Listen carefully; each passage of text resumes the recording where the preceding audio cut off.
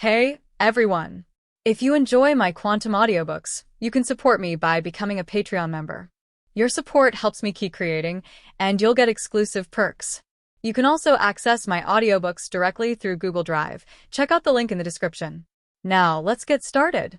Sloane Square, York Manor, Chelsea, England, 1984. By Xian, now living under the name Peter York, woke to discover he had become a 5- or 6-year-old child. His parents were both biologists, often away researching in tropical rainforests or untouched wilderness. Then news arrived. The Earl of York and his wife had died during one of their expeditions. Along with the notice of their deaths came a strange delivery, a golden egg the size of an ostrich egg. Peter, clutching the egg, grieved quietly. He had inherited the earldom, but due to his age, his Aunt Christine York became his legal guardian. Christine, however, lived a celibate and solitary life and was rarely home, so Peter was mostly raised by the loyal housekeeper, Wales. By 1988, 10-year-old Earl Peter York had earned a reputation in aristocratic circles as a child prodigy. On this particular day, his school organized a trip to the reptile house at the zoo. Peter joined his classmates as they followed the teacher through the exhibits. As soon as he walked in, he noticed a small, thin boy in oversized, shabby clothing pressing his face against the glass of a python enclosure. A large, rude boy shoved him aside, sending him sprawling to the floor. Then something impossible happened. The glass vanished. The python slid out, hissing at the thin boy, who hissed right back. It was as if the two were speaking to each other. Meanwhile, the fat boy had fallen into the enclosure and began screaming. Peter froze. The scene felt strangely familiar, like something from a film he had seen in his previous life. His suspicion was confirmed when a furious, overweight man shouted, "Harry Potter! What did you do?" In that moment, Peter understood. He was in the world of Harry Potter. Back at the manor, he was overcome with excitement. Magic was real. The idea of wielding a wand and shaping reality tugged at his imagination. But after the excitement faded, worry crept in. He had shown no magical ability as a child. Not like Harry. What if he was just a muggle? The thought left him bitter and unwilling to accept that fate. His gaze settled on the golden egg left behind by his parents. Until now it had done nothing. He had written it off as useless. But thinking of the wizarding world, he began to hope that maybe, just maybe, it was something magical. Perhaps even a dragon egg. On impulse, Peter placed the egg into the fireplace. The egg began to absorb the flames, glowing hotter and hotter until it looked like molten metal. Alarmed, Peter grabbed a pair of tongs and set it on a golden tray. The egg rolled, cracked, and burst apart. A golden red bird emerged, singing with a clear, beautiful cry. A phoenix. Peter remembered Dumbledore owned one. This little creature looked nearly the same. He lifted the young phoenix and it nestled affectionately into his hand. Within days it grew to the size of a rooster, its golden red feathers gleaming in the firelight. Peter fed it milk and stroked its soft plumage, but the joy slowly faded. Even with a phoenix at his side, he was still not a wizard. One day, desperate, he picked up a syringe and spoke softly to the phoenix. "Field, I'm just an ordinary person. If I want to become a magician, I need to try your blood. You'll help me, right?" Field hesitated, then nodded. "Thank you. If I become a wizard, I'll take you with me into the magical world," Peter promised, before carefully drawing a vial of phoenix blood. He injected it into his arm. Agony struck immediately. Phoenix blood burned through his veins like molten fire. He collapsed, screaming as the pain tore through him. Humans cannot receive even ordinary mismatched blood, let alone phoenix blood. No wizard would ever attempt something this foolish. As the power surged through his body, Peter felt as if he would explode. Then a cold, mechanical voice echoed in his mind. Ding! Super Gene Fusion device activating. One free fusion available. Phoenix gene detected. Begin fusion. Barely conscious, Peter gasped, "Do it. Fuse it." Fusion initiated. While this happened, the phoenix trembled weakly nearby. Every drop of its blood was priceless, and Peter had taken a full tube. Its feathers dulled, and seeing its master dying on the floor, the phoenix burst into golden flames. When the fire faded, the last spark flew into Peter's body. He ignited. His body burned to ash. The manor fell silent, the fireplace flickering gently. Then, from the pile of ashes beneath the table, a tiny phoenix chick climbed free. Soft, golden, and confused, it chirped in a bright, clear voice. Peter York had been reborn. The soft chirping of the little phoenix echoed through the manor and woke another one. From the ashes on the golden plate, a second phoenix was reborn.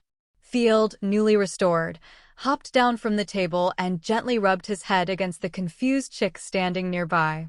Peter York stared at them both, stunned. He looked down at himself and realized that he was no longer human. He had become a phoenix as well. When the phoenix blood had begun to burn through his veins, he had regretted everything. His final memory was of a strange voice in his head, followed by Field bursting into flames. A golden fire had swept over him, burning him to ash and ending the pain. "System? Are you there?" he whispered into the quiet. "The super gene fusion device is at your service." "What does the host require?" came the cold mechanical reply inside his mind. Peter's heart raced. "What can you do?"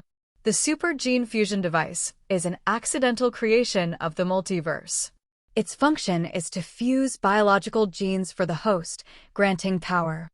The host earns points through daily study and life, which may be exchanged for gene fusion opportunities." Peter swallowed and looked at his phoenix body. "So, did you do this to me? How do I turn back into a human?" "This system only performs genetic fusion. Physical transformation is not within system control.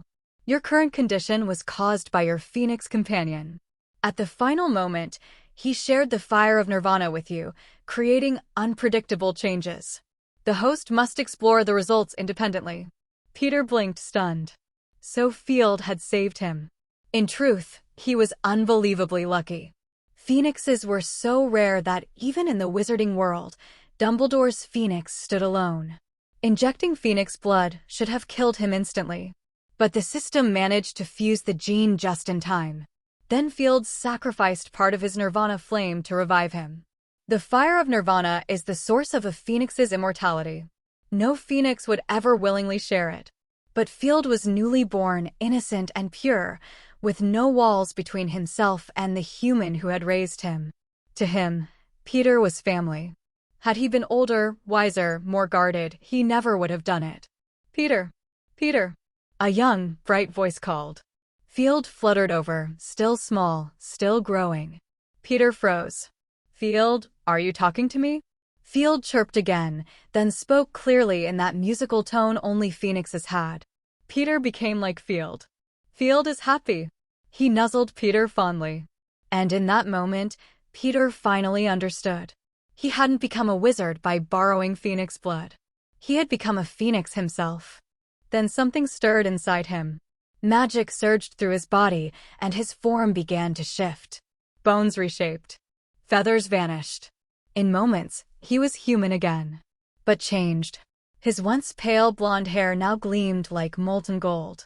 His features remained the same, yet his aura had transformed, carrying a sharp, almost otherworldly beauty.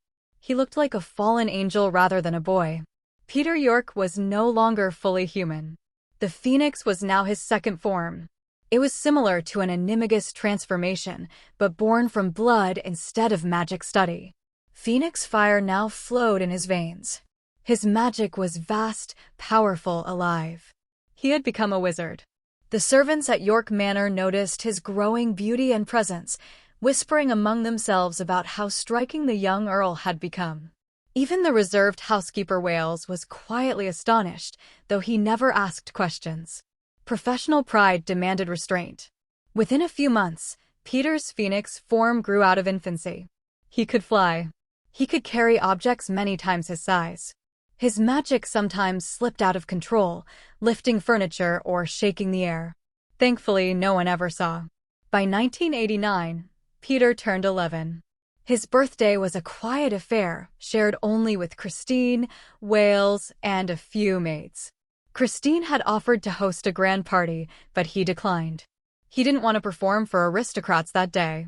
And more importantly, he expected an L. "Peter," Christine asked kindly, "now that you're 11, would you like to enroll at Eton? Or should we hire a private tutor?" She respected him enough to ask. His intelligence had long surpassed his years. Before he could reply, an owl swooped through the open doorway and landed on his desk, dropping a letter. Peter's heart pounded the moment he saw the crest: lion, snake, eagle, badger. Hogwarts. His worries faded. Even though his magic awakened late, the letter proved he belonged. He read the address. Peter William York. Rightmost bedroom, 2nd floor. York Manor. 33, Sloane Square. Chelsea, London. Christine peered over curiously and smiled. What a charming prank. Very elaborate. Peter York excitedly opened the envelope and looked at the familiar contents inside. Headmaster of Hogwarts School of Witchcraft and Wizardry, Albus Dumbledore, President of the International Federation of Magic, President of the Wizarding Association, First-Class Wizard of the Merlin Order. Dear Mr. York, we are pleased to inform you that you have been admitted to the Hogwarts School of Witchcraft and Wizardry. Enclosed is a list of required books and equipment. The school is scheduled to start on September 1st, and we will be waiting for your owl to bring your reply by July 31st. Yours sincerely, Deputy Principal, Female, Minerva McGonagall. Peter York immediately picked up the pen and, in Christine's puzzled eyes, handed the envelope of the reply to the owl who was still eating the cake. The owl looked very smart, nodded humanely, grabbed the envelope, and rushed into the dark night. Ding! The host has successfully obtained the Hogwarts admission notice, rewarding 10 points. A mechanical voice suddenly sounded in Peter's mind. Why did you deceive the system all of a sudden? I thought you had disappeared. Peter was a little surprised that this system, which he had been immersed in for 3 years, appeared again. The system did not answer Peter's words, but just mechanically showed in his mind that he had 10 points at this time. After waiting for a long time without hearing a response from the system, Peter gave up and exited the panel. Peter, don't you believe that there will be any magic school? This is typical of a prank. Why did you reply? Kristen was surprised at his nephew's performance because he usually looks like an adult, and it is difficult to see fit childish behavior for his age. At this point, Peter York didn't want to hide his only relative. Although Christine was very feisty, he was very kind to his nephew, and he never coveted the Duke's title and property of the York family like other aristocratic families. Auntie, do you remember my pet Field? That's a phoenix. Field, that turkey? Are you kidding me? Kristen looked like you were kidding. Peter York rolled his eyes when Kristen called Field a turkey. Every time he was said to be a turkey, Field wanted to spray this woman on fire, but fortunately, he comforted him in time. This also caused Phoenix, Field, and Christine not to deal with it, and even refused to let Christine touch it. Peter York didn't expect her to believe it right away. Shout out, Field. A fire burst out in the living room, and then a noble and gorgeous golden-red bird appeared in the fire, dragging its long tail feathers and hovering constantly, making a pleasant sound. Field stopped on Peter York's shoulder and rubbed his head against him. Immediately, to the woman who said she was a turkey, she turned her head in disgust and looked disdainful. Peter York hilariously watched Field play petty temper, comforted the phoenix whose heart was devastated, and said to Christine, "Field is a phoenix and I am a wizard." Christine, who suffered another wave of shocks, was shocked. The information that her nephew was a wizard was even harder for her than Field turned into a phoenix. The wizard in her impression was an evil image, and she couldn't turn her mind around for a while. Wait, let me rearrange my thoughts. My nephew has turned into a wizard, and he has a phoenix like a firebird. God, am I dreaming? Kristen grabbed himself frantically. Head, muttered to himself. On July 31st, Peter York and Christine sat early in the living room waiting for the arrival of the wizard from the magic school. Kristen didn't care about magic, except that Peter York was her dear nephew, so she wanted to make sure that Hogwarts was safe. Then the butler Welsh came in and said, "Miss, sir, there is a man who claims to be Hogwarts school outside and wants to see the Earl." Peter York got up to meet him. He didn't want to make a bad impression on the professors at Hogwarts for the first time. Walking through the garden, looking at a woman in a gray robe and a pointed hat with a serious face in front of the door, Peter guessed that she should be Professor McGonagall, the head of Gryffindor. Peter York was a little excited to see the characters in the story. "Hello, Professor. I'm Peter York. I got a letter from Hogwarts and thought it was a prank." Professor McGonagall looked at the beautiful boy in front of him and smiled a little. "I'm Minerva McGonagall, head of Gryffindor and your Professor of Transfiguration. If Mr. York is ready, we should go." "Wait, Professor. My aunt is a little worried about my safety in the wizarding world, so..." Peter York said apologetically and introduced it into the manor. Professor McGonagall, obviously understanding, nodded and said, "Of course, Mr. York. After all, many parents in the Muggle world don't know Hogwarts. I'll explain it to your aunt." In the course of a cup of tea, Professor McGonagall made Christine feel good about what she calls the safest school in the world. Peter on the side rolled his eyes secretly in his heart. He knew very well that in another 2 years, after the savior Harry Potter entered the school, disasters would happen every year at Hogwarts. Rejecting Professor McGonagall's request to take the bus, Peter asked Wales to take him and Professor McGonagall to the Leaky Cauldron. The Leaky Cauldron is sandwiched between a large bookstore and a record store, invisible to ordinary people, and Peter and Professor McGonagall enter. Perhaps because of the school season, the bar seemed a bit lively, and some people who took the initiative to greet Professor McGonagall were startled when they saw Peter York. "Oh, Professor McGonagall, you're picking up freshmen again?" Tom the bar owner greeted with a smile and looked at Peter York again. "What a beautiful kid. I hope you go to Hufflepuff, where I graduated from the college." "Thank you, sir, and have a nice day," Peter York said sincerely and gracefully. Go through the bar and follow Professor McGonagall to the backyard, a small patio with walls on all sides, where there is nothing but a trash can and some weeds. Professor McGonagall drew his wand and tapped the wall a few times. "Remember, Mr. York, tap here with your wand, count $3 up and $2 across. Also, welcome to Diagon Alley." Asterisk. Diagon Alley was full of people, and there was a crucible hanging outside the nearest door. The sign on the side read, "Copper Tinsilver Crucibles, all models, automatic stirring foldable." The next door was crowded with children lying at the window, and a glass cabinet displayed the latest flying broom. Peter York entered Gringotts with Professor McGonagall. As a phoenix, he instinctively disliked these ugly goblins. But the respectful attitude of the goblins made Peter York a little embarrassed, and it also surprised Professor McGonagall. After all, the goblins couldn't hold anyone but gold coins in their eyes. Just took out £50,000 and wanted to convert it into 10,000 gold galleons and deposited it in Gringotts, but Peter York was told that there was a limit to the exchange amount, and he could only exchange a maximum of 200 gold galleons. It was extremely embarrassing in an instant.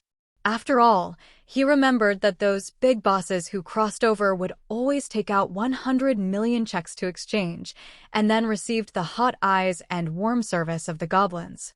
Back to reality in an instant, Peter York knew that there were fewer than tens of thousands of wizards in the UK. If a huge amount of money really enters the wizarding world, it will definitely paralyze the financial market of wizards. So, obviously the wizards and the goblins in Gringotts are not fools.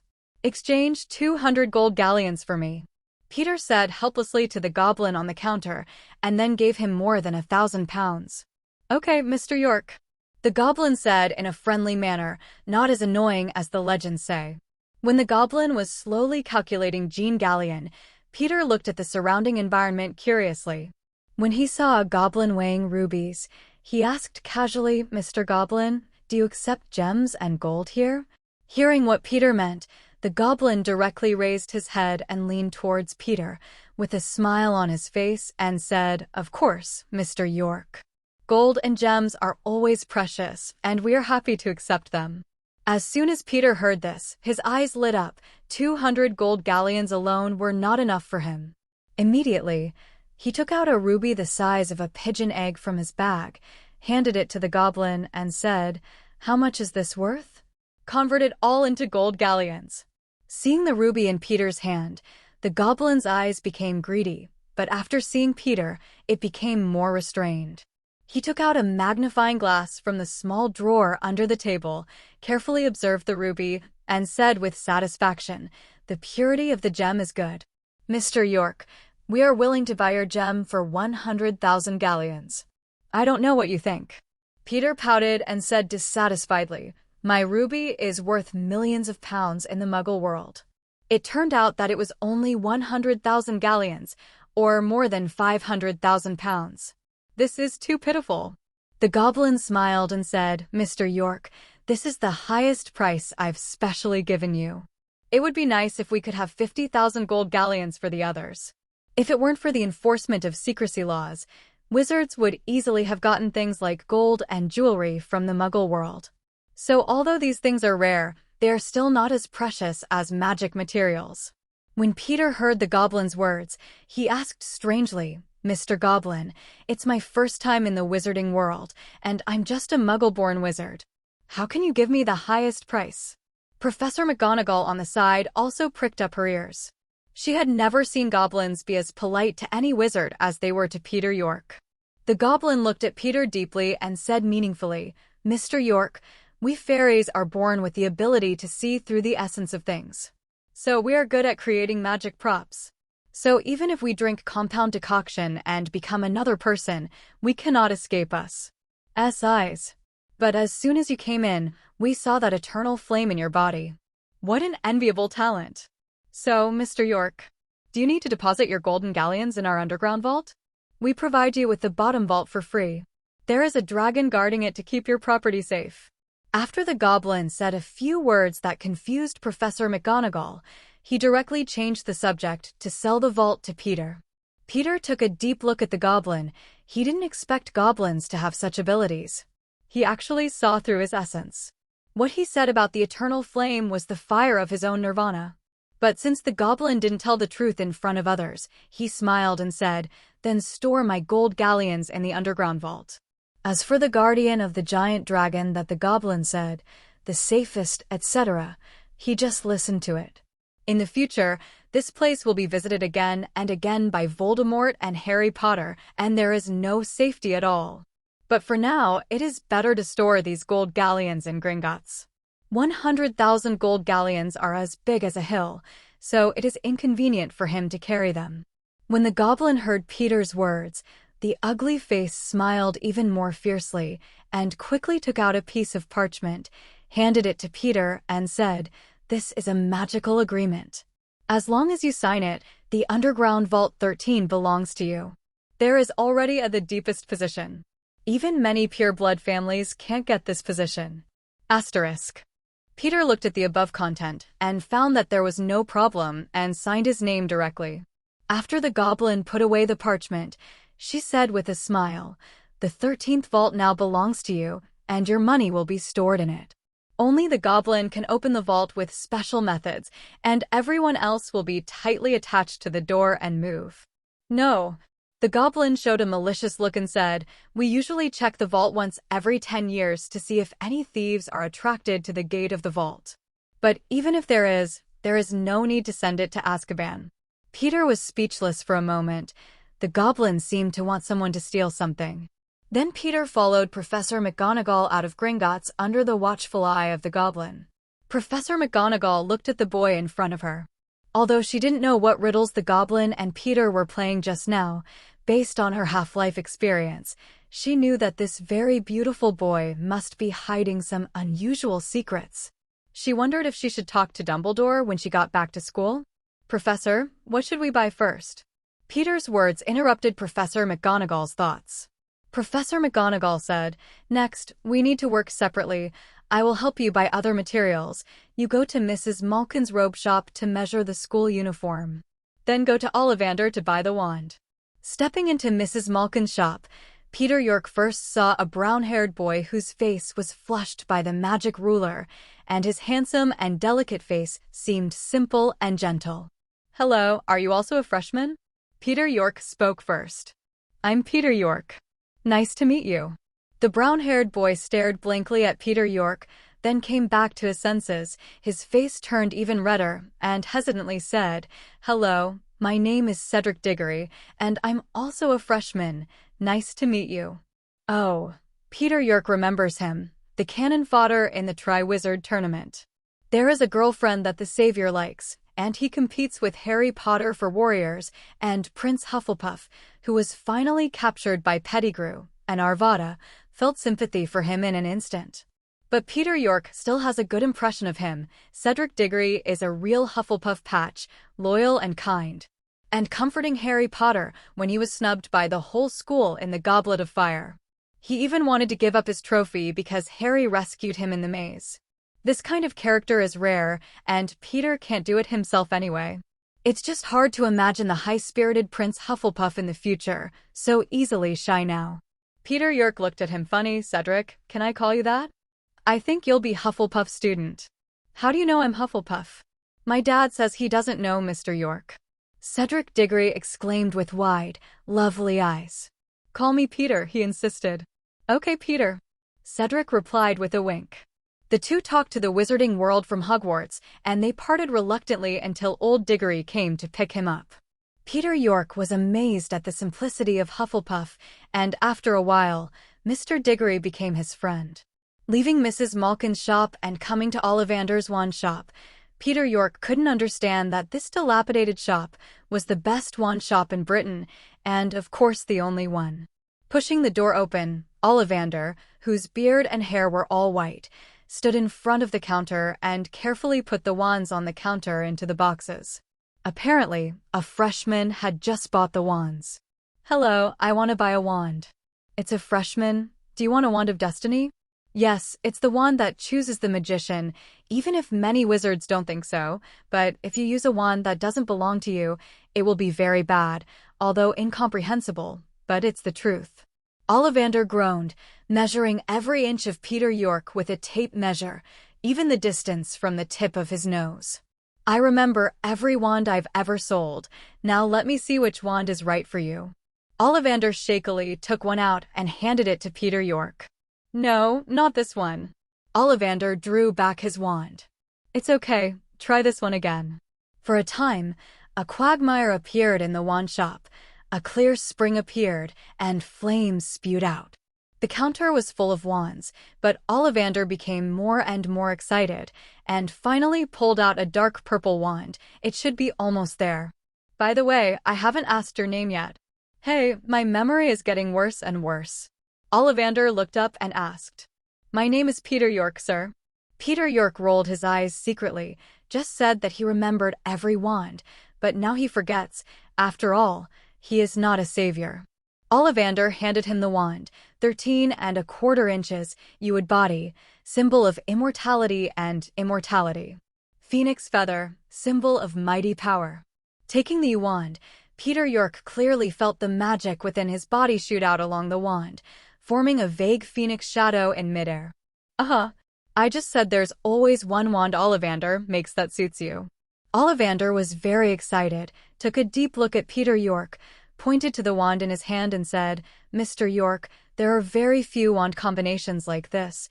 So far I have only sold 2 of the same wand, one of which is in your hand, and the other is owned by the unspeakable person. I think you will definitely do something. After all, that person has also done something big. Although it's terrible, it's a big thing." Asterisk. Hearing Ollivander reply what he said to Harry Potter to himself, Peter York pouted indifferently. Then he raised his hand to interrupt Ollivander, who wanted to talk at length, and said weakly, "Mr. Ollivander, I feel that this wand is not suitable for me. Can you change it?" Ollivander shook his head in disbelief. "Impossible, Mr. York. The wand clearly chose you just now. But the phoenix feather in the wand won't listen to me." Peter York could clearly feel the wand's resistance to him. It was the heart of the phoenix tail feather in the wand. He sensed the phoenix bloodline in his body, and he was unwilling to surrender and even confronted it. Ollivander took the wand and observed it carefully, put it in his ear again, and looked at Peter York with a look of bewilderment and confusion. "It doesn't resist your magic, but it resists you." This is what happened. Peter York is helpless, and if he doesn't make it clear, he won't even think about having his own wand. In an instant, it turned into a golden-red phoenix in front of Ollivander. After flying around, it turned back into a human body and looked at the stunned Ollivander with interest. Ollivander felt that his heart was about to stop, and he pointed at Peter York with a trembling body and finally grabbed his hand like a madman. Blood atavism, complete atavism. Merlin, this legendary miracle can met by me. The source of the first generation of wizards is actually that human beings transplanted the blood of magical creatures into people in a unique way. There are so many incredible abilities. Later, the wizards discovered that the offspring born by combining with each other also possessed magic power at birth, and then gradually formed the current wizard. And the bloodline regression is the body of the wizard. The inherited magical creature's bloodline becomes rich, making its magic power stronger. But this phenomenon has only appeared in legends, and that is Merlin. It is said that he can turn into a nightmare. The reason is that Merlin is said to be born from the combination of a nightmare and a human woman. And Peter York's ability to transform into a phoenix is completely atavistic in Ollivander's view, which is something he has never seen before. Since it was regarded as a bloodline atavism, Peter York did not deny it. After being reborn through Nirvana, in addition to being able to transform into a human form, he is completely a phoenix. But this way is not suitable for telling other people. Bloodline atavism is the only reason for his existence. Mr. Ollivander, you're not going to tell anyone else, are you? Peter York looked at Ollivander with clear eyes and a pleading attitude. Ollivander looked seriously for the first time, this little wizard who was obviously from the Muggle world. Then he nodded with a smile like an old fox. Of course, son of the Phoenix, you don't have to worry that I will say it. The wizards spare no effort to protect the little wizard, and I also really want to know how your little phoenix will grow up. How has it become? Well, Peter York was given the title for now, but Son of the Phoenix sounds good. At least he thinks it sounds better than the Golden Boy of the Savior. Mr. York, I think I know how to make the best wand for you. Ollivander's remark made Peter York happy. But I need the phoenix feather on your body to make the wand hard, and I don't think it's better for you. Peter York knew it was going to be bad, so he turned into a phoenix and endured the pain to let Ollivander, a sly old man, snatch a few tail feathers from him. Peter York looked at his beautiful tail feathers being plucked with regret and wanted to cry without tears.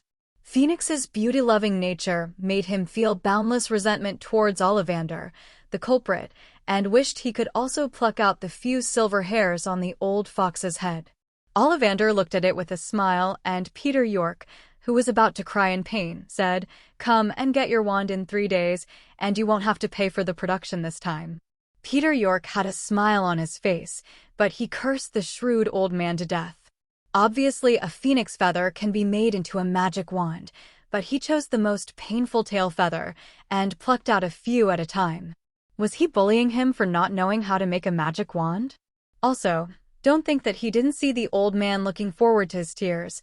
Phoenix's tears can cure all poisons, and he couldn't bear to shed it himself. Without a suitable wand, Peter York had to come to the Lycan bookstore to meet with Professor McGonagall, but he came early and did not wait for the professor. Looking at the room full of books, Peter York's bookworm property broke out completely. After finding a few books designated by the teaching, he began to immerse himself in the world of the book until he was woken up by Professor McGonagall, who did not know when he arrived. Professor McGonagall. Peter York stood up embarrassedly.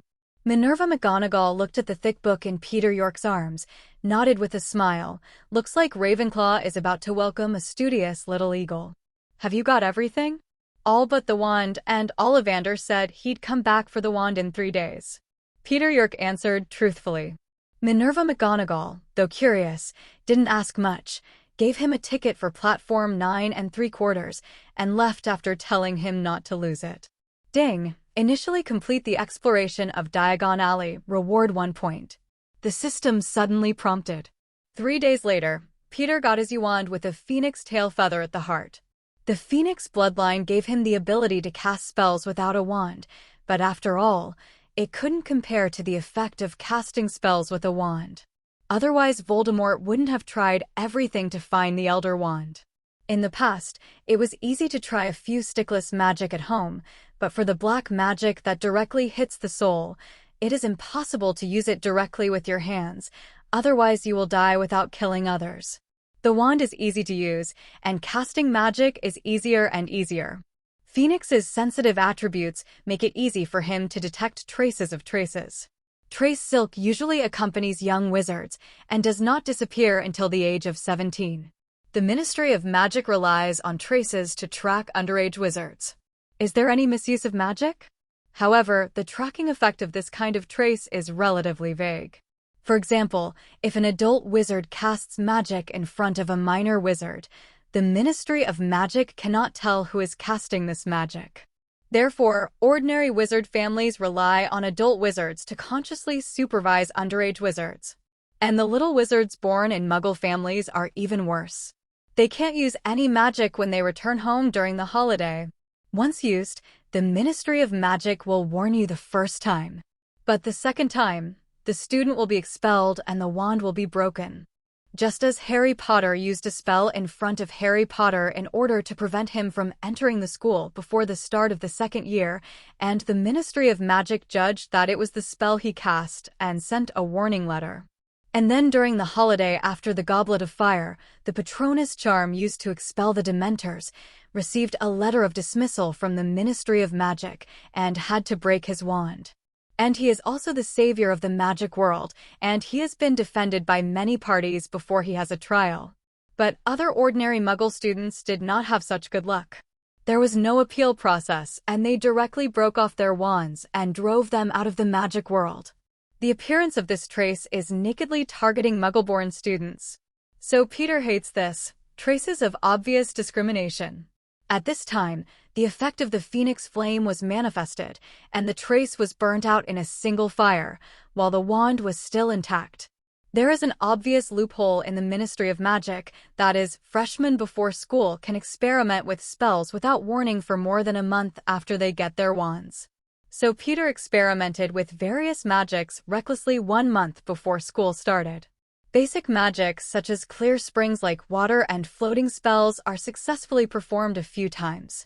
There is also armor and body protection. It was successful after trying for a long time. This kind of talent is astounding. At the same time, his system points have also risen considerably to 25 points. These are the points awarded by the system after he successfully cast the spell in the textbook.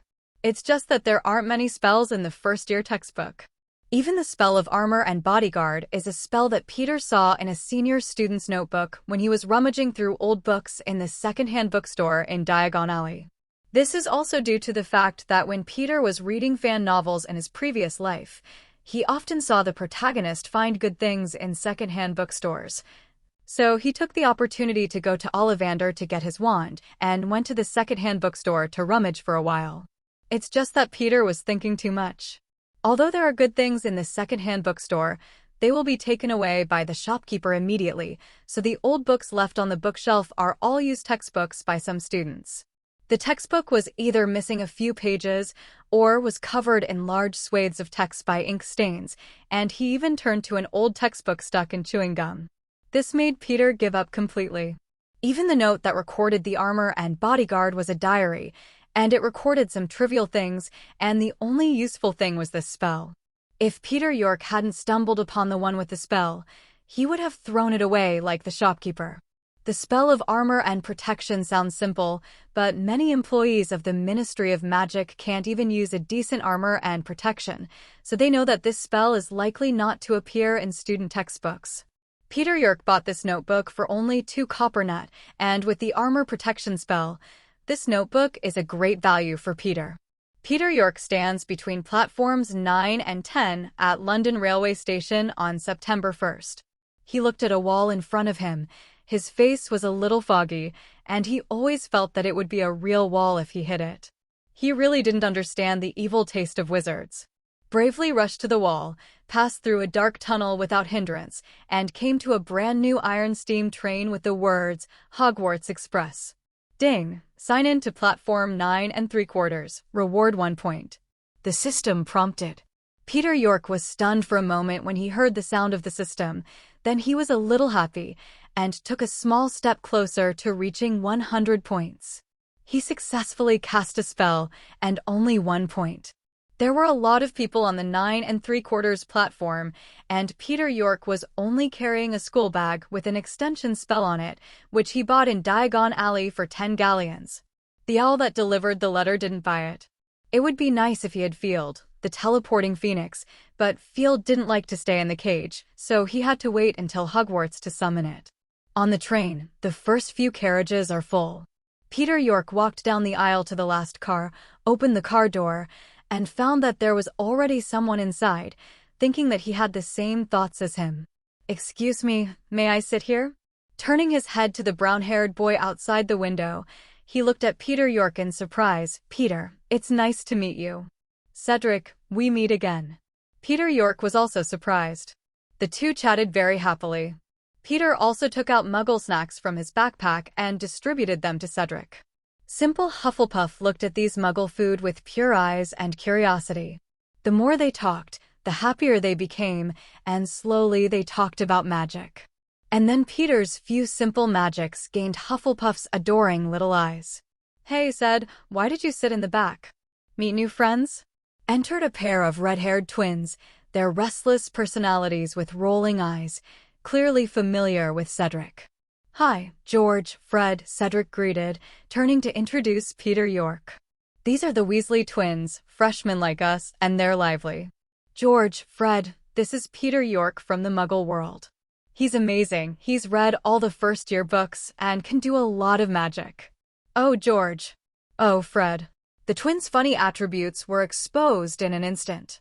"This is the legendary Peter York. It's an honor to meet you." The twins gave an aristocratic salute, then sat across from Peter York and Cedric.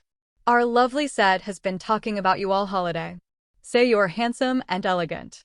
Say you're gentle and kind." "Oh, what if our lovely Cedric fell in love with Peter York?" the two sang in unison. "George, Fred." Cedric was furious. Peter York hilariously looked at the twins, two of his favorites in Harry Potter, always bringing joy to others, getting good grades, and peddling the joke props they made. Asterisk. The four of them laughed and laughed all the way. As night fell, the train stopped on the humble platform of Hogsmeade. Peter separated from Cedric without noticing, and the group stumbled down the path following the giant Hagrid. Climbing over the hill and seeing the huge castle on the lake shore in the distance, all the new students couldn't help but feel a sense of adoration. Peter York swore it was the biggest castle he had ever seen, standing like a hill by the Black Lake. Peter York was in one boat with the twins and a pretty girl who was definitely Gryffindor, and Cedric was in another. The boat advanced on its own in the eyes of all the surprised eyes, passed through the bottom of the cliff covered with green, came to the base of the castle, and went up the stone steps. Cedric chased between Peter and the twins, took a breath and said, "Finally found you. Just now in a daze, I separated from you." The twins grinned and pulled him up, and the four of them followed behind Hagrid. Hagrid led a group of young wizards to a huge oak door and knocked on the wooden door with a big hand. "Professor McGonagall, the freshmen are here," Hagrid said respectfully, seeing McGonagall in a pointed hat and square glasses appear behind the door. "Thank you, Hagrid. Now the freshmen come with me." Professor McGonagall looked serious. Peter York and other new students followed her to the other end of the inner hall, in a small empty room. "The opening banquet is about to begin, but before you sit, you must first determine which college you will enter. There are Gryffindor, Hufflepuff, Ravenclaw, and Slytherin. You will study and live together for the next 7 years. Students who perform well can give points to the college." After explaining the situation of the college, some requirements of the new semester, and the matter of the College Cup, Professor McGonagall led the freshmen in a row into the hall. Peter was dragged to the front by the naughty twins. His outstanding appearance attracted the attention of a large number of people, especially his aristocratic temperament involuntarily leaked, which attracted the attention of Slytherin's table. Peter York looked curiously at the candles floating in the sky and the ceiling that was enchanted into the night sky, and repeatedly sighed at the wonder of magic. The freshmen stood uneasily together, Professor McGonagall conjuring a four-legged bench with a wand in one hand and a tattered hat in one hand, and pulled out a roll of parchment. Now the classmates who call your name come forward, put on the sorting hat, and he will assign you to the corresponding college. The first one, Alice Wick. A somewhat excited brunette girl walked out of the freshman group and sat on a stool. Ravenclaw, the sorting hat screamed. In an instant, the girl took off her hat amid the cheers of Ravenclaw and ran to her own academy. The twins watched the freshmen being assigned to different colleges, and although they were nervous, they still remembered their funny attributes. George, if we were assigned to different colleges, you would still be my favorite person. Oh, dear Fred, if you're sorted into Slytherin, I'll have Merlin bless you, because Mommy will send you a shout-out letter. May Merlin bless you. The two of them hilariously crossed the Christian cross on their chests, and then made an appearance of being generous to death. These two treasures kept Peter in a happy mood. He patted the two of them on the shoulders and comforted them. You look like you are definitely Gryffindor students. There is no doubt about that. And your family has been Gryffindor for generations, so don't worry about being caught by Gryffindor. To another college. The twins relaxed a little, then asked, Peter, which house are you going to? Or come to Gryffindor so we can live together. Peter York shook his head. My personality doesn't suit Gryffindor, and I might be sorted into Ravenclaw or Slytherin. Of course we're still friends, right? The twins nodded. They never liked to abide by the rules. Even if Peter York was assigned to Slytherin, he was still their friend. Thinking about having a Slytherin friend, it instantly felt cool. Cedric was also nervous and said, Peter said I would enter Hufflepuff. If only I could be in the same academy as you guys. Peter patted him on the shoulder and said, everyone is still good friends in different colleges. We can even invite each other to visit our own college later.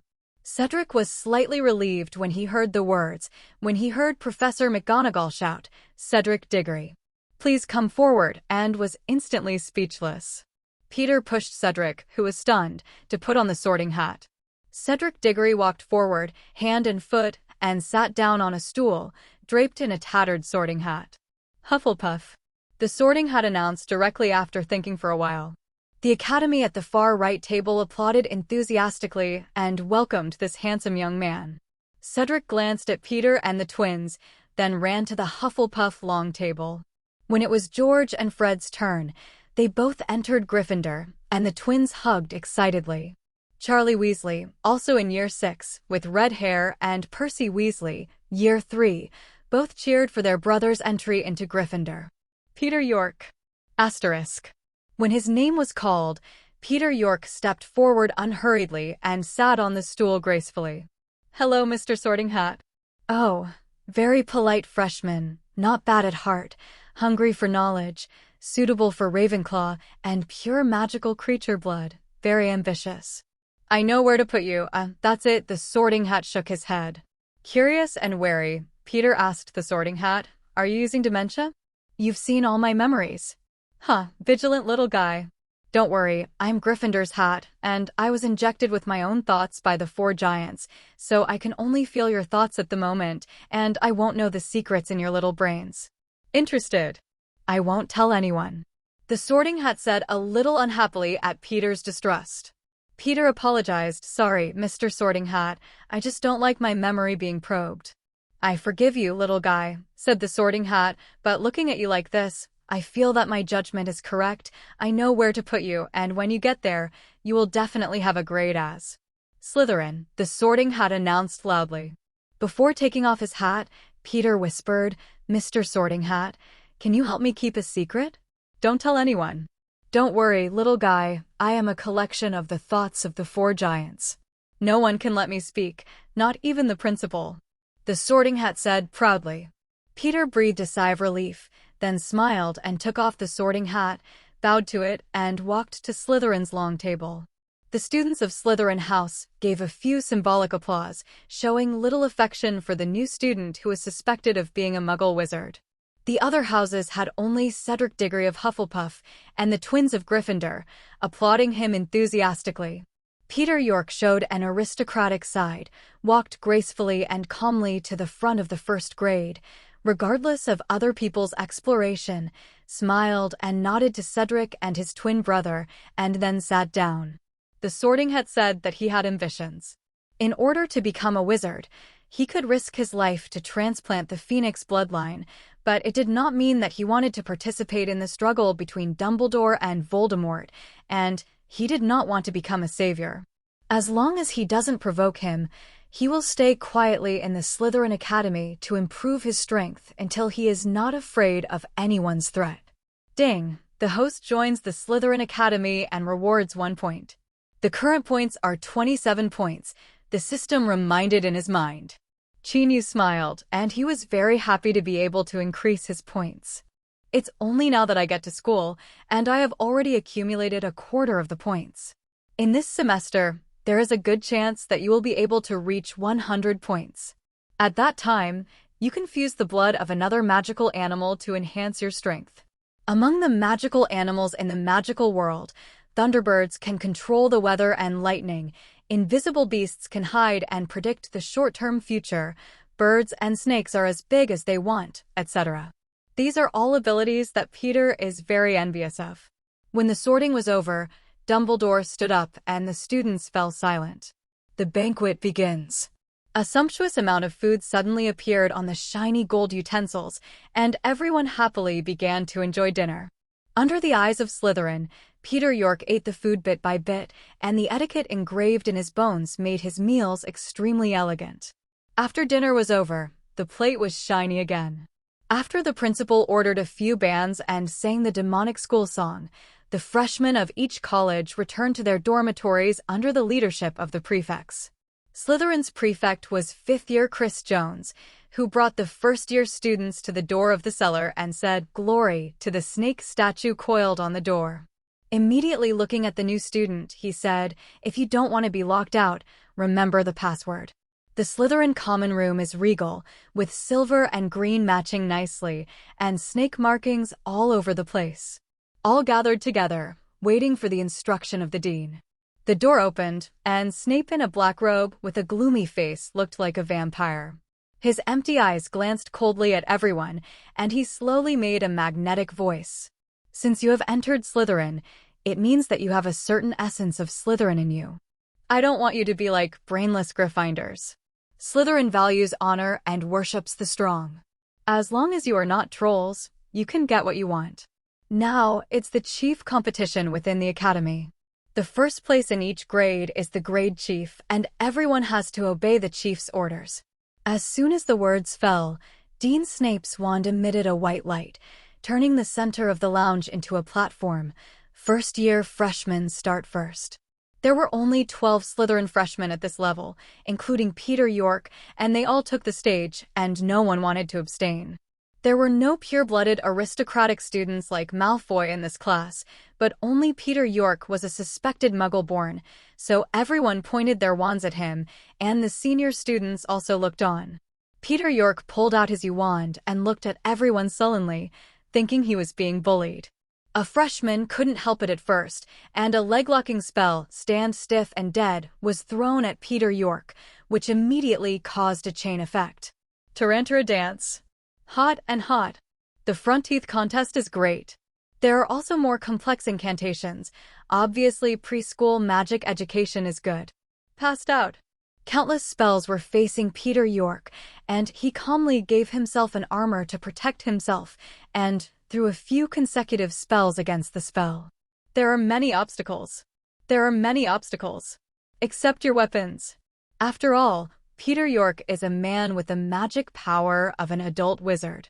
He knocked this group of freshmen down in a few seconds, and some of them were also hit by his own magic spell. Only Peter York and a stronger Alan White were left on the stage. Just as White was in a tense confrontation, Peter York stepped off the stage and sat leisurely on the sofa under the many surprised eyes and White's shameful stares. Snape, who had been silent for a while, raised his eyebrows, and a spell calmed the chaotic scene. First-year Chief Alan White. With the confrontation between the senior students, the scene became more and more exciting. Various advanced spells flew around. Peter York also watched with great interest. He had too few spells and no actual combat experience. He desperately needs it. The talent and ability he showed in this battle caught the attention of Slytherin students, and he was respected accordingly. Some freshmen in the same grade also took the initiative to greet him. After the chief competition was over, he returned to his dormitory and saw the names of Peter York and Alan White on the door plate. Peter York sighed that it was fate. Entering the house, looking at White who was sorting clothes on the other bed, he took the initiative to say, "Hello, I'm Peter York. I'll be my roommate in the future. I hope to get along well." Asterisk. White turned his head and ignored him, then said faintly, "I don't dare to be friends with the powerful Mr. York. You obviously can beat me, but you give up the game. Are you looking down on me or humiliating me?" Peter York looked at the arrogant White in front of him with amusement. Gryffindor people always called Slytherin students evil dark wizards, but now they are only 11-year-old children. Where is the distinction between good and evil? Peter walked up to him and said, "Sorry, I just don't want to be the chief. It's tiring. You'll understand me, right?" White blushed a little at the stare and said awkwardly, "You can call me Alan, but don't expect me to forgive you for what you did in the chief match. I will beat you next year." As an adult of psychological age, Peter York certainly doesn't care about children, nodding encouragingly. There was a melodious screeching sound, and Field suddenly appeared in the bedroom, sitting on Peter York's shoulder. "Phoenix? You actually have a phoenix!" White exclaimed incoherently, looking at the intimacy of one person and one phoenix. Peter York raised his eyebrows. "This is my phoenix. His name is Field." "Peter York, are you sure you are a Muggle wizard?" "Phoenix is very rare, less than unicorns, and it is very arrogant. Only Dumbledore has one in the wizarding world. It is a fascinating magical creature." White stared at Field curiously, sighed again and again in his mouth. White spent the whole night studying Phoenix, and the hot eyes made Peter York and Field feel cold on their backs, and Field even wanted to disappear immediately and hide away. After a tiring day, Peter York went to bed after cleaning up, and he could hear White's murmuring in a daze. In the morning, Peter York woke up as soon as his biological clock arrived. He left the dormitory and went to the common room. Only a few senior students sat quietly with books. It was still early. Peter York walked out of the cellar to the shore of the Black Lake. The forbidden forest in the distance was mysterious and deep. The humidity in Hogwarts was very high in the early morning. He walked a few times around the lakeshore wearing a cloak, and he could still see an ugly mermaid out of the water. Back in the cellar, the common room was full of first-year students. "Peter York, you got up so early, I didn't see you when I woke up." White came over to say hello. He was the first-year headmaster, busy giving new students the route map for the class. The path to Hogwarts was twisty and the stairs it kept changing, and without a roadmap, it was impossible to find a classroom. Fortunately, there was a senior leading the school a month ago. The first class was Professor McGonagall's Transfiguration class. Slytherin students arrived in the classroom after breakfast. The classroom was empty except for a cat sitting on the desk. Peter York nodded to him and sat down. When the class was about to begin, Gryffindor's talents arrived slowly, and the whole room was instantly noisy. "Hi, Peter York." The twins sat on Peter York's side, ignoring the weird looks from Slytherin and Gryffindor. "Are you okay? Did those Slytherins bully you?" Peter York looked at the two brothers with a smile. "George Fred, no one can bully me. You forget that I am also a Slytherin, and I will never let myself suffer." "Oh, the sinister Slytherin," the twins joked hilariously. Looking at the active twins, and then at the cat on the podium, Peter York deliberately did not remind the two until the cat on the table jumped down and became Professor McGonagall. All the freshmen were shocked. Professor McGonagall stared at the twins who had been most active just now, tapped his wand on the desk, and the desk instantly turned into a living lion, roaring deafeningly at the twins. "Transfiguration is a rigorous and dangerous class. Anyone who doesn't listen to tricks in class will go out to me. The class is officially starting now." After teaching the theoretical knowledge, Professor McGonagall gave each freshman a match and asked the freshmen to try to turn it into a needle. Everyone worked hard, but there was no sign. Peter York took out his wand and tried to transform the match. With the magic of an adult, He easily transformed it successfully. The first time it turned into a silver needle, and when he tried again, a lifelike phoenix pattern appeared on the needle. He didn't want to be a standout. He was just about to hide the silver needle when he was spotted by the sharp-eyed Professor McGonagall, who took it and observed it carefully. Very nice. This is the most perfect transfiguration needle I've ever seen in a freshman, +10 for Slytherin. Come see Mr. York's transfiguration needle. Professor McGonagall is delighted for a student with an outstanding transfiguration talent. Can Mr. York give it to me? I'm going to keep it in my collection. Peter York respected this impartial and rigorous Professor Gryffindor, stood up and nodded slightly. My pleasure, Professor McGonagall. Ding, get the professor's praise, reward 1 point. The current point is 28 points. The system prompt sounded again. Stimulated by Peter York, everyone practiced more seriously. After all, transfiguration is not a magic spell. If you recite it correctly, you can succeed. The rest of the class after a class failed to turn matches into needles, and the Gryffindor twins only turned matches into half-finished needles, but it was already showing a good talent. After class, Slytherin students became closer to Peter York.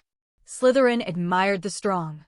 Peter York's super talent in spells and transfiguration was enough to draw them in. The Weasley twins even pulled him to figure out how to transform. Success. Asterisk. The second session is Defense Against the Dark Arts. The professor is a retired RO named Salo Green. He will only teach according to the script, but compared to the future, Quirrell and Lockhart, who are possessed by Voldemort, will at least teach some tips. Classmates, put away your textbooks, we don't need it. Today I'm going to teach you how to recognize and understand how to resist oak spirits. Professor Green held a potted plant covered with dozens of humanoid creatures that looked like green dragonflies. He grinned and squeaked, now who told me what an oak elf is? Alan White raised his hand first, glanced at Peter York proudly, and said slowly, the oak spirit is a magical creature that lives on the oak tree. They are the guardian of the oak tree. Anyone who tries to destroy a tree, especially one who wants to gather oak branches to make a wand, is often attacked. Their sharp and venomous teeth, while not lethal, can cause pain for days in the bite. There are often cases where someone mixes the oak elf and the tree protector and feeds it with earthworms and is attacked. The only weakness of tree elves is their fear of smoke, especially smoke from burning oak trees. Very good. What Mr. White said is very correct. Slytherin will add 5 points. Professor Green was very happy about this, disregarding the tree elf standing on the branch angrily at him, and said loudly, the oak tree elf is most afraid of smoke, because smoke makes them sleepy. So today we learn our first spell against the oak spirits. Smoke, tell me smoke. Smoke is heavy. Everyone kept practicing with their wands. The spell was so easy that most people had a small cloud of smoke from the tip of their wand, and Peter York turned the smoke into various shapes, from a unicorn to a phoenix. The twins of Gryffindor are obviously not peaceful masters. The superposition effect of the two wands from the same willow tree and the same unicorn casting spells at the same time is extraordinary. Pervaded the entire classroom. Cough cough. The smoky objects were not only the tree elves. The thick smoke choked everyone out of the classroom, causing them to burst into tears. Peter York hilariously watched the twins secretly high-five. Apparently their prank had succeeded. In the following time, Professor Green was fighting the choking smoke and the dazed tree elves, and the Defense Against the Dark Arts class ended early. But what made the twins happy and sad was that they were punished by Professor McGonagall to do labor sports on the first day of school. There was no class in the afternoon. As soon as Peter York returned to the dormitory, White was pestering him to continue to observe Field. Obviously, he liked magical creatures like phoenixes. Slytherin's habit of respecting privacy makes Peter York very satisfied, and so far Alan White has not disclosed to others that he is Phoenix. Unable to use adult magic, Peter York decided to go to the library to read more books. Although he can't enter the restricted area, the knowledge outside is enough for him to learn for a long time. Voldemort, who had no background at the time, relied on the knowledge of Hogwarts to become a great wizard comparable to Dumbledore's step-by-step. No one dares to mention his name. Suffice to say that Hogwarts is rich in knowledge. Most of the people in the library were Ravenclaw students. The rest were Slytherins and Hufflepuffs, and Gryffindor only had a few seniors. Peter York walked to the rows of books, carefully looked at the books on the shelf, and pulled out several spell books to borrow. "Peter, you're here too." A familiar voice called from behind Peter York, who turned to see Cedric Diggory of Hufflepuff. He looked very happy to see Peter York, and then read the thick book of spells in his hand, and said in amazement, "Peter, you should go to Ravenclaw. It's really stressful to read such a thick book." Peter York was also very happy to see the shy Prince Hufflepuff again. After registering the books he borrowed, he and Cedric went for a walk by the Black Lake. At this time, Cedric didn't have the confidence he had in the Triwizard Tournament, always showing a shy smile, a simple little badger. "Peter, didn't Slytherin bully you? I heard that they don't like hemp wizards." Cedric asked worriedly, looking around Peter, as if to see signs of injury from him. Obviously, Slytherin's bad reputation is not only just in Gryffindor. "Don't worry, the people of Slytherin respect the strong, so as long as I win they won't bother me." Peter York felt warm about Little Badger's concern, and told him about the chief battle last night, reassure him. "I didn't expect you to be so good, Peter." Cedric Diggory looked at him admiringly, making Peter York very useful. After a pleasant chirping, the big golden-red bird suddenly appeared on the lake and flew to Peter's shoulder. His pet phoenix will appear in front of everyone sooner or later, and has been seen by his roommate Alan White, so Peter York didn't mind letting Cedric see him, and called Field directly. Listening to Field complaining about his roommate White, staring at him like a hungry wolf, wanting to get something off of him at any time, made him shudder. Peter wanted to laugh. This proud phoenix was actually afraid people. It is said that Alan White's fascination with phoenixes is even more fascinated by Malfoy's Decora's fascination with dragons, and Field's life will not be peaceful in the future. Asterisk. "Wow! Peter, you actually have a phoenix!" Cedric Diggory exclaimed, his face full of disbelief. "I think you are the only person in the wizarding world who has a phoenix besides Professor Dumbledore. How did you get him?" My parents were Muggle biologists, and I hatched phoenix eggs when they were on an expedition to South America," Peter York replied with a shrug. "My God, George, did I read it wrong?" "Yes, Fred, I'm hallucinating too." The twins of the Weasley family emerged out of nowhere, with identical faces, with the same exaggerated expressions. "Peter actually has a phoenix," the two brothers exclaimed like a duo, staring straight at Phoenix Field. Field was frightened by the Weasley twins, who wanted to pluck feathers from it at any time, and shivered with fright. He rubbed Peter and couldn't wait to disappear into everyone's eyes as a flame. Peter York felt helpless. Phoenix is too rare, from Ollivander in Diagon Alley, to his roommate Alan White, and then to the twins in front of him. All the blatant eyes made him want to hide Field. Seeing the phoenix disappear in front of them, Cedric and the twins sighed in unison, showing a reluctant expression. The four of them walked slowly by the Black Lake. Occasionally, one or two mermaids appeared on the lake. A huge octopus was lying on the shallow water, fortunately stopped by Peter and Cedric. The twins are very adventurous, dragging Peter and Cedric to explore Hogwarts, climbing from the moving stairs to the 8th floor, and then finding some abandoned classrooms. The twins have always been interested. At the same time, Peter also received a reward of 3 points. The system reminds him that he has accumulated 31 points. This makes Peter very happy. The shy Hufflepuff obviously didn't know how to reject others, and even contributed to the position of the Hogwarts kitchen. It was not until his feet were trembling that he couldn't walk, and Peter found out that he ended the expedition forcefully. Peter York took Cedric to Hufflepuff's door, watched him enter the common room, then turned and left, walking down the corridor leading to the cellar, the moving portraits and the moving staircase. It made him feel amazing. But as he walked, Peter York found himself lost and wanted to go back along the same path, but the result was that he went farther and farther, scurrying around like a headless fly, and finally had to stop and sigh in frustration. Peter, who had a poor sense of direction, completely exploded with the Luigi attribute in the labyrinth-like castle. Obviously, there are some students in Slytherin who found out that they have the blood of a stupid lion, but they didn't go back to the dormitory to sleep during the curfew time. Am I right? The curious Mr. York. A cold voice sounded from behind. Peter York turned his head stiffly and looked at the head of Slytherin, who appeared like a ghost. His black robe, his long black and greasy hair, and his displeased face made him look like somewhat spooky. Professor Snape, I'm lost. Peter York replied weakly. Hey, then you're even more stupid than a stupid lion. Snape's expression grew gloomier. You can go now, Mr. York, with a head full of splendens, if you don't want Slytherin Academy to be deducted points because of you. Snape turned and walked away, causing his black robe to roll up and down, looking like a man in the dark night. Only vampire bats. Glory.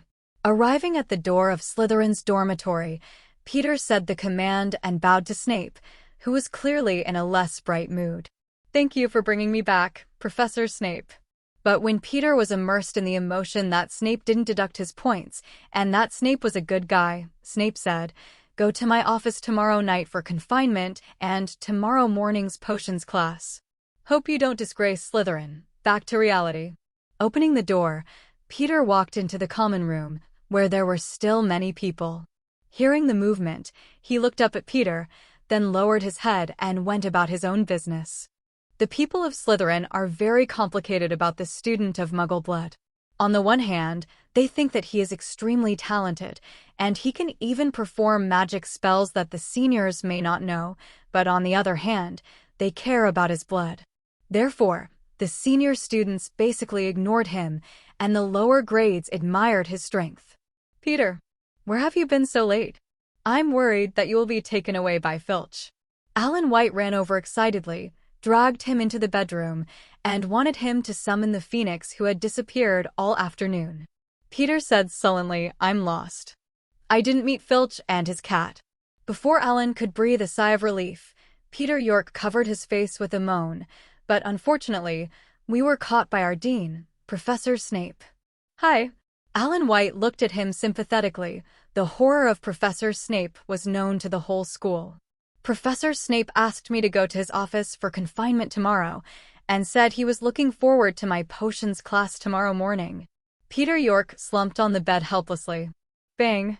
A flame appeared in the air. A phoenix appeared, ignoring White's longing eyes, flying straight to stop on Peter's chest, looking curiously at his half-dead appearance, and then issued a melodious sound, with bright purification and full of hope of magic. Feeling his negative emotions disappear, Peter gently stroked Field's gorgeous feathers. "Thank you, Field. I feel better." Asterisk. Alan White, who felt the power of the phoenix at close range, was also stunned by this magical power. The chirping sound of the phoenix is very pleasant. Unlike the Euphoria potion, which makes the body feel excited and happy, the voice of the phoenix carries a kind of purifying magic power, which drives away negative emotions without affecting the quickness of thinking. The ability to bring good luck. Alan White was very excited. He wanted to get close to Field, but didn't dare to get close. But when he saw Phoenix arrogantly turning his head and aiming his butt at him, he could only climb onto the bed in a dejected manner. Peter York looked at this scene amusingly. In fact, before Harry Potter came to Hogwarts, it seemed very peaceful here. Slytherin and Gryffindor didn't have any major conflicts. They just didn't like each other and quarreled occasionally. As the first person in Slytherin to accept him, although it is because of his identity as a phoenix, Peter still has a good impression of Alan White and doesn't mind becoming friends in the future. As for the potions class tomorrow morning, he has already memorized all the knowledge of the first grade. With the lucky blessing of Phoenix, he should be able to cope with the potions class. Good night, White. Good night, Peter. Good night, Field. The firewood in the fireplace gradually burns out, and the dormitory is quiet, except for the snoring. Waking up in the morning, under the shadow of being lost last night, Peter quickly finished washing up, then brought the potions textbook to the common room, and carefully reviewed the first-year potions knowledge again. After most of the people had arrived, in order to avoid getting lost on the way to the restaurant, he decided to go to the restaurant with the other senior troops for dinner. After successfully arriving at the restaurant, looking at the table full of chicken thighs, sausages, mashed potatoes, and mince, Peter York tried to tap the golden plate in front of him with his wand and whispered, "Steak. Fried eggs are still have a glass of milk." As soon as he finished speaking, a well-cooked steak and omelette appeared on Peter York's plate, as well as a glass of hot milk. Wow! The Slytherin students around them looked at Peter's results in amazement. They never thought there would be such an operation, and they all learned to report the menu. Peter silently mourned the house elves in the kitchen and felt guilty for adding to their burden. But thinking of those weird-thinking house elves, maybe he was still grateful to him, so he ate breakfast with peace of mind. Just as Peter York was comfortably finishing his steak, Alan White rushed over from the door and sat beside him, picked up a chicken leg and ate it, asking, "Why didn't you wait for me, or are you a roommate? Just eat for yourself." Peter York rolled his eyes. "You woke up earlier than I did and ended up lingering in the bathroom. I don't want to be late, after all, it's my first potions class." Alan White smirked. After all, he doesn't have the same good-looking appearance as Peter's, and he must take good care of it before he can come out. You must know that Slytherin students don't care much about Peter's Muggle ancestry. In addition to his strength and talent, the appearance of an angel when he smiles is part of it. Therefore, no matter in the Muggle world or the magical world, there is a theorem, that is, beauty is justice. After breakfast, Peter York was about to rush to the potions classroom with Alan White when he saw the Weasley twins rush into the dining room in a panic, pick up a few slices of bread and sausages, and walk towards him. "Well, good morning, Peter," the twins greeted excitedly, swallowing their food. "Good morning, Fred, George," Peter York asked with a smile, watching the two of them almost gobble up. "Your first class was also potions?" The twins nodded, saying that the school didn't know what was going on. Most of Slytherin's courses were taken with Gryffindor, the nemesis. Could it be that these two colleges, which have been opposed since the establishment of the school, can turn their battles into jade? Alan White next to him looked at the two Gryffindors and frowned, but said nothing. "This is my roommate, Alan White." Peter York introduced the twins first. Introducing the Weasley brothers to Alan White again, the two of them are Fred and George, who met on the Hogwarts Express. "Hello." The twins greeted first. "Hello." Alan White nodded, looking very reserved. While chatting, several people rushed to the basement where the potions classroom was located. The twins, who were both fearless and fearless, also began to quiet down as they approached the classroom. Apparently, Professor Snape's terrifying reputation was also well known in Gryffindor. Walking into the classroom, there are many glass bottles around the classroom. The bottles are filled with blue-green liquid. Some unknown animal organs can be vaguely seen soaked in the liquid, and some glass bottles are filled with blue-green liquid. Eyeballs that move. In addition, the potions classroom is built in the basement. The whole room is humid and dark, and it looks eerie. If you don't know that this is Hogwarts, you will feel that you have encountered the Dark Wizard's secret laboratory. For a while, the still lively voice gradually decreased, and they all found a place to sit down and waited quietly for the class. Peter York was sitting in the front row, knowing that Professor Snape was going to get into trouble for him later. And Alan White and the twins shamelessly abandoned him and ran to the back to look at him sympathetically. Bang! After the students of the two colleges in the classroom were full, the gloomy door was suddenly pushed open, and the door panel creaked and groaned. Asterisk. A slender figure walked in from behind the door, wrapped in a black robe, and on his sallow skin, a pair of indifferent eyes swept the students around him. Under the big eagle-like nose, the thin lips are pressed tightly, and with the long greasy hair, it is no different from the evil wizard in the Muggle story. Snape waved his wand as he walked to the podium, and the curtains around him closed, blocking out the sparse sunlight, making the classroom even darker, with only the dim light of the alcohol lamp causing the figures to shake.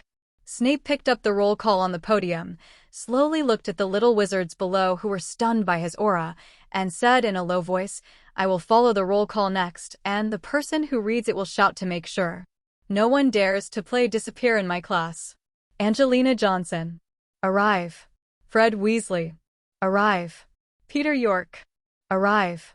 Peter York hurriedly shouted that he didn't want to be caught in the wrong place again. Snape paused when he read Peter's name, then continued. After reading the list, Snape looked at everyone and said in a low voice, "You're here to learn the subtleties of pharmacy. Since there's no silly wand waving here, many of you don't quite believe it's magic. I don't expect you to actually know this pharmacy. The beauty of it." At this moment, a fascinated expression appeared on Snape's originally indifferent face, and his calm tone fluctuated a little. Think about it. When you simmer herbs in a cauldron, the potion slowly boils and white smoke rises, and that liquid with incomparably subtle power. I can teach you how to confuse the senses, brewing honor, even preventing death, as long as you're not stupid. After saying this long paragraph, Snape looked at Peter York, who was sitting upright, suddenly showing a hint of ill will. By the way, I want to select some students before the official lecture. Have you previewed in advance to see if you are hopelessly stupid? Hearing Snape's words, all the students began to riot, especially the students who had not reviewed it anxiously and prayed not to be drawn, and the students who reviewed it also kept memorizing knowledge points in their minds. Quiet. With a dark face, Snape called out to the person he was with and then stared at Peter. Peter York. I want to ask what ingredients are needed for a scabies potion. Peter breathed a sigh of relief. This was the content of the first grade textbook, and he answered seriously. A scabies remedy requires tentacled slugs, porcupine spines, and snake teeth, Professor. Then what can I do with Frober caterpillar mucus, lavender, and valerian? That's a sleeping potion, Professor. If I need bezoar, where can I find it? Bezoar has a detoxifying effect in the stomach of a cow. After asking Peter 3 questions, Snape didn't ask any more questions, but turned around and walked to the podium, lowered his head and wrote a few words. His expression returned to his original indifference. 5 points for Slytherin. A preview for Mr. York. Ding, get the extra points from the professor and get 1 point. The current points are 32 points. The system prompt sounded in his mind. Snape didn't ask any more questions, which relieved the other students, but the rest of the class cast a shadow over everyone's heart. During the process of making the potion, Snape wandered around all the students like a ghost, staring at every step of the students carefully with his empty eyes. The potion made in this lesson is what Peter answers to Snape's first question, a scabies potion. The production process Peter remembered clearly, so he handled the material in an orderly manner. First, put 6 parts of snake teeth into a mortar and grind them into powder. The powder is then poured into the crucible. Wave the wand and stir to heat for 10 seconds. Then chop 4 slugs and 2 porcupine quills into the crucible. Stir 5 more turns clockwise. Wave your wand and you're done. Looking at the green liquid in the crucible, Peter nodded with satisfaction and poured the liquid into the prepared glass bottle. As soon as he looked up, Snape's hollow eyes startled him. The potion in his hand almost shook, and he didn't know when he was standing behind him. Are your hands made of mollusks? Peter York, you can't even hold a potion bottle, Snape said sarcastically. Then he picked up the finished scabies medicine and showed it to everyone. Mr. York, the first one is finished, and the finish is better. 5 points for Slytherin. Ding, get the professor's praise, reward 1 point. The current point is 33 points. The system prompts. Snape put the potion that Peter had made and put it in a special place for storage, and continued to walk around staring at everyone. In addition to Peter, even Slytherin students were almost scolded again. In addition to being scolded, Gryffindor students were also severely deducted points. After class, the Gryffindors walked out of the classroom in dejection. Except for the Weasley twins who quickly returned to their quirky appearances, the 2 of them had a good talent for potions, and they were one of the few Gryffindors who didn't get deducted. After this potions class, Snape's reputation for terror spread once again, and his class became a nightmare for the students. Hufflepuff and Ravenclaw, who hadn't taken the potions class, took the potions textbook and memorized them over and over again. There was only one potions class in the morning, so after the class, Peter was about to go back to the dormitory with Alan White to rest when he was dragged to the Quidditch pitch by the Weasley twins. "George, Fred, why are you bringing me to the stadium?" Peter York asked helplessly, looking at the twins who were driving by himself. The twins pretend to be mysterious. "It's a surprise. It's not fun to say it in advance. Asterisk. Since we haven't finished exploring Hogwarts last night, let's start on the pitch today." When Peter heard the twins mention the exploration game again, he said with a headache, "Please, we have 7 years in the future. Why should we finish exploring now?"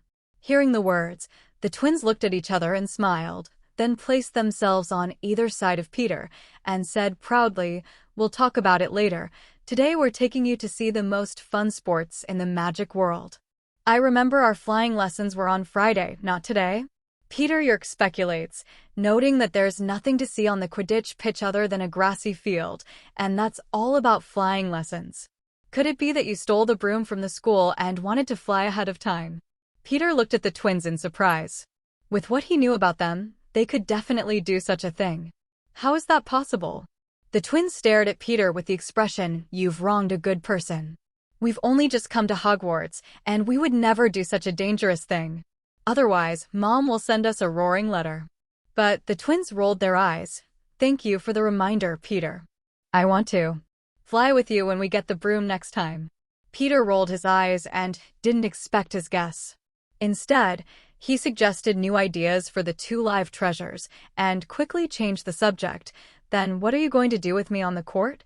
The twins no longer pretended to be mysterious and dragged him into the Quidditch pitch, explaining, "Today is the day when the colleges select Quidditch players. Many students come to test, but there are many things to watch." Test? Peter York thinks of the only national sport in the wizarding world, Quidditch, the magic version of football full of bugs that rides on a broom and plays in the sky. Quidditch looks like a very passionate Pember, but what the hell are seekers and snitches? The outcome of a team sport is determined by the seeker, who wins 150 points for catching the snitch, and the game is over. If the snitch is not caught, the game continues, no matter how long. Like in Harry Potter's story, when he was the fastest, he caught the golden snitch in the first 5 minutes to end the game. Then what are the others doing? It is also said that the longest game was that the 2 teams did not see the golden snitch for more than 3 months, and finally ended the game reluctantly. The rules of this game are completely irrelevant. So Peter has little interest in Quidditch, other than being curious about flying with a broom. He prefers to watch football games. He used to go to watch games when he has time, which is different from football clubs such as Arsenal, Chelsea, and West Ham United supported by the nobles. Peter doesn't have a specific favorite team. Just like the masses in his previous life, he supported whichever team played well. This made Wales, the steward of Arsenal fans, and Christine, the aunt of Manchester United fans, very hard to see, and said that he was not a real fan. The Quidditch pitch is huge, surrounded by stands, and there are 3 50-foot-high gold poles on each end of the pitch, with rings on top of the poles. At this time, many people were flying around the sky on broomsticks, and more people were busy signing up for the test on the ground. There were students of different grades, and even 1 or 2 first-year students who wanted to mix into the registration team were arrested. Pulled out. The Quidditch teams of the 4 academies chose new teammates for the test today, and the test method was also very straightforward. Students fight together. The team consists of a goalkeeper, 3 chasers, 2 batsmen, and a seeker. The players rotate their positions during the game and are hired if they perform well. Ravenclaw and Hufflepuff and Gryffindor and Slytherin are the team's voluntary opponents in the Academy Testers 2-on-1 match. Peter York looked at the red and green students chasing the game on the field. He was very puzzled, and he didn't know what kind of complicated relationship Slytherin and Gryffindor had. According to the usual 2 people hate each other. When choosing a competition object, they should choose other academies, but the people from the 2 academies chose each other by coincidence. But during the game, they fought very fiercely, and they all wanted to smash the opponent down, forgetting that this was just a trial match. Peter was taken to the Gryffindor registration venue by the twins, and a stocky red-haired man saw them, walked over, sat down beside the twins, looked at the pitch from time to time, and asked with a smile, These two, how is the day at school? Are you still used to it? The twins waved their hands and said with a smile, "It's not bad, at least there's no mother's roar."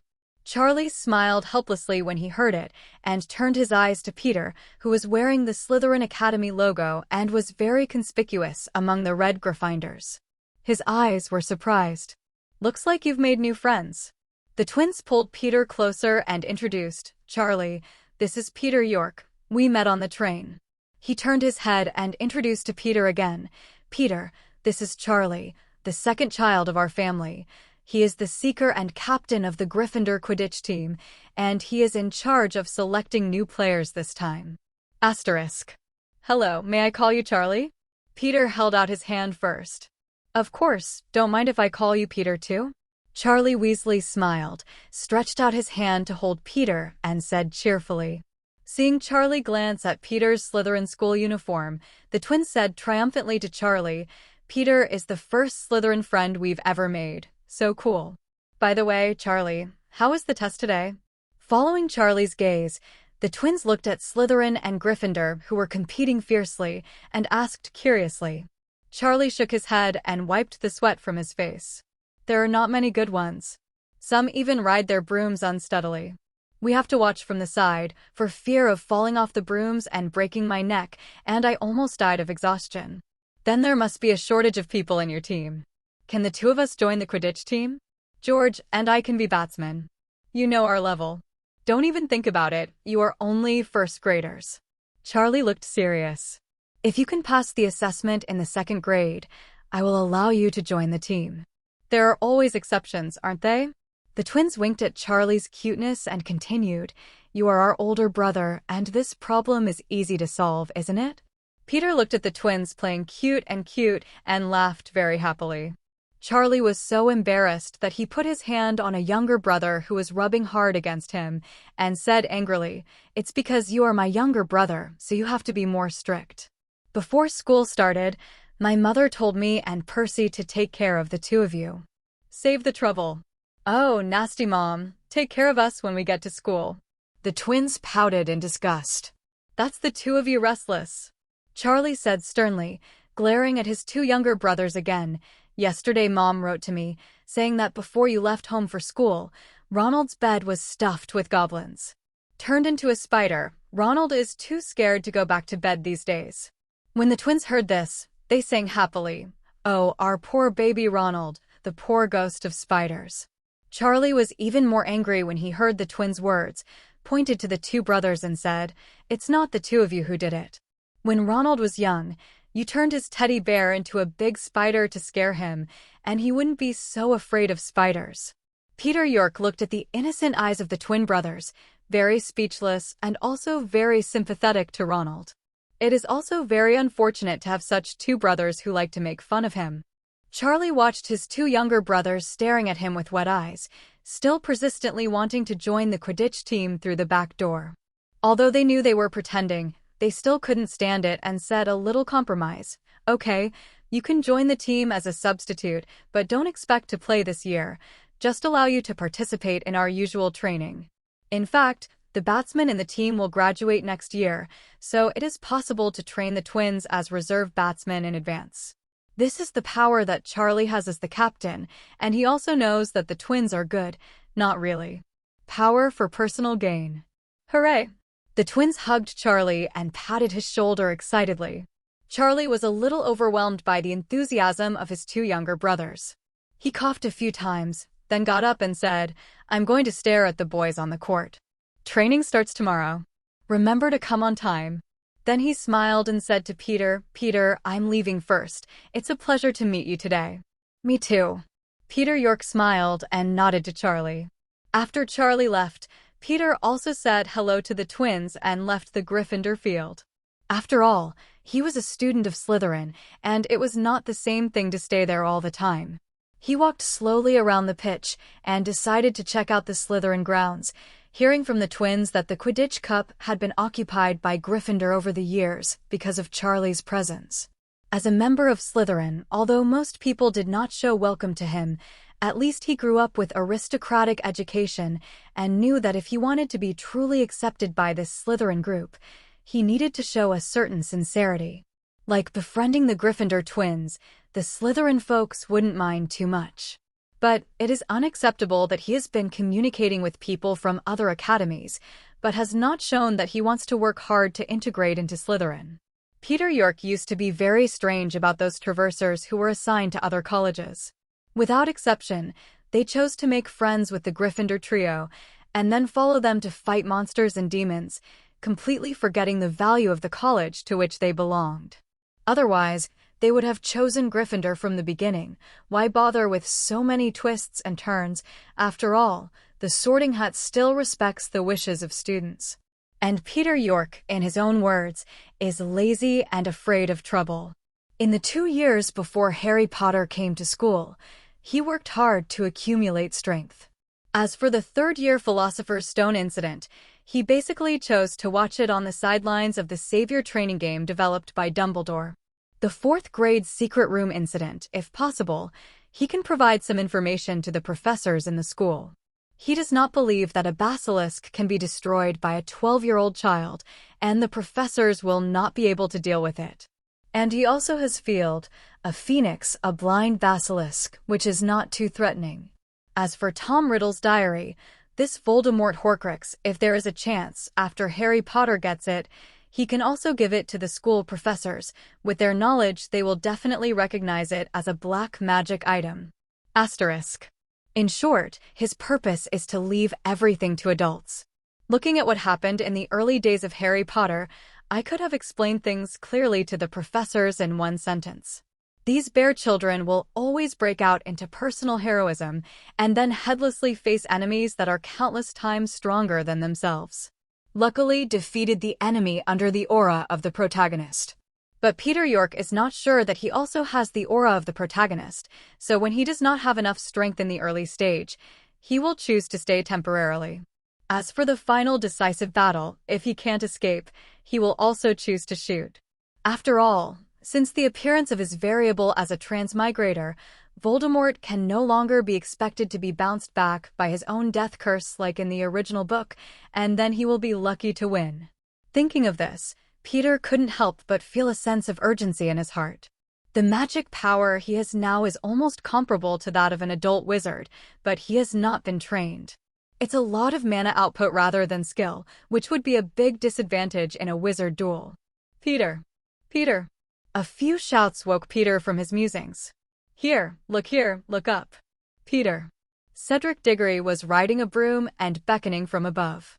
Following the sound, Peter saw Cedric in the sky, blushing and sweating, excitedly waving his hands in the sky, as if he was still holding something in his hand, and turned around and flew towards him after seeing him. In the blink of an eye, Cedric flew to Peter's side, flush with the stand, and excitedly said to him, "Peter, I joined the Quidditch reserve, and I will be the seeker for the Hufflepuff team from now on." Seeing the snitch in Cedric's hands, Peter York was very happy for him and said, "Congratulations. Congratulations, Cedric. It seems Hufflepuff has found a great seeker." The students at Hufflepuff Academy below also cheered, as if cheering for Cedric. Peter looked at Cedric, who was in high spirits at the moment, and already had a bit of the demeanor of Prince Hufflepuff, who could represent Hogwarts in the Goblet of Fire in the future. "Thank you, Peter." Looking at Peter York's sincere eyes, Cedric instantly returned to a shy look. After agreeing to watch the Quidditch match together, the two separated, and Peter York continued to walk towards the Slytherin area. Slytherin's venue is mainly filled with seniors, and the first-year students are only Peter, who has just arrived. After everyone glanced at him, they continued to stare at the testers who were fighting with Gryffindor in the sky. Although they did not roar as much as the opposite Gryffindor, they all clenched their fists and cursed the sky above. Gryffindor gets knocked off a broomstick by a fiery bludger. Judging from the fact that this is just a trial for the team to select new members, Slytherin and Gryffindor are already so fierce, it is difficult for Peter to imagine the official game, how fierce the fight will be. The competition became more and more intense, and all the participants showed their abilities and tried their best to express themselves.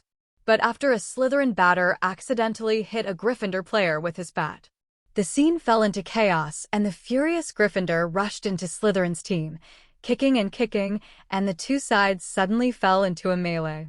Peter looked at it in a stunned manner, and Charlie, who had been smiling honestly across from him, suddenly fell into a rage and rode his broom into the sky. Terence Warrington, the captain of Slytherin on their side, followed closely into the chaotic air. Then the two sides immediately fell into a group fight. You kicked me, I kicked you, and the Insidious even used a bat as a weapon, or grabbed the tail of the opponent's broom in an attempt to make him fall. Looking at the scene in front of him, Peter York felt a little speechless. How could a good selection of newcomers turn into a group of martial arts? Slytherin and Gryffindor students, who can ride brooms on the ground, almost all flew into the sky to participate in the battle. Peter even saw the twins, riding brooms and holding bats to the back of the head. Peter looked at the dangerous actions of the two sides in the air, and was very worried that someone would fall, but both sides were red-eyed and had no scruples about each other. As Peter feared, a Slytherin student, who was hit by a violent bludger in the shoulder and fell off, was teetering in the air clutching a broom handle with one hand, and the other melee players didn't notice his condition. Peter was startled. He tried to use the levitating spell to save people, but the distance was too far to reach. Seeing this critical situation, without thinking, he picked up a broom on the ground and rushed into the sky. When he turned into a phoenix form, he felt the joy of flying, and felt that the whole sky was his private place, and he could fly as he wanted. Now riding a broomstick is another experience. It's just that Peter has no other thoughts now. The phoenix's flying instinct allows him to easily control the broom, approach the person who is about to fall at the fastest speed, and grab his back collar in the last lesson. Sounds loud. Peter grabbed the Slytherin student who had just fallen with one hand, and held his wand to his throat with the other, chanting the spell. Hurry up, the professor is here. Under the influence of the spell, Peter's voice vibrated in the ears of many people like a super loud sound, causing everyone to stop instantly. Asterisk. Peter wasn't lying, because Hufflepuff students had just called to the professor, and now a somber-faced Snape and a disappointed-faced Professor McGonagall were standing on the sidelines. When all the people involved in the fight came to the professor obediently, Professor McGonagall was trembling with anger. I have never encountered such a thing. It was actually two college students fighting. This kind of rudeness completely makes the college ashamed. Quidditch is a sacred and fair game, and it turns out to be the reason for your fights. I think schools may no longer be suitable for Quidditch events. Snape, who had never been fond of Quidditch, nodded in agreement. No, please, Professor McGonagall. Charlie Weasley and Slytherin Captain Terence Warrington pleaded upon hearing that Quidditch would be cancelled, and others who loved Quidditch begged not to. Mr. Weasley and Mr. Warrington, I am very disappointed with you too. Professor McGonagall looked at the two with a blank expression. As the captain of Gryffindor and Slytherin, not only did you not restrain your team members, but you also participated in the fight, which is very serious. In view of this, all students involved in the fight will be locked up, and you will have 500 college points deducted for this. Whoa. There was an uproar on the field. Hogwarts had never deducted so many points at one time in the past 100 years. The scores of the two colleges were deducted into negative numbers, and there were still a large number of negative points. All the students panicked and were beaten down. Even the quirky twins looked like eggplants. They were about to lie down in minutes. And confinement.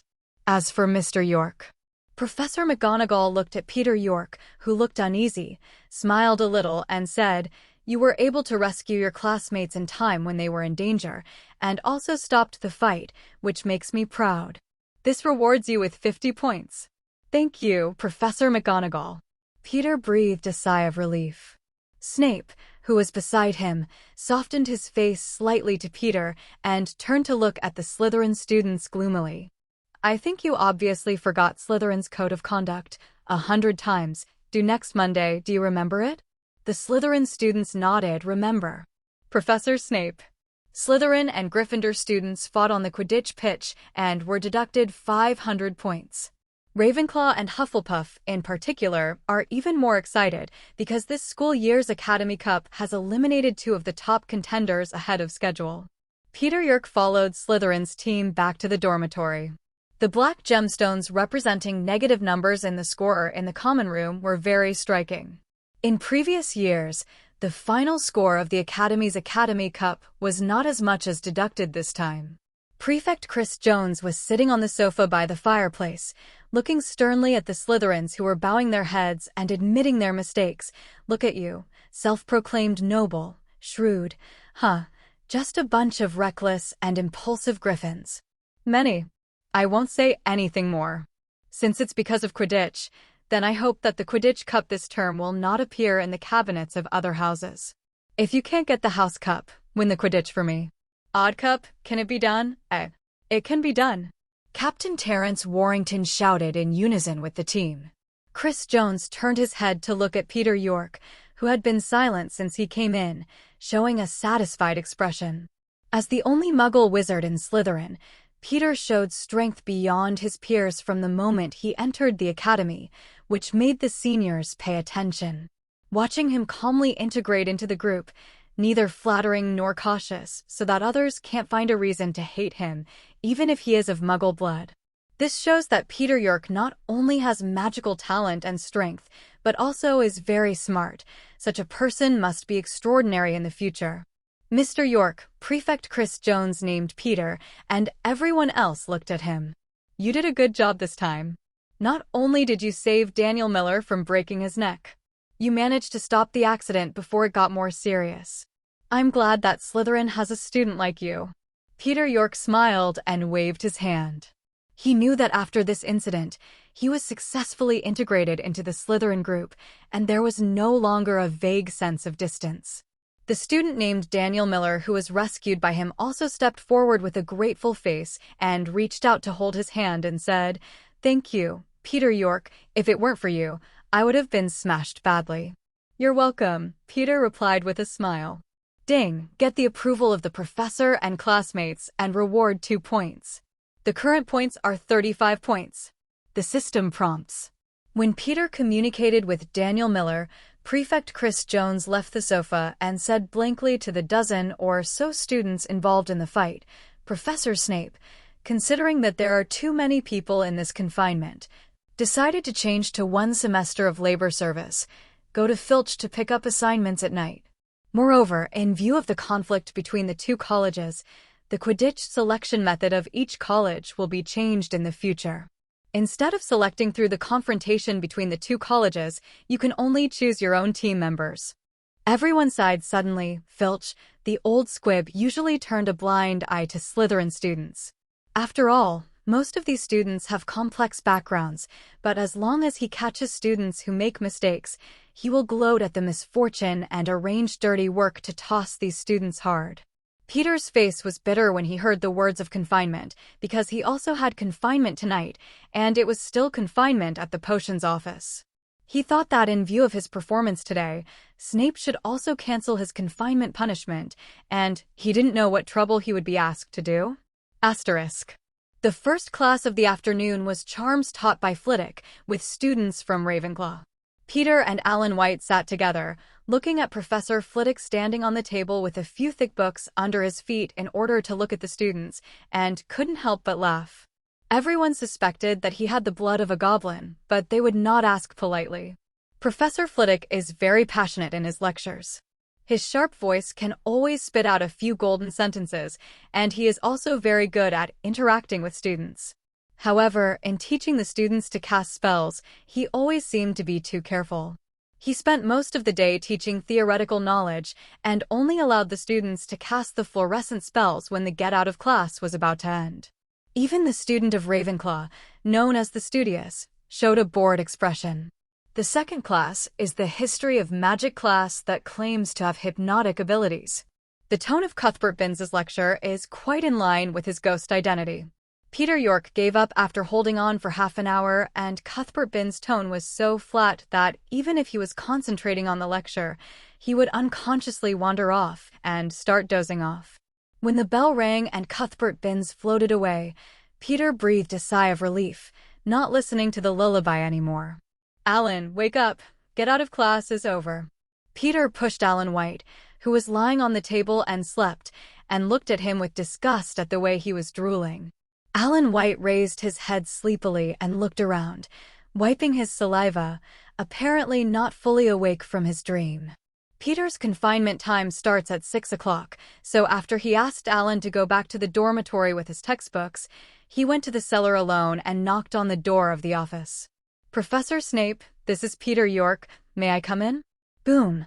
The potions professor's office door suddenly opened from inside, revealing Snape's impatient face. "Come in, kid."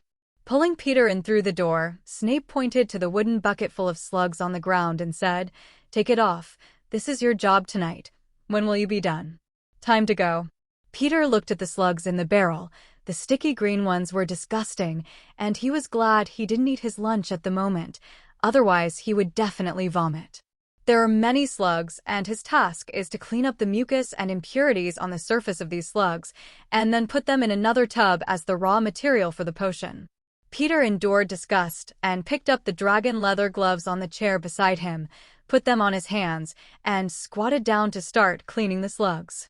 Snape, who was frowning and lowering his head to correct his homework, gave the student AT on the parchment homework, which means terrible, and looked up at Peter, who was seriously dealing with the slug, with a satisfied look on his face.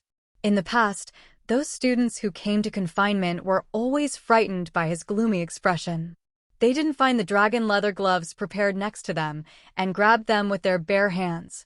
The result was a stinging sting with caustic mucus, wow wow, and then Snape's head-to-head taunt. Both of them bowed their heads and did their own thing, quietly. Time passed little by little. After dealing with the slugs, Peter was so tired that his back was sore, and he looked up to see that the clock pointed to 8 o'clock. He found that his efficiency was quite good.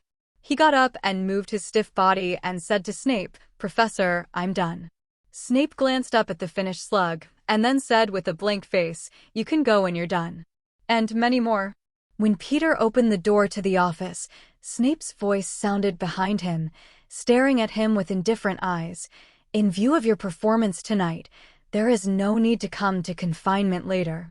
Hearing this, Peter showed a delighted smile, bowed and thanked. "Thank you, Professor Snape." Snape didn't respond to Peter's thanks, just snorted, bowed his head, and went about his business. After leaving Snape's office, Peter was walking on the way to the dormitory. It was already 8 o'clock in the evening, and dinner was not over in the auditorium restaurant yet. But after dealing with the slugs all night, he had a disgusting smell on his body, so he had to go back to the dormitory to wash up. After tossing around in the bathroom for a long time, Peter finally came out slowly, picked up a bottle of lavender-scented perfume, sprayed it again, put on a new school uniform, and walked out of the dormitory. There were already some people gathered in the common room. After Peter came out, the eyes of those who saw him lit up with expressions of amazement and admiration. Peter, who had just finished bathing, had his blonde hair combed back evenly, revealing a smooth forehead, and his body, after being transformed by the blood of the phoenix, tended to be perfect. The skin is delicate and snow-white, there is no mole or freckles on the handsome face, and the pale golden eyelashes are like scallops, covering the blue eyes. The bridge of the nose is straight with a hint of an eagle hook, the warm and full red lips are pressed into a crescent moon, and a faint smile is revealed, making the whole room seem to see Cupid, the god of love, in an instant. "Wow!" Alan White squeezed through the crowd and said with a startled expression, "Peter, you are so beautiful now, asterisk." Peter rolled his eyes at him. He always revealed a peculiar and elegant temperament, so that others would not pay too much attention to his appearance. Therefore, although people who met Peter knew that he was handsome, they would not be surprised. Feel. Tonight, Peter, exhausted, took a comfortable bath in the bathroom and removed his armored shell in vain, causing a sensation in the common room. Alan White pulled Peter up the stairs and walked straight to the fireplace, with girls constantly greeting Peter along the way. "Hello, Peter." "I'm Alice Sharp. Peter, you look great." "Hello." Passing through the crowd, Peter York sat down a little confused and exclaimed, "I never thought I would be greeted by so many people. It's unbelievable." Who made you have a popular face? If you weren't too young now, there would definitely be a lot of beautiful senior sisters who want to be your girlfriend. Ellen White said jealously. Peter ignored this precocious roommate. Shouldn't all 11-year-olds focus on playing? Knowing so many things, let him live in his 20s in his previous life, and now he is in his 30s. How can a middle-aged uncle who has never been in love live? Peter didn't sit much. His stomach was still empty and the school dinner was over again, so he was looking for something to eat. Out of the Slytherin lounge, Peter moved down the hallway towards Hufflepuff's dormitory, remembering the route to the kitchen thanks to previous explorations with the twins and Cedric. The Hogwarts kitchen is located near the Hufflepuff dormitory on the second floor, so there is no need to take the stairs that change at any time. After a while, he went down the marble staircase, turned left, and came to the end of a wide stone corridor, where he found a picture of a silver bowl full of fruit. Scratching the pear in the painting, the pear giggled and turned into a big green handle. Peter grabbed the door handle and pulled it, then walked into the door that appeared. "Hey Peter, why are you here?" A figure was sitting on the long table in the kitchen, looking at Peter, who suddenly appeared in surprise. Peter was a little surprised to see Cedric in the kitchen with a stack of snack cakes on the table. "Hi, sighed. Didn't you have dinner either?" When Cedric Diggory heard the words, he instantly became hesitant, and his eyes were evasive, but he didn't look at Peter. No, our academy is hosting a gala dinner in the common room, so I'm here to get some food." "Oh, is there anything pleasant? Tell me about it." Peter York looked at Cedric's veiled expression and instantly became curious, but he wanted to tease him even more and said deliberately, "Aren't we friends? Share with me if you have good news. I'm only one night all locked up with Professor Snape. Missed dinner. Bad luck." The pure Prince Hufflepuff couldn't help teasing, blushing, and said a little embarrassedly, "Didn't Slytherin and Gryffindor fight with more than 500 points deducted today? So only Ravenclaw can compete with us for the Academy Cup. And our academy is currently ranked first, so the seniors want to celebrate." Peter's face was embarrassed. He didn't expect that these little badgers would have a dark side, and they would openly celebrate the deduction of points from other colleges and the friendship between the colleges. After a moment of silence between the two, the appearance of a house elf broke the awkward atmosphere. The elf controlled a ball of muffins floating in the air and put them in the box prepared in front of Cedric. The smell of the muffins reminded Peter of his purpose here. The house elves at Hogwarts were not as miserable as Dobby at the Malfoys. They all wore a clean square with the Hogwarts logo embroidered around it. In addition to the bat-like ears, slender nose, and dead wood-like limbs that are unsightly, they have been serving Hogwarts for generations. The wizards have 3 meals a day, laundry and cleaning, etc. These hard-working the elves are in charge.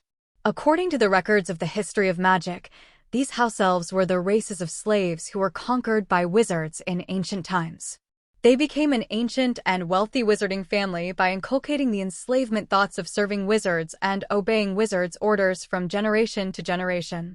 A slave, who undertakes all household chores, is bound by the master and is tortured by the master's whipping at any time, and his status is low. In a school history of Hogwarts, it is recorded that when these house elves were persecuted by wizards, they were accepted by the kind Helga Hufflepuff, the first headmaster of Hogwarts, blessed by him, and opened up out of the kitchen as the exclusive place for the elves, giving the elves a home. So the house elves in the kitchen have lived here for generations, exchanging their labor for the blessing of Hogwarts and being loyal to Hogwarts, the school of magic, and allowing the castle to remain the same after 1,000 years. Standing by the Black Lake. "Mr. Diggory, the supper you asked us to do has been completed. What else do you need us to do?" the house elf asked in a shrill voice with anticipation. He hoped that the little wizard would need more services. No need. These are enough." Cedric replied, somewhat bewildered. He was still ashamed of his college's celebration of other people's deductions, especially in front of Peter, who was regarded as a friend, worried that Peter would so stay away from him. When the house elf heard the words, he became instantly lost, and his skinny body smaller than the goblin turned to Peter and looked at him expectantly. "Mr. Wizard, do you need Chi-Chi to do something for you?" Asterisk. Please give me a plate of muffins, a steak, and 2 glasses of milk, thank you. Peter simply picked a few and said politely. The elf named Kiki was instantly excited. Mr. Wizard asked me to invite me. He actually said thank you. Oh, Kiki must make the best supper for this Mr. Wizard. Looking at the neurotic elf, Peter was afraid of trouble, waved his hand quickly, and said, "Please don't be too troublesome. Just make a portion, and I'm already very hungry." Oh, Mr. Kiki's evil wizard is starving, and Kiki must punish himself. The house elf Kiki screamed, snapped his fingers, and quickly started Peter's supper, occasionally hitting his head with his head. Stone pillars under the kitchen counter. Peter York doesn't understand the weird idea of house elves, who have been enslaved for thousands of years, and he will punish himself with self-mutilation at every turn, and he can use magic to make delicious food at the same time. It seems that Peter wants to learn the magic of elf. It is pure wandless magic. It is hard to imagine how such a powerful elf was conquered by wizards. In the blink of an eye, delicious food appeared in front of him, and Peter could only sigh at the wonder of magic. Pushing one of the glasses of milk in front of Cedric, he quickly cut his steak and muffins with a knife. Peter pointed to the milk and said with a smile, "Drink more milk, you will grow taller in the future." The kitchen lights were dimly lit, and the orange-yellow candles on the table shone on Peter's jade-like face. In Peter's bright smile, Cedric drank the milk he usually hates the most. Peter is very satisfied with his appearance. People are visual animals. A good-looking appearance is very convenient in interpersonal communication, and he will have a good first impression. So he let go of himself tonight, tried to radiate like a peacock, and it was obvious that everyone was fascinated. He wondered if Voldemort was also relying on his handsome face to attract many people to join his Death Eater camp in the early stage. After the narcissism, Peter and Cedric left the kitchen with the farewell of the elf Kiki, and after casting a quick shrink magic on a pile of snacks that Cedric was holding, Peter and Cedric parted ways. Went back to the cellar along the same path. It was almost curfew time, and he didn't want to be caught again. The curfew time stipulated by the school is 10 o'clock in the evening, but the hyperactive students generally do not go to bed at this time, so after Peter came back, many students still stayed in the common room, either chatting or playing wizard chess. There were also several senior couples who were unscrupulously in love, making Peter, a single dog who had just eaten enough, almost vomited. Everyone in the common room showed kindness to Peter, and everyone who saw him would nod their heads and then be pulled by Alan to sit on the sofa in front of the fireplace, comfortably burning the fire. He felt that it was the first time he came to Slytherin. A good choice. In the days that followed, Peter York wandered between the classrooms, dormitories, and halls. Professor Sprout's herbal medicine, Professor Sinistra's astronomy, and Mrs. Hodges' flying lessons all passed smoothly. He performed well in these 3 classes and was awarded 3 points by the system, and the points accumulated to 38 points. The basic course taught by the professor was very simple for him, so he borrowed the complete book of spells from the library. He could quickly master the spells that the lower grades needed to learn, but some of the spells in the latter part could only be mastered by the upper grades, so he just memorized the spell first and then find time to practice it. As for the place to practice, he had already chosen, which was Lupin's hiding place when he turned into a werewolf before, in the dark room under the beating willow tree, which could lead to the haunted house in Hogsmeade, and no one would go there. The best option, of course, was the on-demand room on the 8th floor, but it was close to the headmaster's office and could be spotted by Dumbledore at any time. Since he was a student of Slytherin, he didn't want to have eyes on him all the time if he showed extraordinary talent. If he wanted to get under the beating willow tree without being discovered, the first thing Peter had to learn was the Phantom Body spell, which was a spell only for oral-level wizards. The Disillusionment Charm is indeed an advanced spell, and it took Peter York a week to successfully hide an apple with the Disillusionment Charm. Ding! Congratulations to the host for mastering the new spell. Reward 2 points. The current points are 40 points. The system rang. When Peter heard it, he was a little surprised. For the spells he had mastered before, the system only awarded 1 point.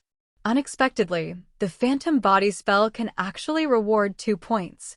It seems that the difficulty level of the spell is also within the reference range of the system points. Gradually, the things he could hide became bigger and bigger, and finally he tried to hide Field, and it worked. Looking at the invisible Field, Peter suddenly realized and patted his forehead angrily. After nearly a month of practicing the illusory body charm, I finally remembered that I have a phoenix that can ignore the ban and teleport at any time. And he can also become a phoenix. If he learns teleportation from Field, he may not need to practice shapeshifting in the future, and he can teleport to any place directly by turning into a phoenix. Field, can you take me under the old willow tree by the Black Lake? Peter Yerk asked curiously. Field nodded, grabbed Peter, a red flame ignited on his body, and with a flash, teleported him to the side of the beating willow. According to Harry Potter's memory when he was in the 3rd grade, Peter Yerk successfully found the tree scar and hit the scar on the old willow tree with a stone, and immediately got into the small hole under the root while the willow tree did not move. Following a narrow path, Peter Yerk came to a dilapidated wooden house. Asterisk. It didn't look like it had been here in a long time, and there were scratches on the old wooden boards, probably from when Lupin turned into a werewolf. Looking around, next time he can ask Field to bring him here directly instead of going through the punching willow. Clean up. Peter frowned, brushing away the thick stains and dust. After it was finally cleaned up, looking at the old sofa and the broken chair, Peter thought of the transfiguration spell that Professor McGonagall had taught before. Although the class only allowed matches to be turned into needles, the same spell can be used to cast the same spell. It's just that the objects you wanted to form are different. Reaching out his wand, Peter Yerk tried his best to imagine a new armchair against the broken chair, chanting a spell, apparently too confident in himself. It's no wonder that transfiguration is specifically distinguished from charms, and is called by Professor McGonagall the hardest and most dangerous of all. It took him an afternoon to reluctantly turn the broken chair into an armchair that he could sit on, which had already taken most of his magic. Students of the same grade don't have so much magic power to use. Phoenix's blood endows him with majestic magic power, but it is not easy to control it. During this time, Peter also looked up books about phoenixes, but because of the rarity of phoenixes, most of them were specious. They either praised its power and beauty, said how powerful it was comparable to that of giant dragons, or told it like a mythical story. Most of the legends about the phoenix are of little reference value. Alan White, the twins, and Cedric, the few phoenixes who had met Peter, were eager to help after hearing that he was looking up books on Phoenix. In the end, it was Cedric who provided a copy, which came from the book, Where Are the Fantastic Beasts by Newt Scamander, a master of magical zoology, to have a more accurate understanding of the phoenix. Newt Scamander described his understanding of the phoenix in more detail in his book. It was Dumbledore who graciously lent him his phoenix, Fox, to observe for a while before finally including this powerful and gorgeous magical beast in his book. The book introduces that the phoenix has immortal vitality, it will spontaneously ignite when it is old, it will go through the process of death, and then reborn from the ashes, and it will continue to form a cycle.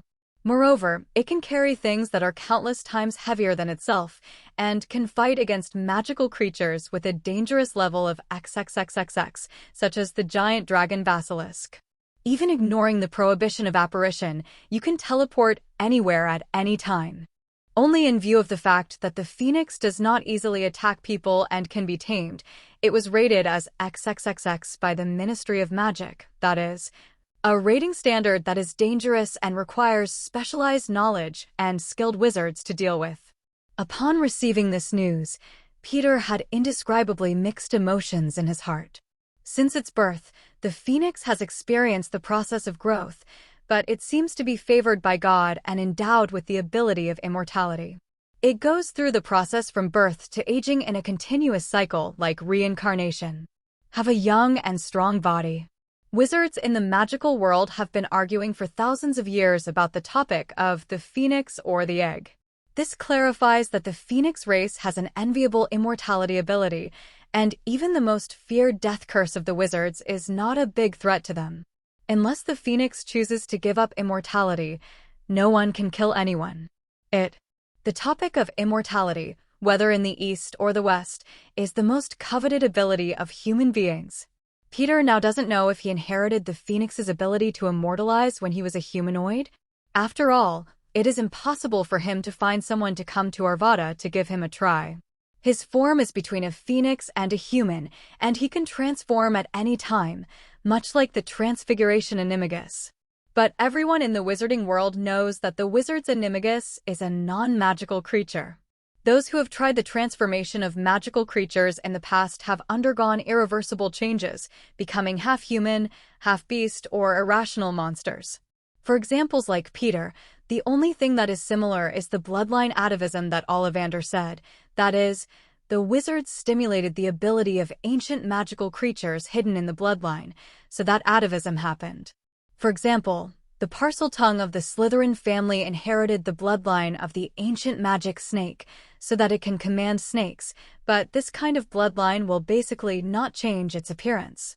To say that the only example of the successful transformation of magical creatures at present is Voldemort, who has made the entire magical world extremely fearful. He has changed from a handsome man to a bald snake face. And in just a few decades, it has the huge magic power of Dumbledore for hundreds of years. The only possibility is that in the process of constantly creating Horcruxes and splitting the soul, the bloodline of the magical creatures inherited from him is stimulated, and the phenomenon of bloodline attribution occurs. After all, the magic of wizards grows with age, and there is no other way.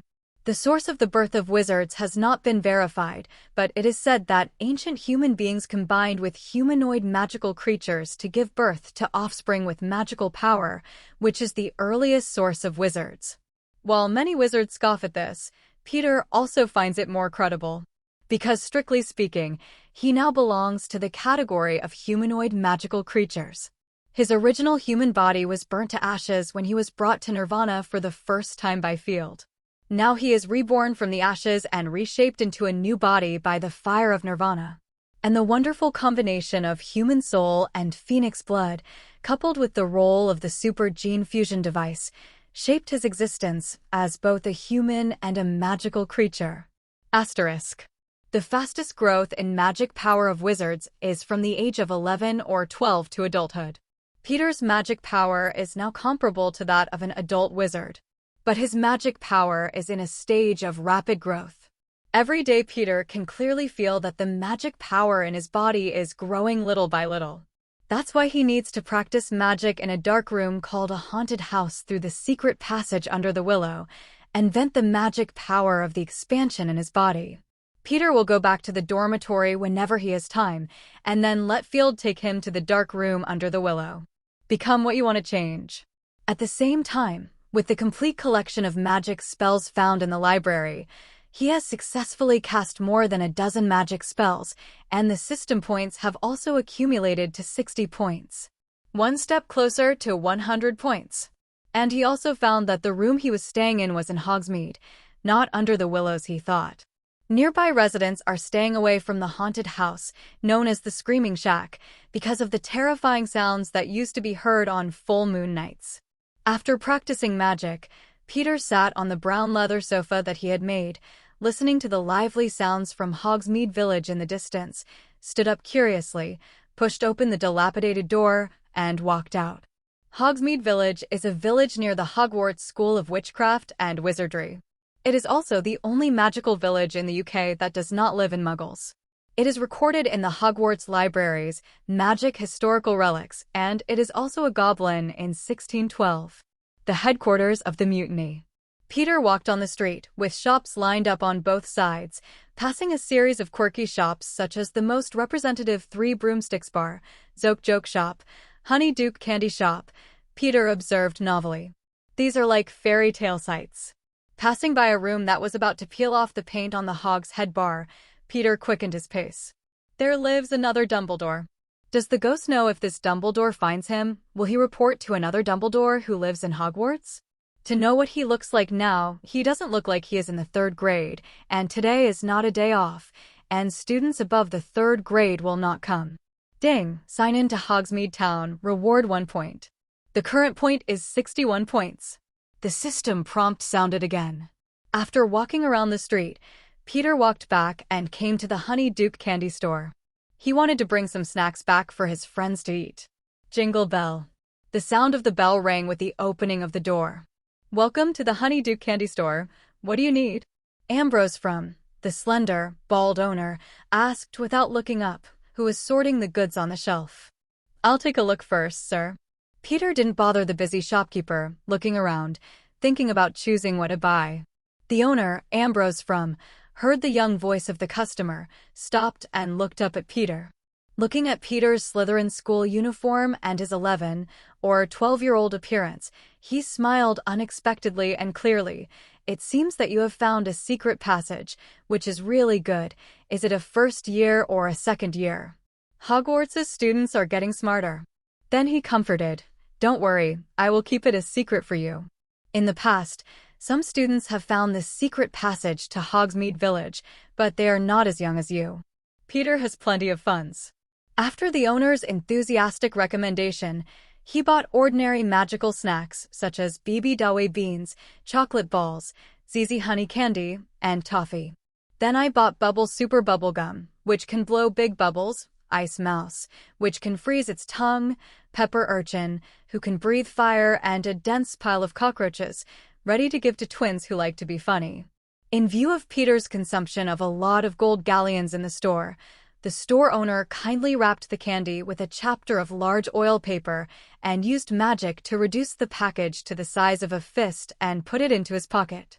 The owner of the shop, Mr. Frum, who already knew Peter's name, patted his bald head with a smile and said to Peter with a mysterious face, Mr. York, do you want to know the other one, which can be connected here and Hogwarts? Secret passage? And it is a very secret passage. Few people know about it. Peter looked suspicious, not knowing what medicine the shopkeeper was selling in the gourd. Looking at Peter's puzzled expression, Ambrose from gave the answer directly. There is a secret passage in my shop that leads directly to the 3rd floor of Hogwarts School of Witchcraft and Wizardry, and some students come through this secret passage. It's very convenient to come here to buy things. You don't have to wait until the weekend to come. You can come at any time, and you don't have to worry about being caught by the professor. How is it? Are you interested? Mr. Ferrum, why are you telling me this? Shouldn't the less people know about it, the better? Peter asked, puzzled. Aren't you old enough to come to Hogsmeade Village? Through this secret passage, you can buy any candy that you want to buy directly from my shop, without worrying about running into the professor. Owner Ambersoft Rum winked at Peter. Peter suddenly realized that the owner of this candy shop is indeed a businessman. After seeing Peter's spending power, he knew that he was a student of Slytherin, so he wanted to expand his business to him. After all, most of the Slytherin students have a good family background, and the secret road is a very good sales route, which can make the restless students in the 1st and 2nd grades feel exciting and buy things that cannot be bought in the school. Asterisk. Since the owner of Honeyduke generously gave a secret message, Peter followed the owner's guidance to the cellar. There was a gray trapdoor under the cellar, which seemed to be integrated with the floor and was difficult to find. Open the trapdoor, and there is a long and narrow step under the door. Go down, and after a short and narrow dirt passage, there is a slide in front of you. The slide is not too steep, you can climb it, and at the end of the slide is the exit. Peter tapped the back of the statue blocking the exit with his wand and said, separate left and right. The exit opened, Peter walked out and watched the huge humpbacked one-eyed witch statue covered the exit again, leaving no trace. The statue of the one-eyed witch with a hunchback is on the 3rd floor of the castle. Peter's lunatic attributes broke out again, and he seemed to be spinning around for a long time. Fortunately, it was still daytime, and there was no class in the afternoon, so he had enough time to find the right way. The stairs on the 3rd floor were a nightmare. They kept moving. Peter went down the moving stairs, but at the end there was either a false door that couldn't be opened. Either an abandoned classroom was opened, or a dark corridor room that seemed to contain terrifying monsters that would rush out at any time. Peter scratched his head violently, and he would go crazy if he couldn't get out of the third floor. His usual self-cultivation collapsed in front of this labyrinth-like castle. He never found out that he had the attributes of a lunatic in his last life. How could he have so many problems in his entire life? After finally returning to the moving stairs, Peter didn't want to go any further. He just sat on the stairs and moved with the stairs. Gryffindor lived on the 8th floor. Ravenclaw lived on the top of the tower, both of them. To pass here, he is not afraid that he will not meet anyone. Peter looked at the mechanical watch on his wrist. It was already 5 o'clock in the afternoon, and all the grades with classes should be out of class. The hour hand is moving a little bit, and Peter's patience is also disappearing a little bit. He swears to get the Marauders map left by the robbery group as soon as possible, otherwise the Lucci that breaks out from time to time will kill him. There was a sound of footsteps coming from upstairs, and Peter stood up and looked up to see a group of students coming down from above, students from Ravenclaw and Hufflepuff, who appeared to have just finished their class. The students in the two colleges also noticed Peter and looked at this Slytherin student curiously. Peter smiled and waited quietly for these students to go down, intending to follow them.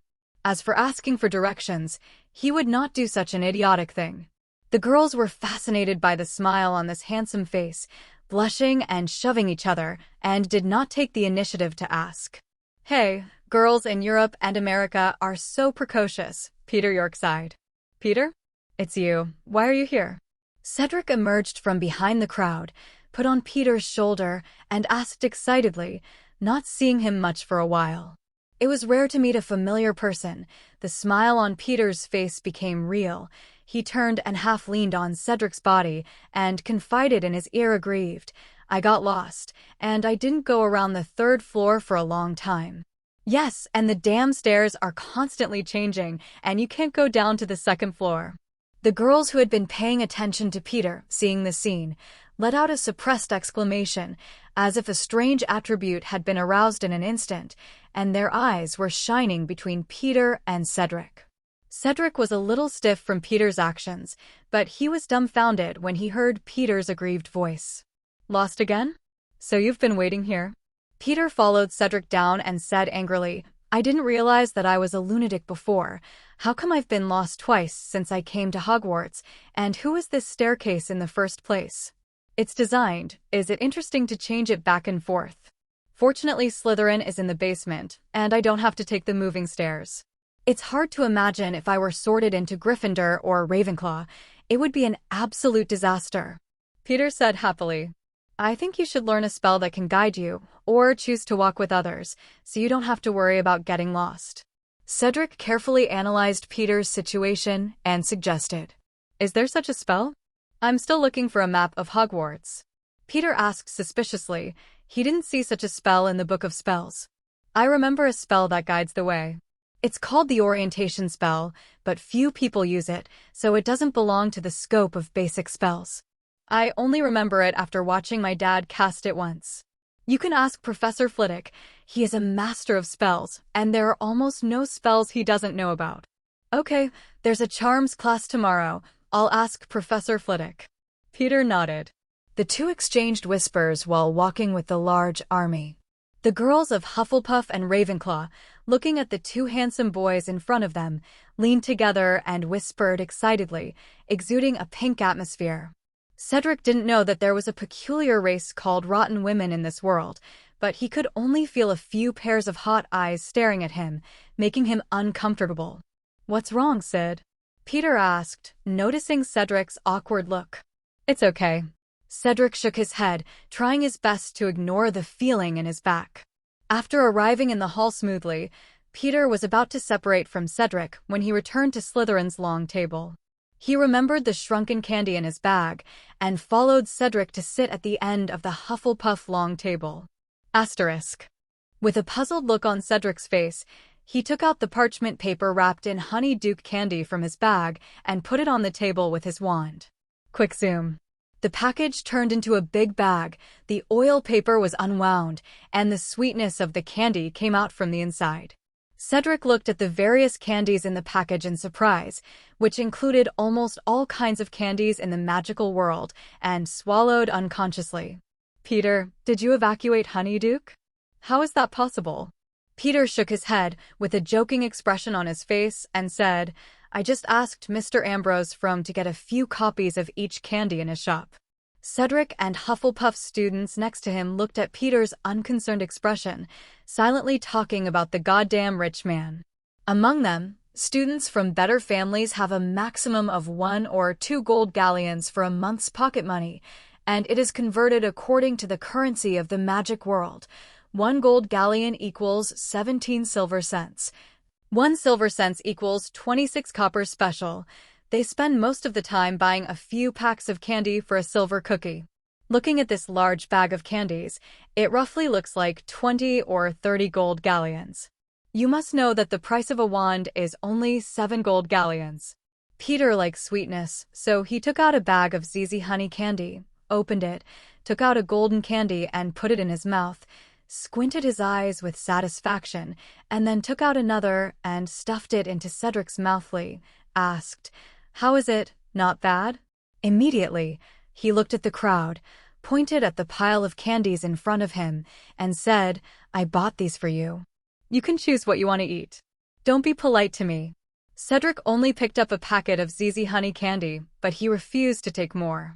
Peter shoved him a bunch of candies and told him to share it with other students before slipping away. Go to the Gryffindor long table and distribute some normal candy and the pile of weird candy bought just for him to the Weasley twins who were playing with their classmates. The 2 brothers accepted it with great joy, especially when they saw the mischievous candy products such as Ice Mouse, Pepper Boy, and Cockroach Pile. They were even more moved and felt that Peter knew them very well. Oh, Peter, you're such a buddy. What would we do without you?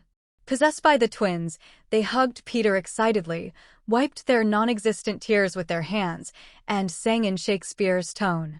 Peter rolled his eyes speechlessly, broke free from the twins' body, took the remaining pile of candy back to Slytherin's long table, and sat in his seat.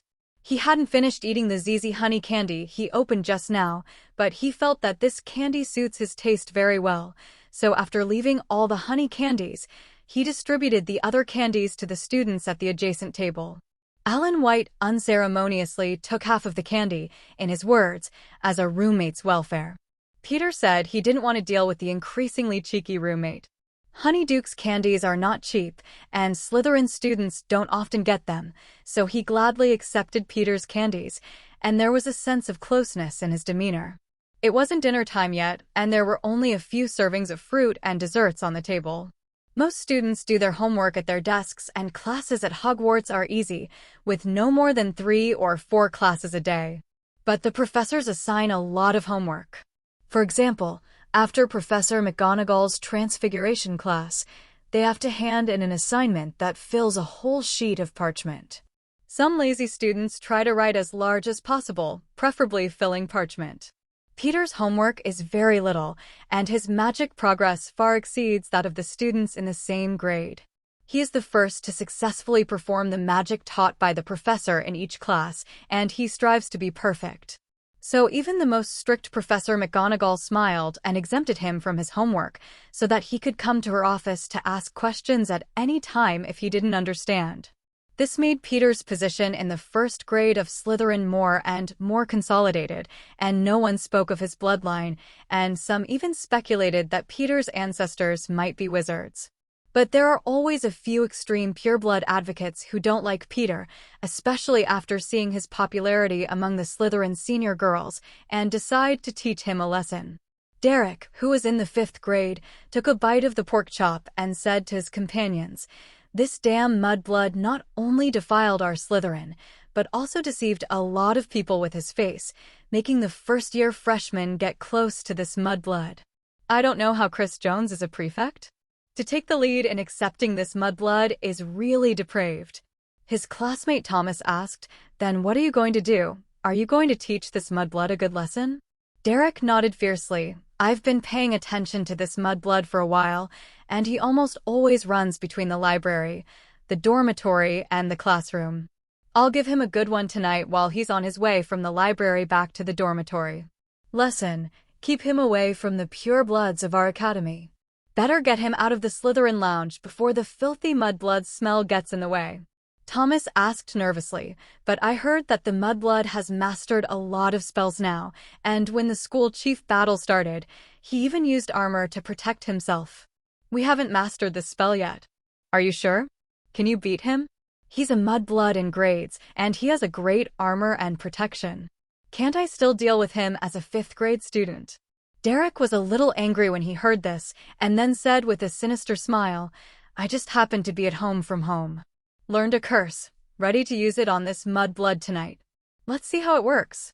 Seeing Derek smile, Thomas couldn't help having a Cold War, but he knew that Derek's father was still locked up in Azkaban because he followed the mysterious man. And the person Derek admires most is his father. Asterisk. Thomas said hesitantly, Derek, don't you want to cast black magic on that mudblood? If you are found, you will be fired. Derek looked at his roommate who had been playing with him better, glared at him, and asked, Thomas, what the hell is going on with you today?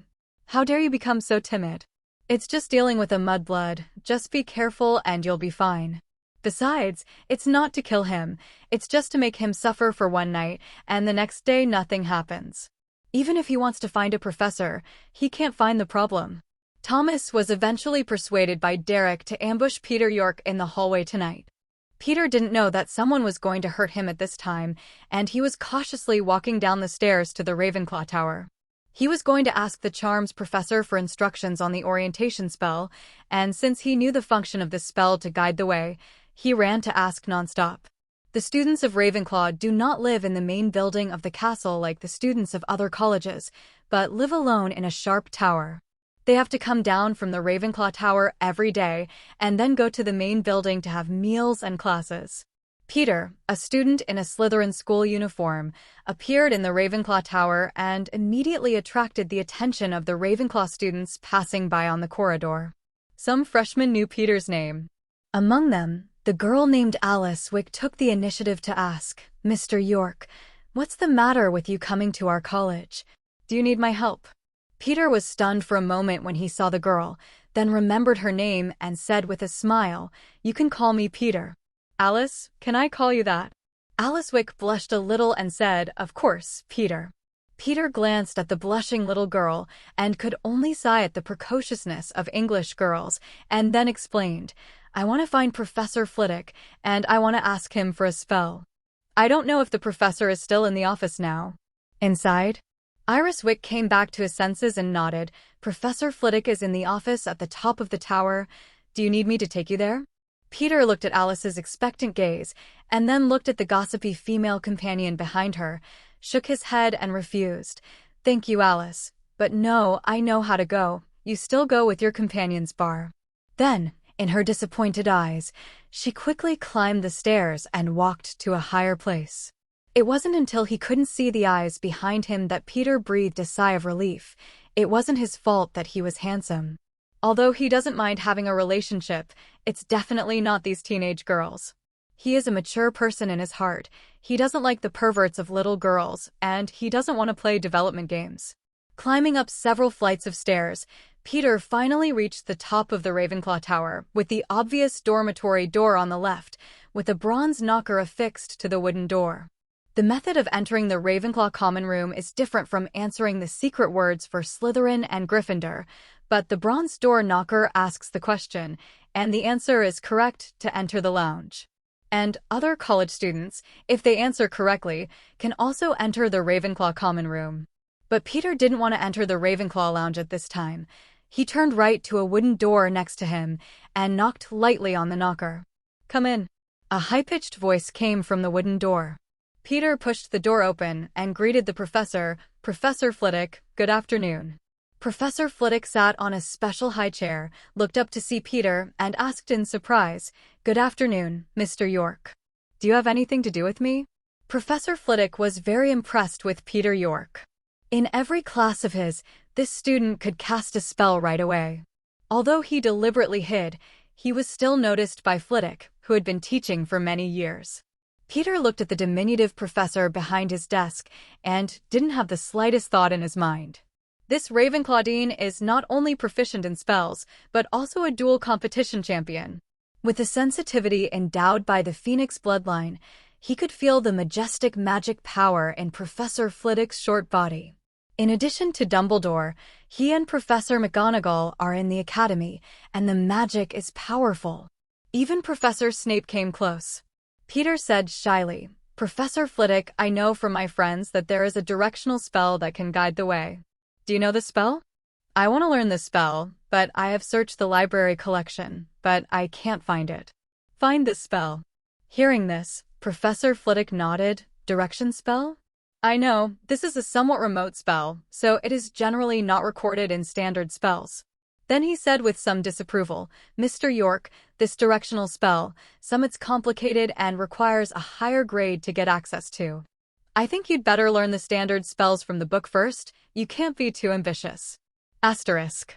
Peter said anxiously, "Professor, I have already learned all the spells in the first grade textbook, and now I am learning the content of the senior grades by myself. And I am learning this spell because I have the habit of getting lost. If I don't learn the directional spell well, I might be trapped in a classroom in the castle someday. So teach me the spell, Professor." Professor Flitwick said in disbelief, "You said you have finished the first grade?"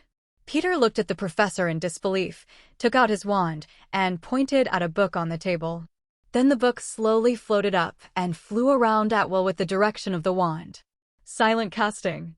Professor Flitwick exclaimed in surprise. Although he has seen many talented people, he has never seen anyone who can cast silent spells in the first grade.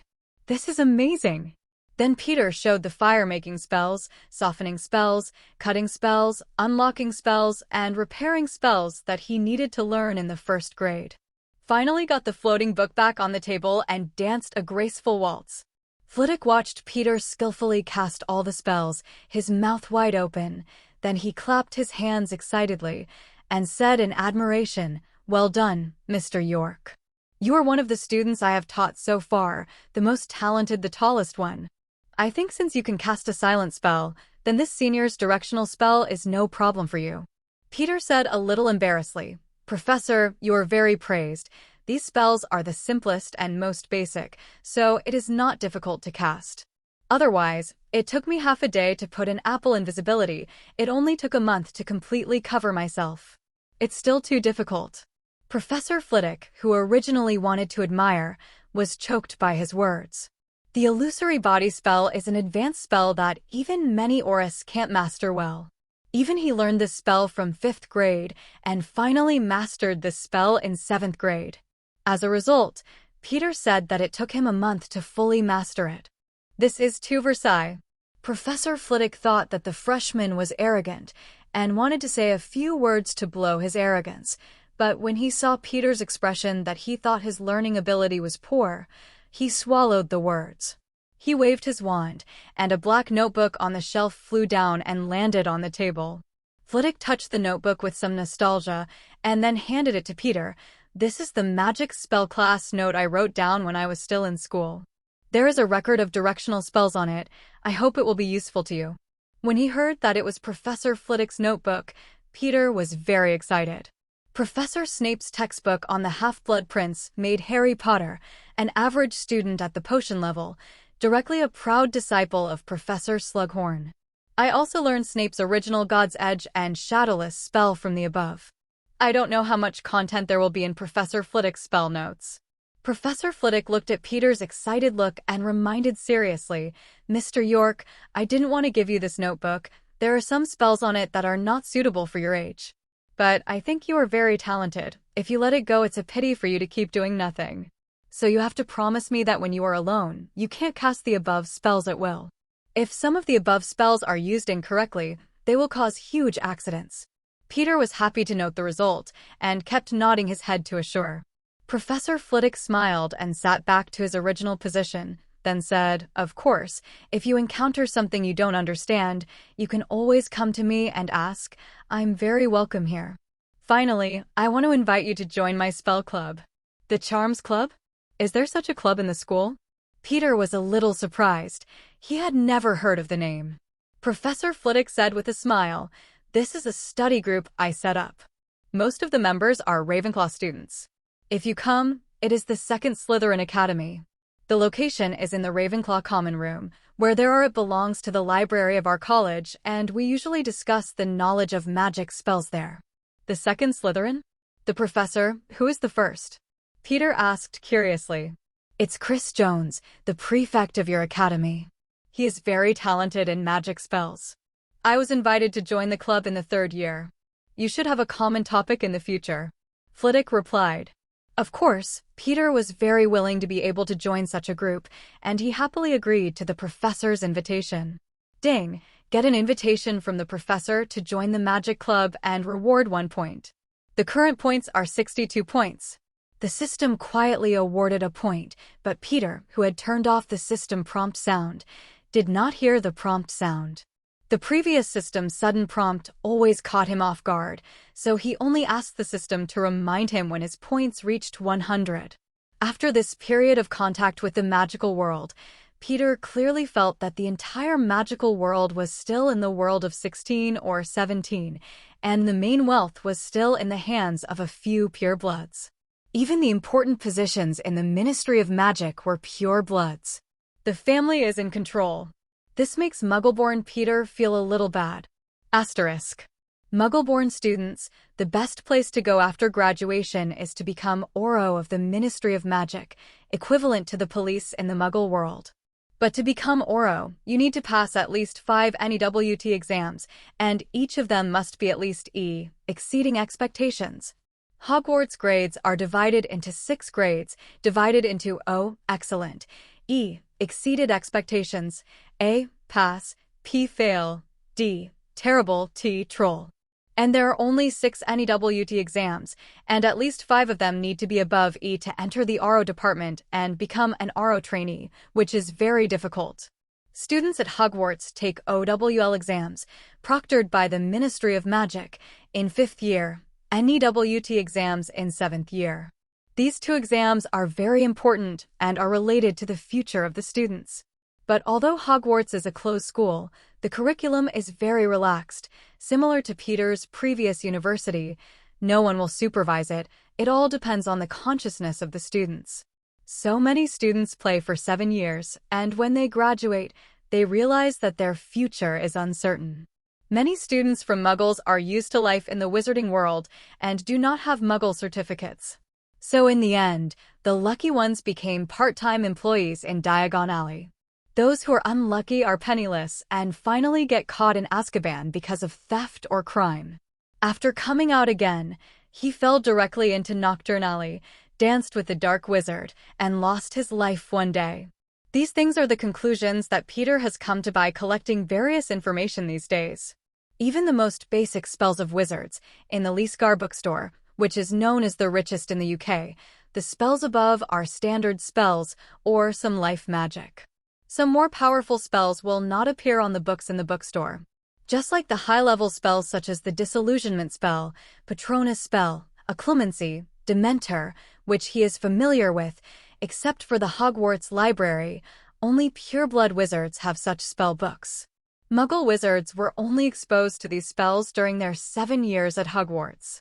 But how could a group of teenage children, when they come to an uncontrolled school, calm down and go to the library to look up these materials?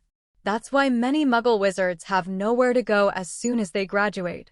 Didn't even master a few spells. But such a fact was not noticed or was deliberately ignored. Many Muggle students came to the magical world happily, but after getting used to the magical life, they didn't even have the chance to step into the real magic world, and they could only gradually degenerate. Peter didn't worry about his future. At the worst, he could return to the Muggle world to be his Earl, and his family's wealth could let him squander for a few lifetimes. And since he came to Hogwarts, Peter almost used the library as his base. Basically, everyone who knew Peter knew that if they wanted to find him, the most likely place was the library. The Hogwarts Library is arguably the most complete place for magic books in the UK. Thousands of years of magical knowledge have been accumulated here. Arguably the most precious place in Hogwarts. It's just ignored by a lot of people. Even Voldemort, a wizard from an orphanage, in addition to his talent, the reason why he can quickly become strong is probably the library is the main reason. There are even Horcrux making books in the restricted area of the library, so you know there is a lot of books here. Peter even guessed that Voldemort wanted to apply for the position of black magic professor over and over again. Part of the reason was to gain the massive magical knowledge here. He cursed the defense against the dark arts position only to be rejected by the wary Dumbledore. Leaving Professor Flitwick's office, Peter happily held the notebook and walked to the library. Coming to the library, Peter first greeted Mrs. Pants, the librarian, before finding a suitable seat to sit down. Then he opened Professor Flitwick's notebook. On the first page of the notebook, all petrification spells were recorded, and the spell-casting gestures and precautions were recorded in detail.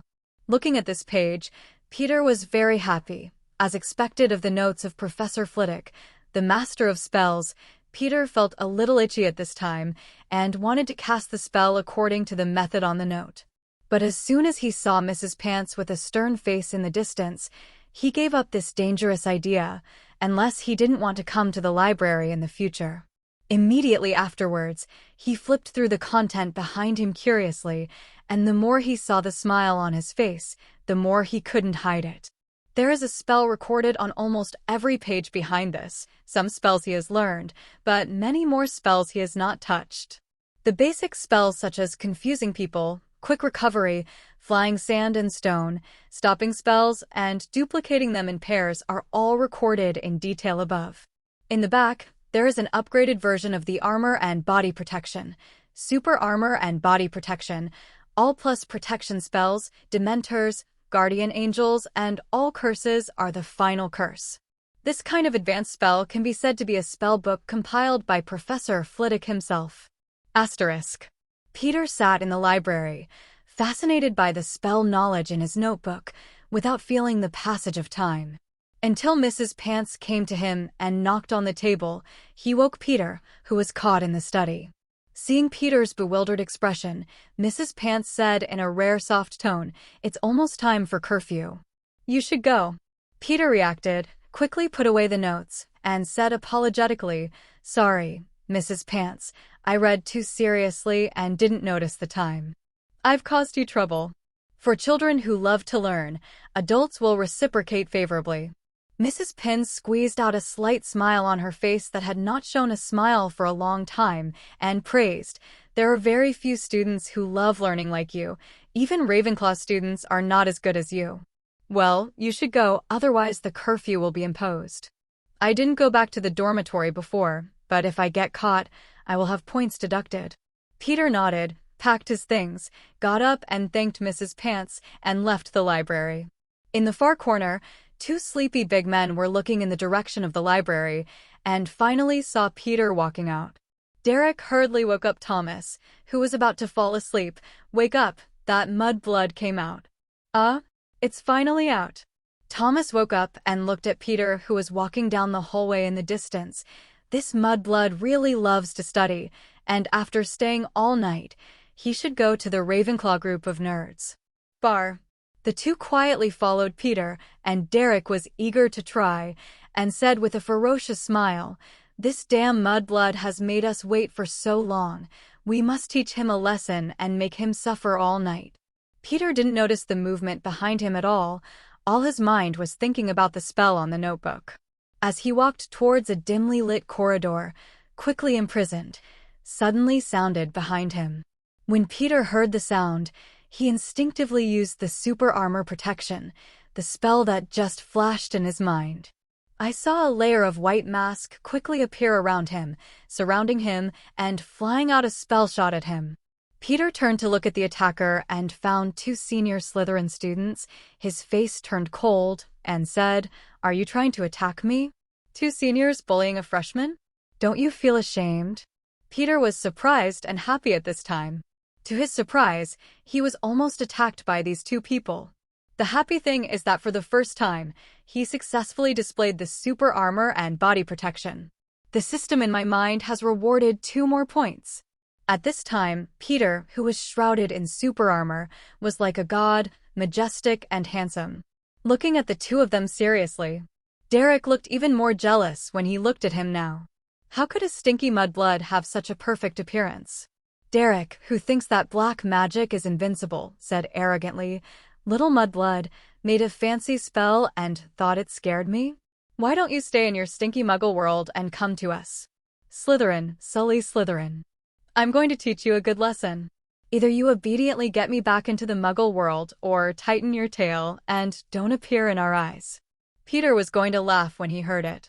It was the first time he realized the paranoid views of these pure-blood wizards on blood. He looked at the two and said with a smile, "I don't know if we in the muggle world stink, but we are generally only for pets like cats, dogs, and so on. We talk about bloodlines." "I don't know what bloodlines you are, tell me." Neither of them were stupid, and when Peter compared their proud lineage to cats and dogs, he was immediately annoyed. Derek took his stout wand and pointed it at Peter, gritted his teeth and said, "You damned mudblood, how dare you insult our pure blood? I want you to experience the harshest punishment. I've heard of gouging out the heart. A bone spell? My dad improved it, and it's not as painful as the original spell, but it's enough for you to drink. And there won't be any traces after it, even if Dumbledore checked it himself." Gouging out the bone. Derek's wand shot a beam towards Peter. Super armor and body protection. All protection. Armor and body protection. Peter had heard the name of gouging the heart, and he cast a spell again and again. The Longbottom and his wife were tortured mad by Lestrange's use of the spell, so he was very careful at this time, preparing to avoid the spell as soon as possible. It's just that Derek's gouging bone curse hit Peter's super strong armor and was thrown away, and even Peter's first layer of protection was not broken. Peter looked at the result speechlessly and said to the two who had not yet accepted the result, "Are you sure this is the real heart-piercing curse? It doesn't fit the reputation of the 3 unforgivable curses at all. You're bluffing me, right? It's impossible. This is obviously the black magic I learned from my dad's notebook. How can I not break even a protective spell?" Derek dared not accept the fact and continued to cast a spell on Peter, but except for the first A layer of protective spell swayed outside the ripples, and they were all bounced out. Asterisk. Thomas on the side looked at Derek, who was a little crazy, and Peter, who was watching the play in the protective circle. He had a bad premonition and quickly pulled Radric and said, "Let's go. This guy is using super armor. That's a protective spell that my dad doesn't even know. We can't beat him." Peter looked at the two who were about to withdraw and immediately quit. Why was he the one who was passively beaten? He directly raised his wand and said to the two of them, all petrified. The two people who were about to retreat in the distance were immediately stopped and fell straight to the ground. The force of the impact made Peter feel pain. He came to the two of them, looking at Derek, whose eyes were full of resentment, and Thomas, whose eyes were rolling and begging. With a smile, he said, "Sneak attack on me, and want to use black magic. If you can't beat it, you want to run away. How can there be such a good thing? I think about how to deal with the two of you." There. Peter's eyes lit up. "I'll hang you upside down and hang them in the corridor. Let's blow the cold wind all night." "Oh, I'm so kind. You treat me like this, and I just treat you like this. You must remember my generosity in the future." Afterwards, the two petrified people were directly turned into long ropes by Peter using 2 wooden sticks and hung upside down on the periphery of the corridor, swaying in the wind. Peter looked at his work with satisfaction and left happily. After Peter left the corridor, in the shadow of a corner, a tall figure and a short figure came out. It was Dumbledore and Professor Flitwick. Flitwick watched Peter disappear with satisfaction and said to Dumbledore, "I read him right. Peter York is a very talented student, and he is mentally bright, not like a Slytherin student at all. It would be great if he could be in Ravenclaw. I gave him all the spell notes I summarized, and I didn't even give it to the students of my own academy. It's just that his talent is really terrifying, and he has even displayed super armor and body protection. It won't take long for the notes to be given to him." Dumbledore looked at the place where Peter disappeared, and then looked at the 2 Slytherin students who were hanging in the air.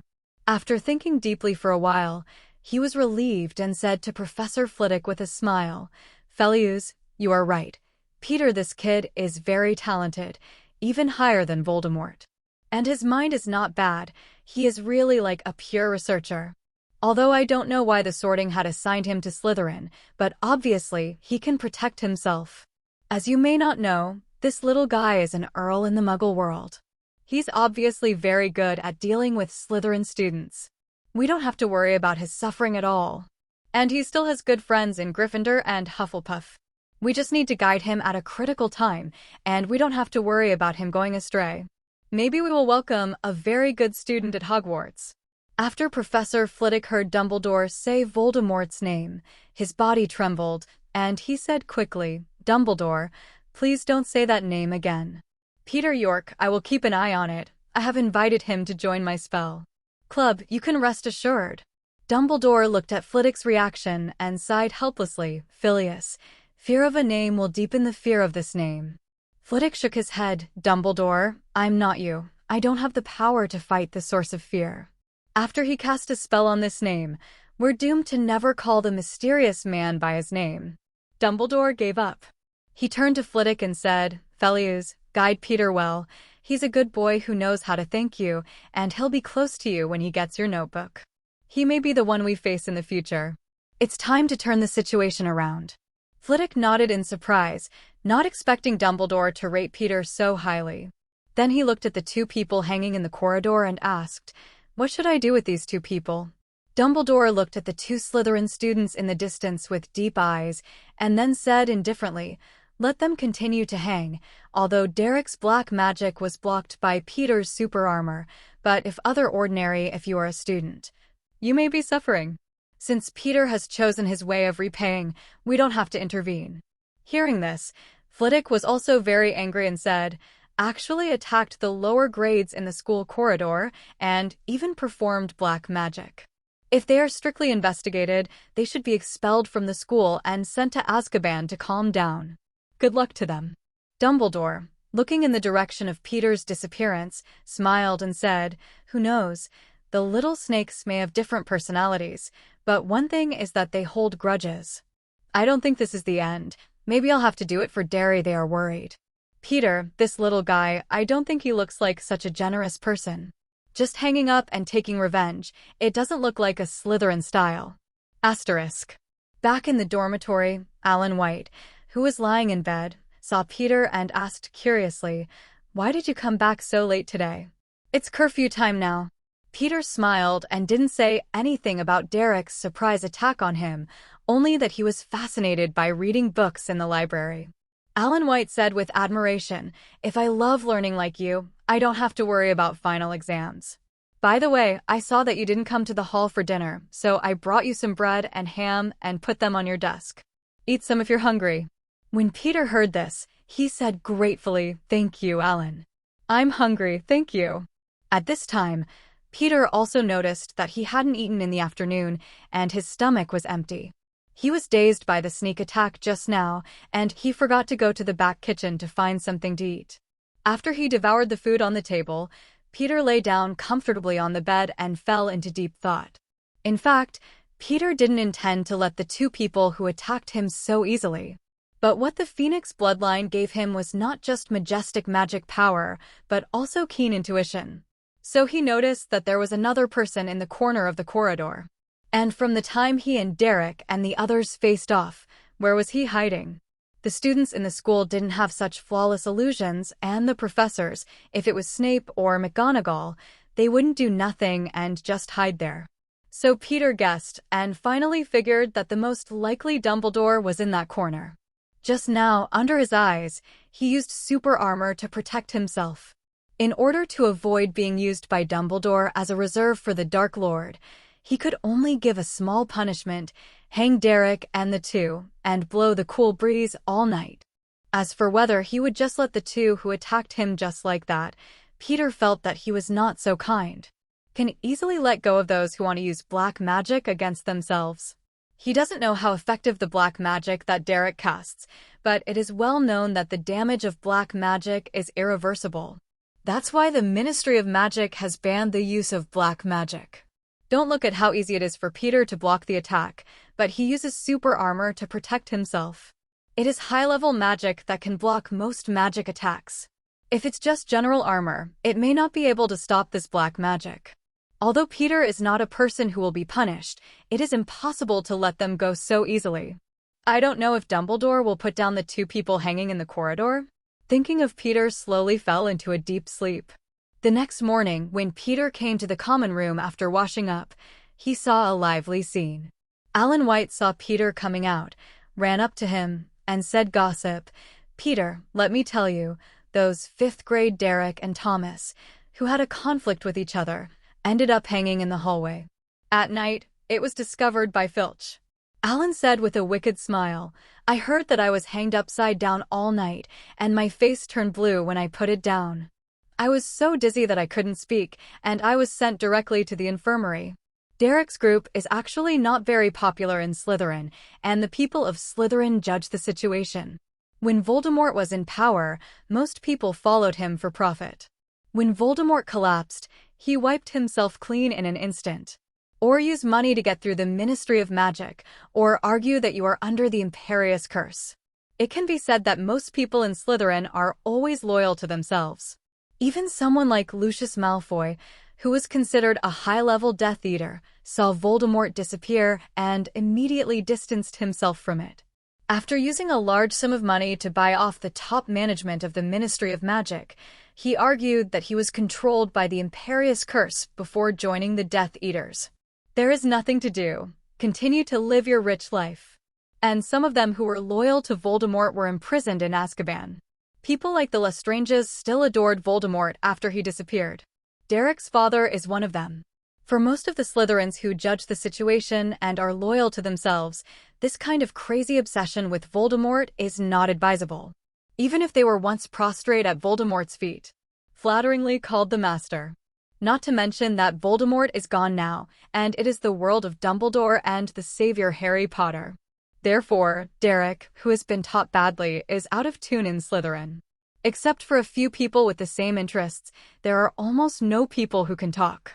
Peter squinted his glasses when he heard Alan's words, and then asked, "Didn't they say who tied them? Was it really blown by the cool breeze all night?" Alan nodded and said gloatingly, "Professor Snape followed them when they were sent to the infirmary. It's just that they were frozen speechless. And Professor Snape didn't ask who attacked them. I heard that they wanted to sue, but were taught a spell by Snape, and they muted their voices. Said to let them have a good rest, they don't have to go to class today." Alan White rolled his eyes and whispered, "I suspect that Professor Snape already knew who it was. And the person who dealt with Derek must be someone from our college. So Professor Snape won't let Derek say whoever hanged them. This is a serious matter, and if Derek speaks out, it will definitely make Slytherin lose a lot of points." Asterisk. Ginny was not too surprised. He was just a little surprised that Dumbledore didn't put Derek and the others down after he left.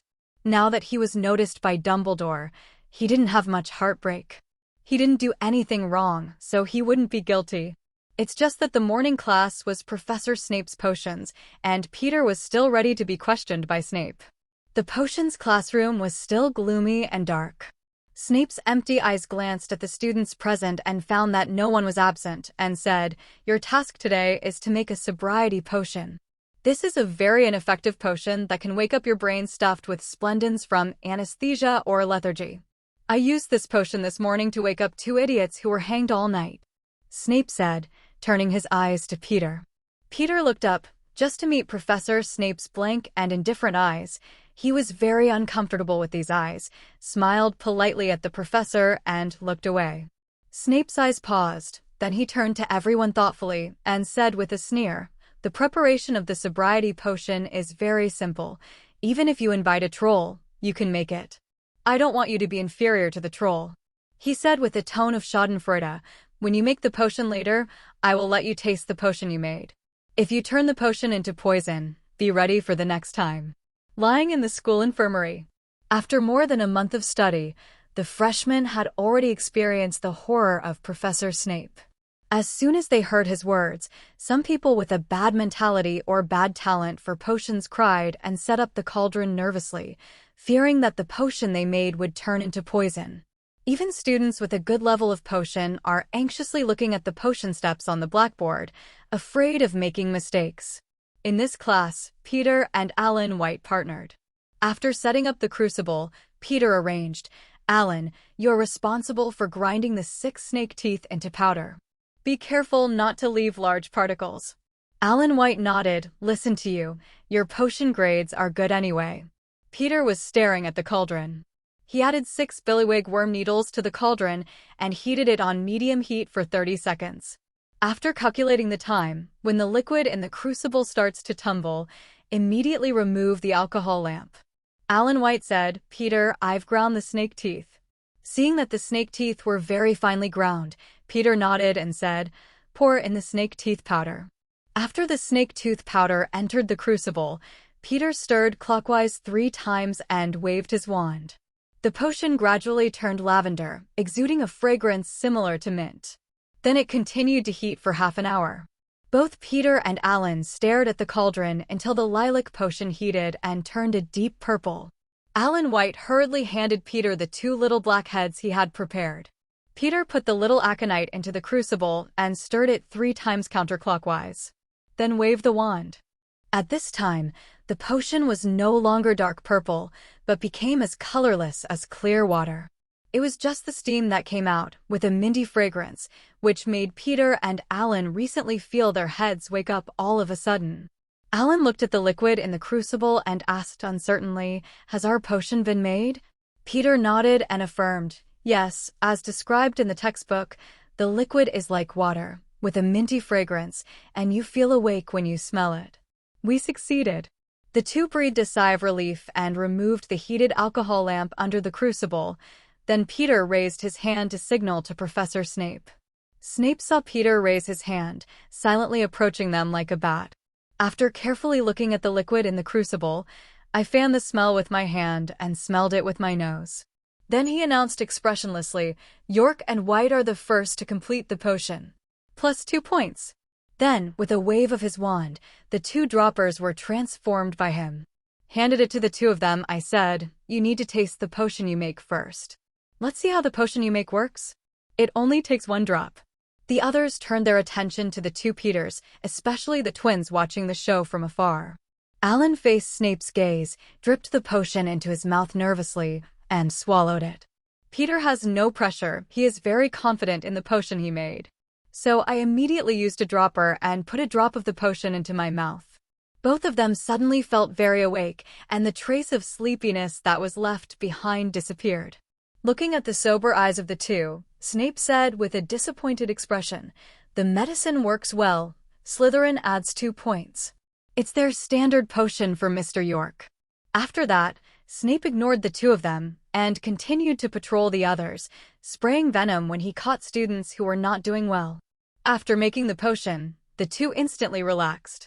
They poured the potion in the cauldron into a special crystal bottle and put it on a shelf aside.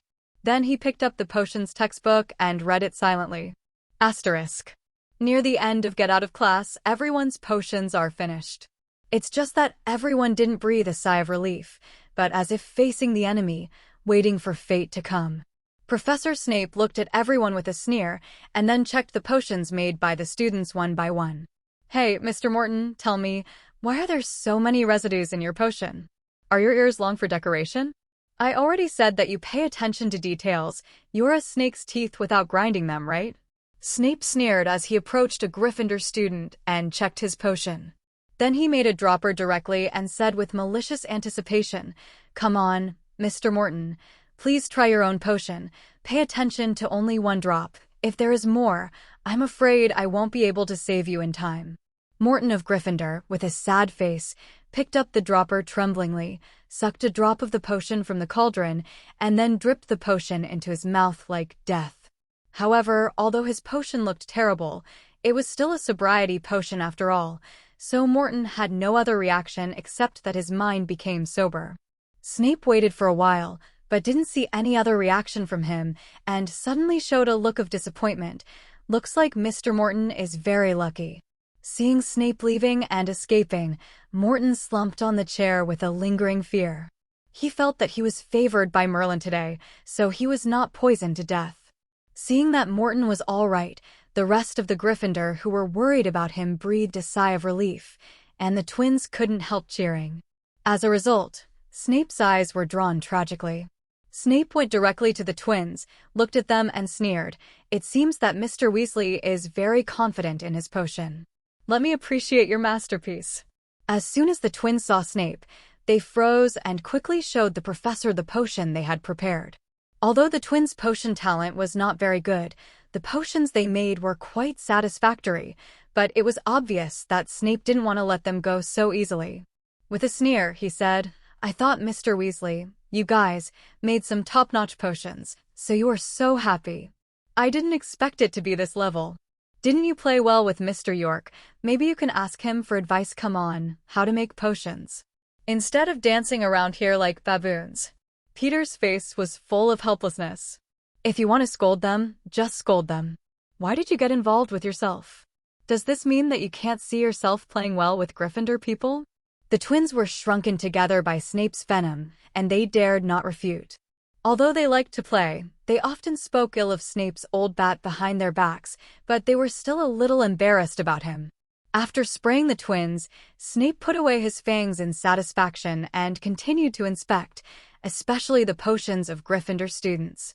This time, he came to Lee Jordan and another Gryffindor student, looked blankly at the mucus in their cauldron, and asked gloomily, "Please tell me what this mass is." "Well, sobriety medicine?" Lee Jordan said uncertainly. "Huh, do you think this sticky thing is a sobriety potion?" Snape sneered and pretended to be surprised and announced to the crowd, "I didn't expect a potions master among our first-year freshmen to actually invent it. A brand new sobriety potion. Really worth encouraging." Lee Jordan and his classmates were embarrassed by Snape's taunting words. Especially Lee Jordan. His dark complexion was flushed, and he was ashamed and angry. Some of the Slytherin's pupils followed suit, drawing the twins and the rest of the Gryffindor to glare at them.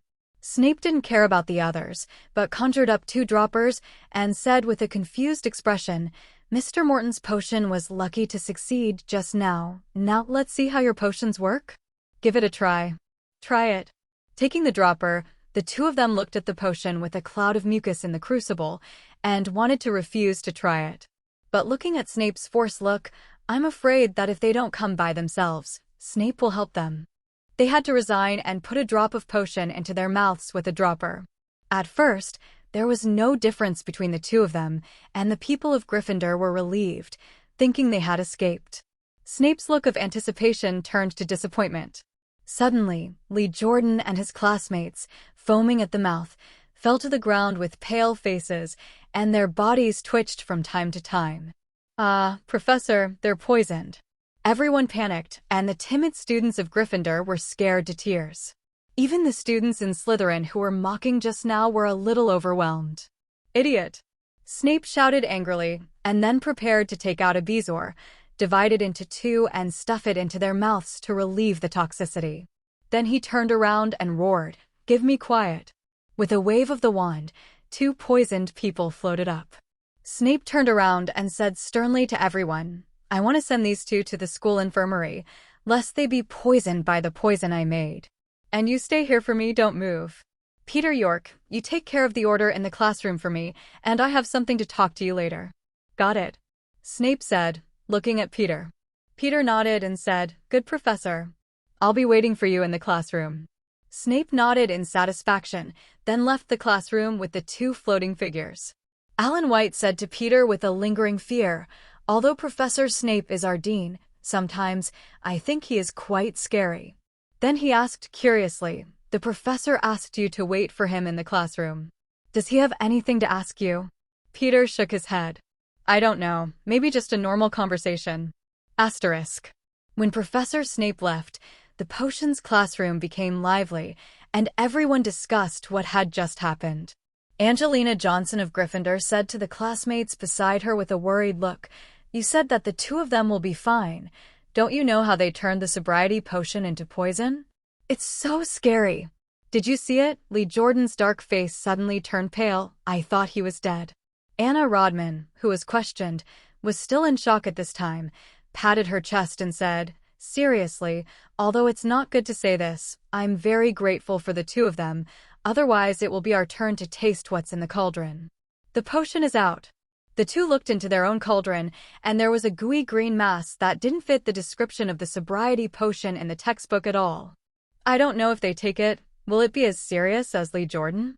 The two looked at the potion in embarrassment, and invariably thanked Lee Jordan in their hearts that they had prevented the disaster for themselves.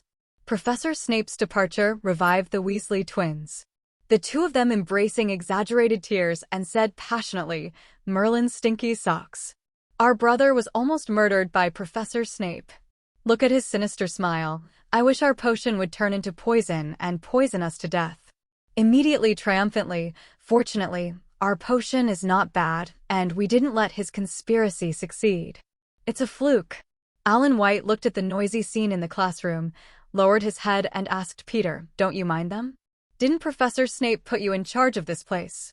Peter shook his head and said indifferently, "As long as they don't cause any trouble, I don't bother to manage, especially those Gryffindor people. Do you think they will listen to me as a Slytherin?" But looking at the twins who danced the most, Peter rolled his eyes, grinned wickedly, and put his wand on his neck. "Oh, I didn't expect Mr. Weasley to have such an opinion on me. It seems that I need to make it a little more difficult for you, two Mr. Weasleys who claim to be excellent in potions." Snape's indifferent voice rang in the classroom and cooperated within the dim environment. "It looks very gloomy." The voices in the classroom stopped abruptly, and everyone sat up straight and closed their mouths in horror, not daring to move. The originally cheerful twins were frightened by the sound and almost fell over. They hurriedly sat down and shouted tremblingly, "S. Professor Snape. It's Professor Snape. It's not Professor Snape. 10 points from Gryffindor. Since you named the professor indiscriminately." Snape's gloomy voice came again. When the twins heard that they were about to deduct points, they were immediately discouraged, crying and dreading, not daring to refute. They had already been deducted a lot of points for their participation in the Quidditch tryouts. Now that they have been deducted again, if Percy knew about it, he would have to report to his mother. It's time for a shouting letter. After waiting for a while, they didn't hear Snape's voice either, so they looked back boldly and didn't see Professor Snape. He glanced around, but still no figure was found. "What are you guys looking at?" Snape's cold voice sounded again, causing the two of them to wince. It's just that they looked in the direction where the sound came from, and found that Peter was casting a spell with his wand down with his neck down with a smirk, while Alan White next to him was covering his stomach and laughing. "What are you looking at? All your credits will be deducted if you watch." Snape's voice came out of Peter's mouth strangely. The Weasley twins understood now. They were tricked by Peter. Immediately, he rushed over in anger. "Ah, Peter, you be asterisk asterisk asterisk asterisk asterisk D. You pretend to be Snape's voice to frighten us, too bad." Peter was attacked from both sides by the two, and the twins tickled him in tacit agreement, trying to release their anger on him.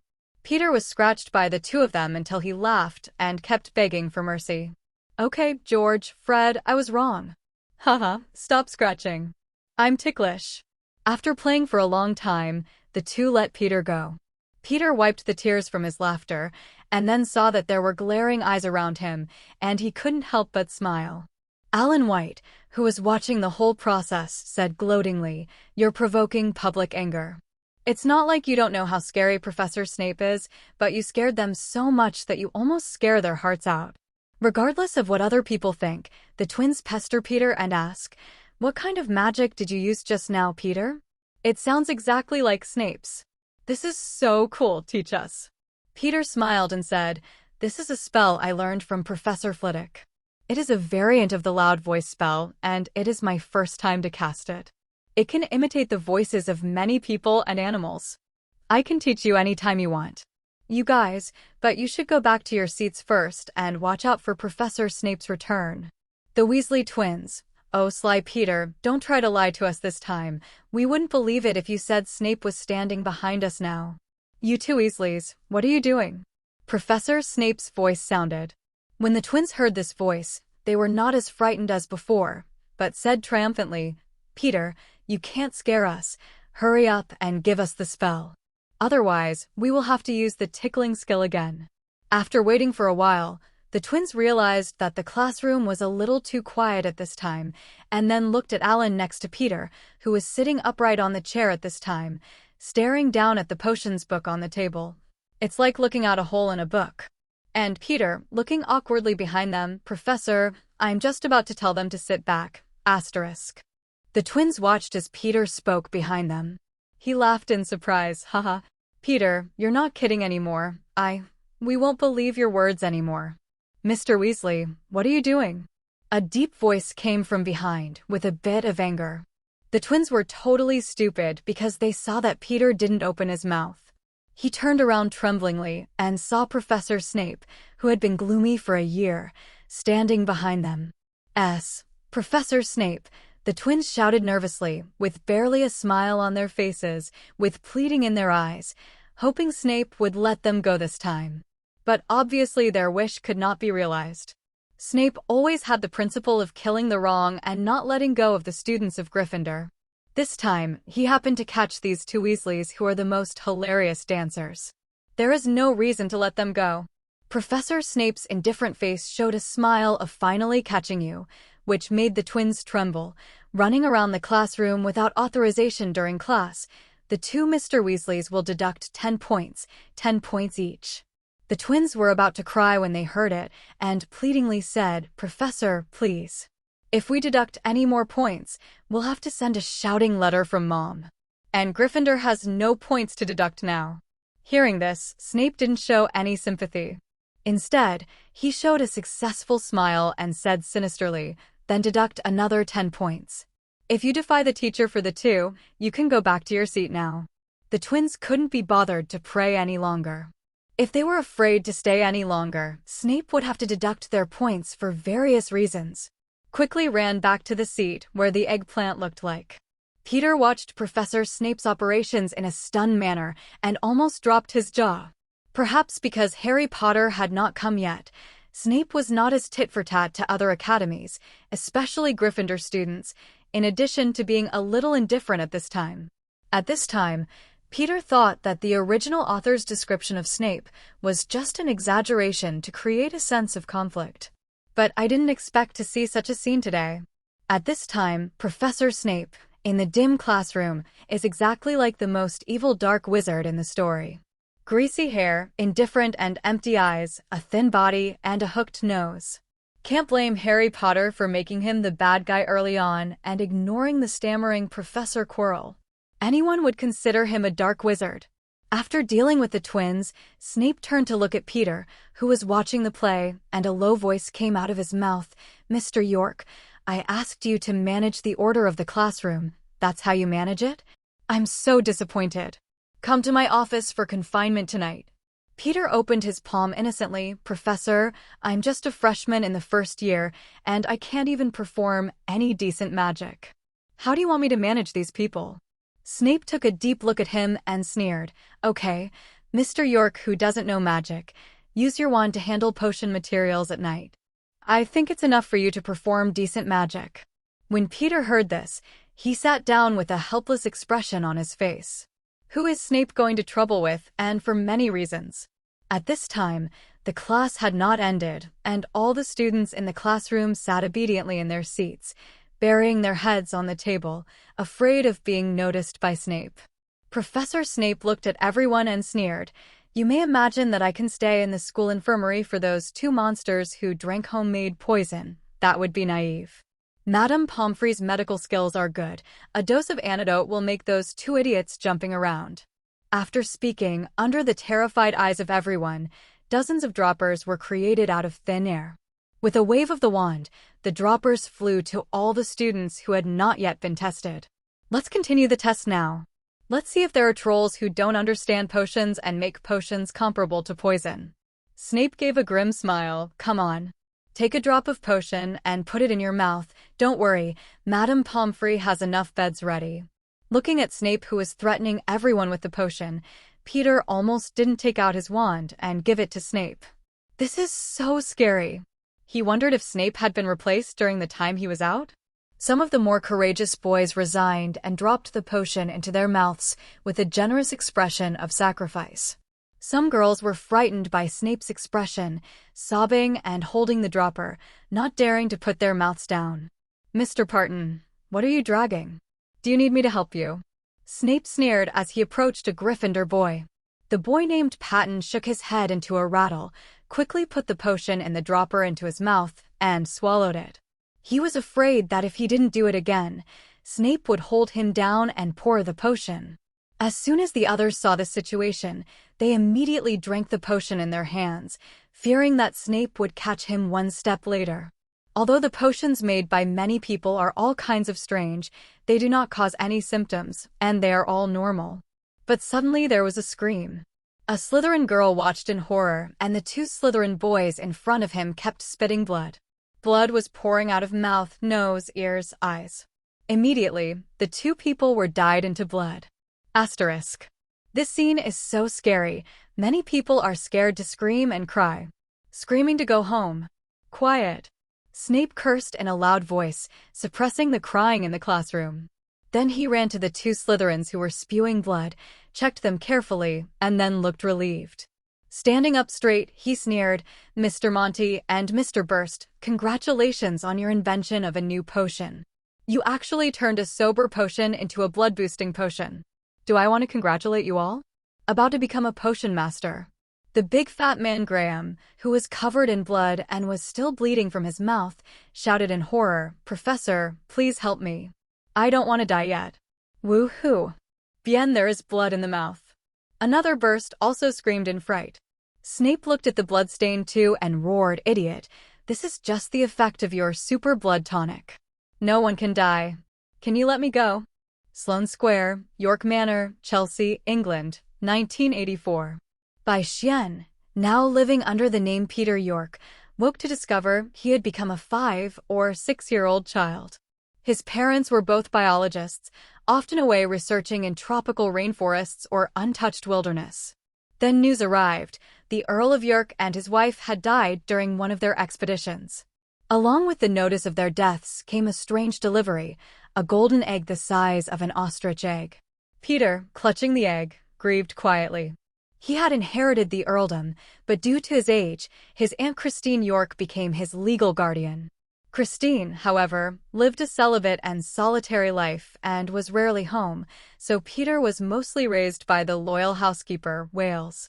By 1988, 10-year-old Earl Peter York had earned a reputation in aristocratic circles as a child prodigy. On this particular day, his school organized a trip to the reptile house at the zoo. Peter joined his classmates as they followed the teacher through the exhibits. As soon as he walked in, he noticed a small, thin boy in oversized, shabby clothing pressing his face against the glass of a python enclosure. A large, rude boy shoved him aside, sending him sprawling to the floor. Then something impossible happened. The glass vanished. The python slid out, hissing at the thin boy, who hissed right back. It was as if the two were speaking to each other.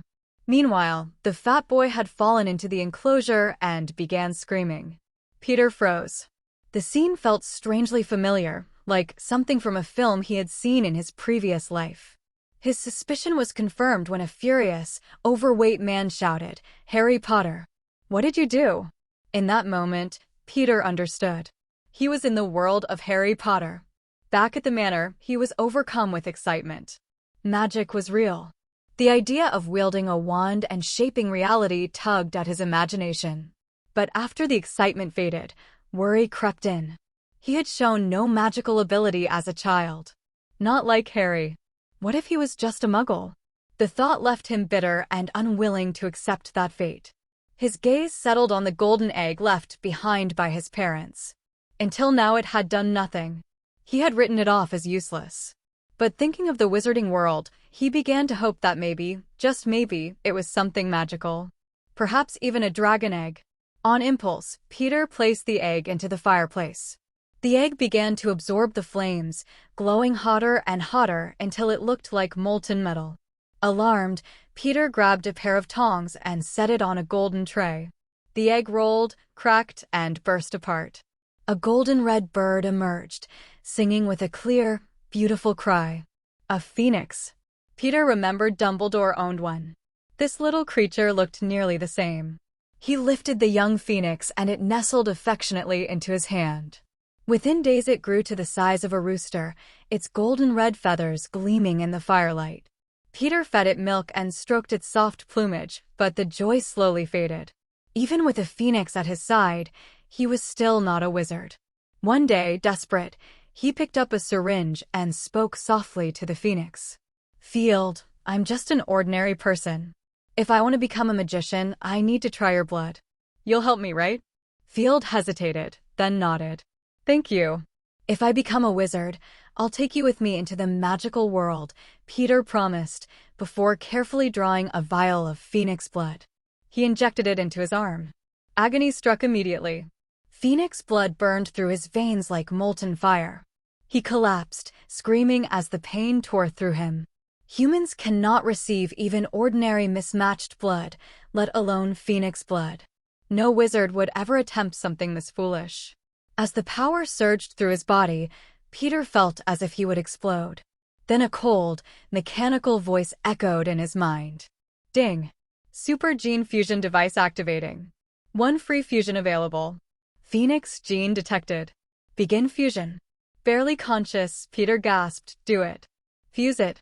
Fusion initiated. While this happened, the phoenix trembled weakly nearby. Every drop of its blood was priceless, and Peter had taken a full tube. Its feathers dulled, and seeing its master dying on the floor, the phoenix burst into golden flames. When the fire faded, the last spark flew into Peter's body. He ignited. His body burned to ash. The manor fell silent, the fireplace flickering gently. Then, from the pile of ashes beneath the table, a tiny phoenix chick climbed free. Soft, golden, and confused, it chirped in a bright, clear voice. Peter York had been reborn. The soft chirping of the little phoenix echoed through the manor and woke another one. From the ashes on the golden plate, a second phoenix was reborn. Field, newly restored, hopped down from the table and gently rubbed his head against the confused chick standing nearby. Peter York stared at them both, stunned. He looked down at himself and realized that he was no longer human. He had become a phoenix as well. When the phoenix blood had begun to burn through his veins, he had regretted everything. His final memory was of a strange voice in his head, followed by Field bursting into flames. A golden fire had swept over him, burning him to ash and ending the pain. "System? Are you there?" he whispered into the quiet. "The Super Gene Fusion device is at your service." "What does the host require?" came the cold mechanical reply inside his mind. Peter's heart raced. "What can you do?" "The Super Gene Fusion device is an accidental creation of the multiverse. Its function is to fuse biological genes for the host, granting power. The host earns points through daily study and life, which may be exchanged for gene fusion opportunities." Peter swallowed and looked at his phoenix body. "So, did you do this to me? How do I turn back into a human?" "This system only performs genetic fusion. Physical transformation is not within system control. Your current condition was caused by your phoenix companion. At the final moment, he shared the fire of Nirvana with you, creating unpredictable changes. The host must explore the results independently." Peter blinked, stunned. So Field had saved him. In truth, he was unbelievably lucky. Phoenixes were so rare that even in the wizarding world, Dumbledore's phoenix stood alone. Injecting phoenix blood should have killed him instantly. But the system managed to fuse the gene just in time. Then Field sacrificed part of his Nirvana flame to revive him. The fire of Nirvana is the source of a phoenix's immortality. No phoenix would ever willingly share it. But Field was newly born, innocent and pure, with no walls between himself and the human who had raised him. To him, Peter was family. Had he been older, wiser, more guarded, he never would have done it. "Peter! Peter!" a young, bright voice called. Field fluttered over, still small, still growing. Peter froze. "Field, are you talking to me?" Field chirped again, then spoke clearly in that musical tone only phoenixes had. Peter became like Field. "Field is happy." He nuzzled Peter fondly. And in that moment, Peter finally understood.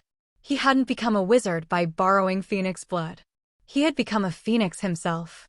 The two crying bloody men, frightened by Snape's aura, quickly shut up and withdrew their bloody hands lying on Snape's robes, completely helpless. Looking at the two of them, Snape looked helpless and could only shout, "Peter York, hurry up and send these two idiots to the school infirmary. Then come to my office after class."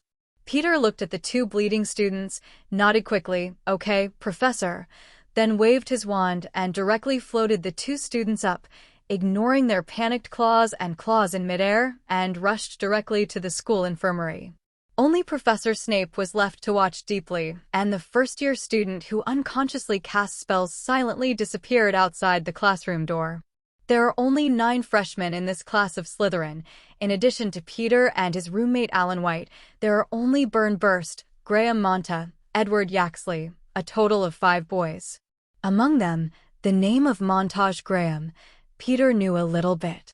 This big fat man is the future Slytherin chaser, and when Harry Potter formed the DA Club in 5th grade, as Umbridge's helper and member of the investigation team, when he wanted to deduct points for Gryffindor, he was stabbed in the head by Fred, a cannon fodder in the Vanishing Cabinet. Monta, who was enchanted and floated in the air, shouted to Peter in a panic, "Peter, put us down. We can go by ourselves." Burst nodded nervously and wanted to get down. Peter looked at them covered in blood, shook his head and refused. "No, you will dirty the corridor. If you are caught by Filch, you will suffer. And you are patients now. I want to ensure your safety." There were also some senior students in the corridor who had no class in the morning. They looked at Peter in surprise, and the 2 blood-soaked people floating behind them rushed to the school infirmary, thinking that something had happened, so they quickly got out of the way. Quickly coming to the school infirmary, Peter hurriedly knocked on the door of the school infirmary. "Mrs. Pomfrey, come and see my classmates."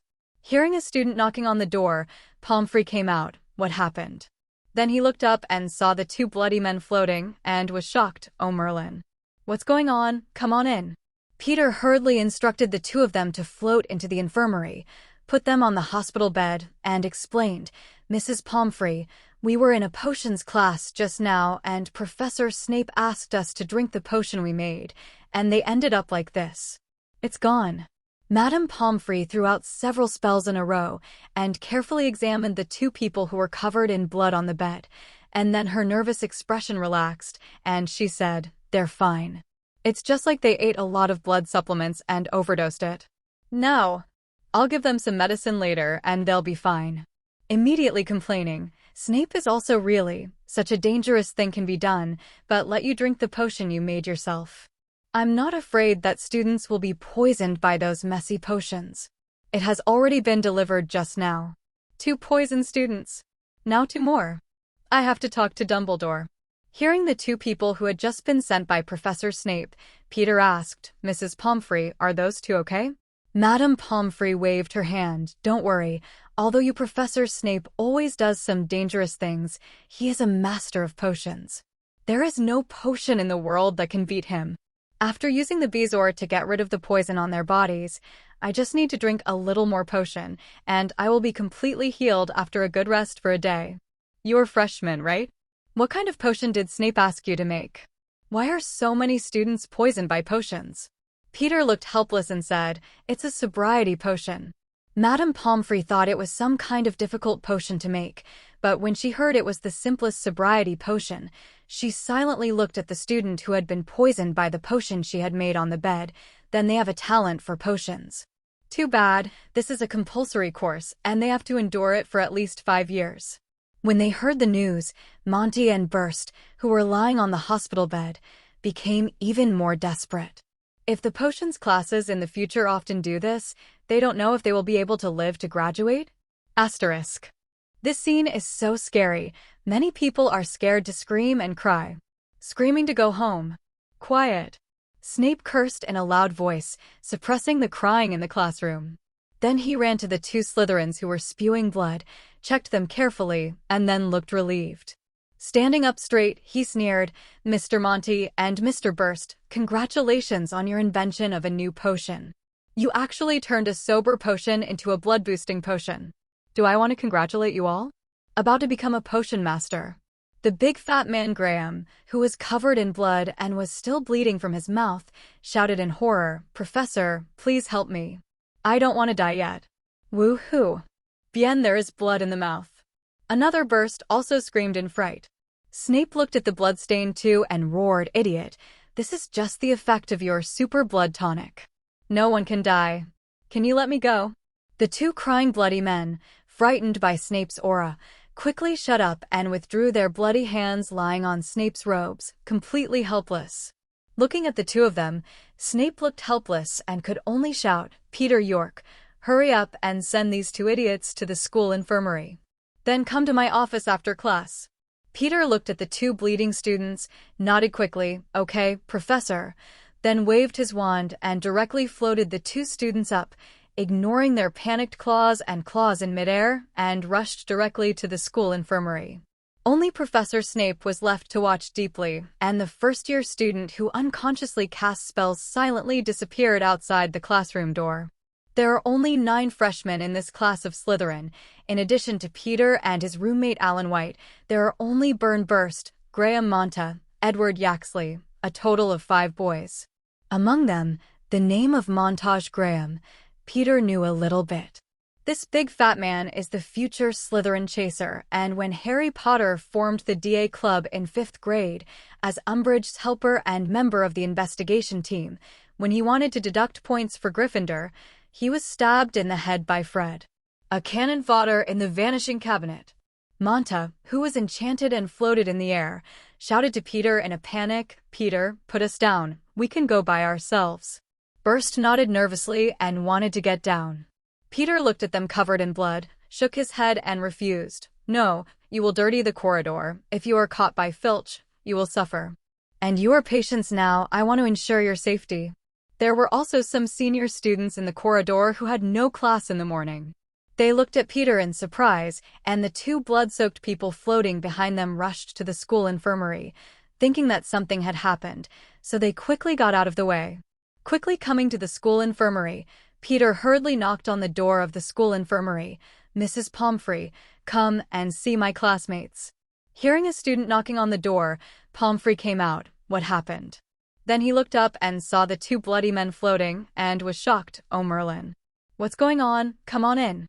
Peter hurriedly instructed the two of them to float into the infirmary, put them on the hospital bed, and explained, "Mrs. Pomfrey, we were in a potions class just now, and Professor Snape asked us to drink the potion we made, and they ended up like this. It's gone." Madame Pomfrey threw out several spells in a row and carefully examined the two people who were covered in blood on the bed, and then her nervous expression relaxed, and she said, "They're fine. It's just like they ate a lot of blood supplements and overdosed it. Now, I'll give them some medicine later and they'll be fine." Immediately complaining, "Snape is also really, such a dangerous thing can be done, but let you drink the potion you made yourself. I'm not afraid that students will be poisoned by those messy potions. It has already been delivered just now. 2 poisoned students. Now 2 more. I have to talk to Dumbledore." Hearing the 2 people who had just been sent by Professor Snape, Peter asked, "Mrs. Pomfrey, are those 2 okay?" Madame Pomfrey waved her hand. "Don't worry. Although you Professor Snape always does some dangerous things, he is a master of potions. There is no potion in the world that can beat him. After using the Bezoar to get rid of the poison on their bodies, I just need to drink a little more potion, and I will be completely healed after a good rest for a day. You're freshmen, right? What kind of potion did Snape ask you to make? Why are so many students poisoned by potions?" Peter looked helpless and said, "It's a sobriety potion." Madame Pomfrey thought it was some kind of difficult potion to make, but when she heard it was the simplest sobriety potion, she silently looked at the student who had been poisoned by the potion she had made on the bed. "Then they have a talent for potions. Too bad, this is a compulsory course, and they have to endure it for at least 5 years. When they heard the news, Monty and Burst, who were lying on the hospital bed, became even more desperate. If the potions classes in the future often do this, they don't know if they will be able to live to graduate? Asterisk. Leaving the 2 patients in the infirmary, Peter said goodbye to Madame Pomfrey and rushed to the potions office. Now that the get out of class is over, Many students are rushing out of the classroom, chasing and fighting each other. Coming to the office door, Peter knocked, heard "Come in," and walked in. "Professor, are you looking for me?" Peter asked, pretending to be puzzled. In fact, he had already guessed in his heart that it was probably the two Derek, who had failed the sneak attack last night and had been hanged by him all night, and complained to Snape. Snape was sitting on his desk, grading a bunch of homework, and when he heard Peter's words, he sneered, looked at Peter deeply, and said, "Derek and Thomas, both hanging in the hallway all night, this morning. I was found and sent to the infirmary. After they woke up, they told me that you attacked them. I don't know how you explain it." Peter looked away from Snape. He knew that this was not only a potions master, but also an occlumency master who could fool Voldemort, as well as a superb Dementor. If you are watched by his eyes for a long time, it is very likely that the secrets in your head will be quietly acquired. Peter said with a joking look on your face, "Professor, I'm only a first-year freshman, and I've just come to Hogwarts from Muggle Society. And Derek and the others are already fifth-year students, and there are two of them. You think I have such an ability sneak attacking them?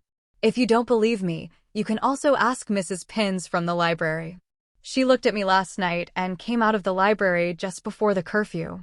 Where did you get the time to attack them? This is ridiculous." Seeing Peter's wronged expression, Snape's mouth twitched.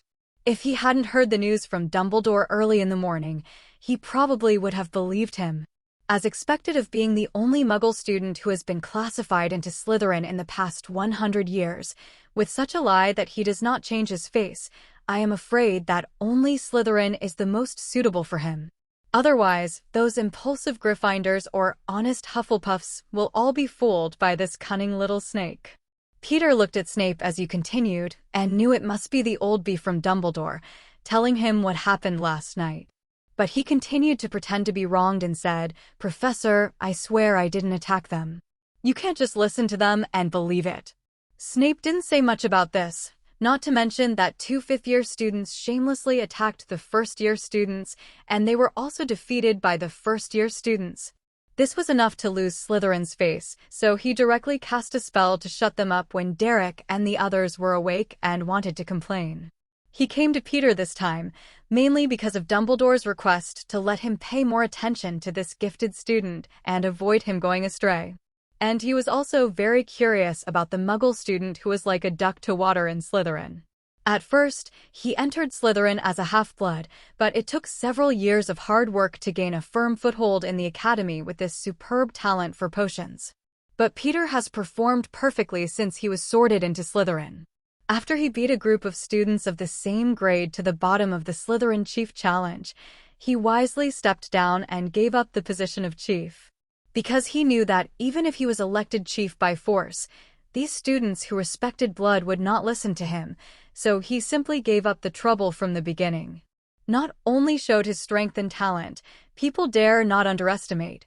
Do not intensify the contradictions between each other so that you will not be isolated in Slytherin. It can be said to be quite perfect. Surprised Snape, who had been following him. Snape stared at the little boy in front of him and reminded, "It doesn't matter if I believe it or not. It's just that Derek and Thomas, as heirs of the pureblood family, have received attention from the family.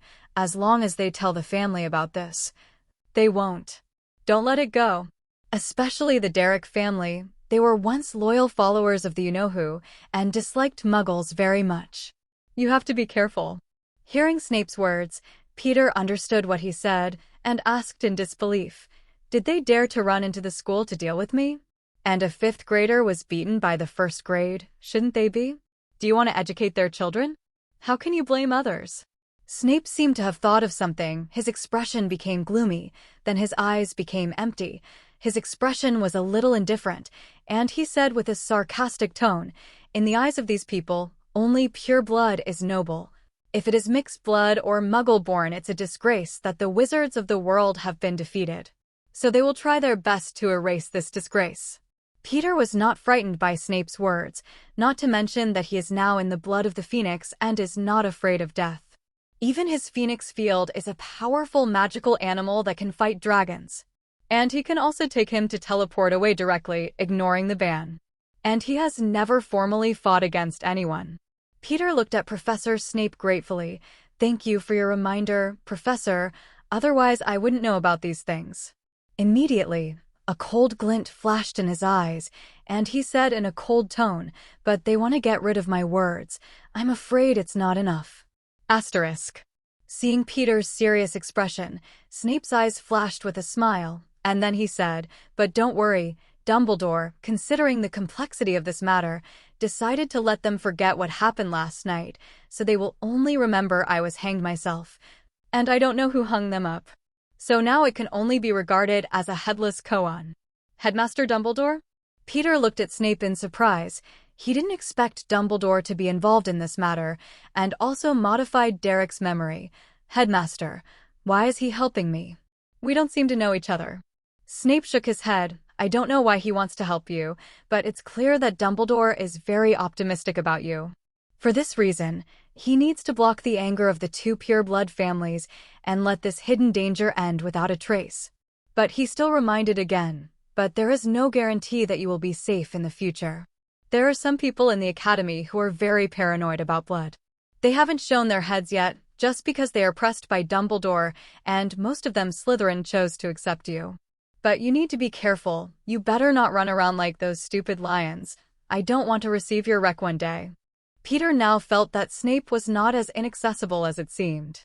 What he said to himself, although always with a gun and a stick. But with the thinking of an adult, putting aside those external thorns, he can analyze that this is caring for himself. Although the reason may simply be that Peter is a student of his college. Peter pretended to be obedient and thanked Snape. "Thank you, Professor Snape, for your concern for me. I will obey your words and save my life." Hearing Peter's words, Snape's face darkened, and this little brat became more and more daring to mock him in person. It's as if he didn't see the kid's deliberate smile. Snape growled angrily, "You still think about how you will be in Slytherin and make it through these 7 years. I remember the last time a Muggle-born student who was sorted into Slytherin by the sorting hat died inexplicably at the school. Lee. At that time, not even a murderer was caught. Although the environment is better now, it is impossible for you to spend 7 years in Slytherin smoothly. There will be many children from pure-blood families coming to Hogwarts next year, and even children of school directors. These people's thinking may be more radical. You don't want them to catch the handle and be expelled from school." Peter didn't understand this somewhat deformed magical society, and he directly complained, "It's almost the 21st century. The Muggle world is changing with each passing day, but the magical world is still like the Middle Ages. What kind of bloodlines? If this continues, I am afraid that it will not be long before the secrets of the magic world will be discovered by Muggles. At that time, I am afraid that there will be a battle. If these people don't change their minds, they will be just a bunch of research materials on the experimental bench." As soon as the words fell, Peter keenly noticed that there was a magical fluctuation next to the fireplace. He looked over there and found nothing. But Peter knew the disillusionment charm himself, so he guessed there was someone invisible all the time. As soon as he thought about it, he guessed who it was. However, as if he didn't notice it, he turned his eyes to Snape, only to find that Snape was looking at him strangely at this time. Snape didn't expect an 11-year-old child to be able to say this, and whether it's true or not, but it's surprising enough. Suddenly Snape froze, as if he had received some news, then looked at Peter strangely, and asked, "How did you come to such a conclusion?" "What do you mean, if the wizarding world were to fight against Muggles, wizards lose?" Peter noticed the situation and guessed that the invisible man had asked Snape to ask such a question, but he didn't care. He glanced around and found that there was no place for him to sit, so he took out a wrapping paper of ZZ honey candy and pointed it with his wand. The wrapping paper turned into a comfortable chair. Both Snape and the invisible people were very surprised. They didn't expect Peter's transfiguration talent to be so good. This is not the level that a first-year student should have. Peter sat down, and then said to Snape, "Professor, there are pure blood in the wizarding world, and in the Muggle world it is no less. It also has some blood ties with the current royal family. Although we have no real power, We can enter the Muggle high level and have a lot of information. He looked at Snape's surprised expression and continued, Professor, have you ever counted the number of Muggles? There are 5.3 billion people in the world. And I have checked the British wizarding world, at most tens of thousands. The total number of wizards in the rest of the world is less than 1 million at most.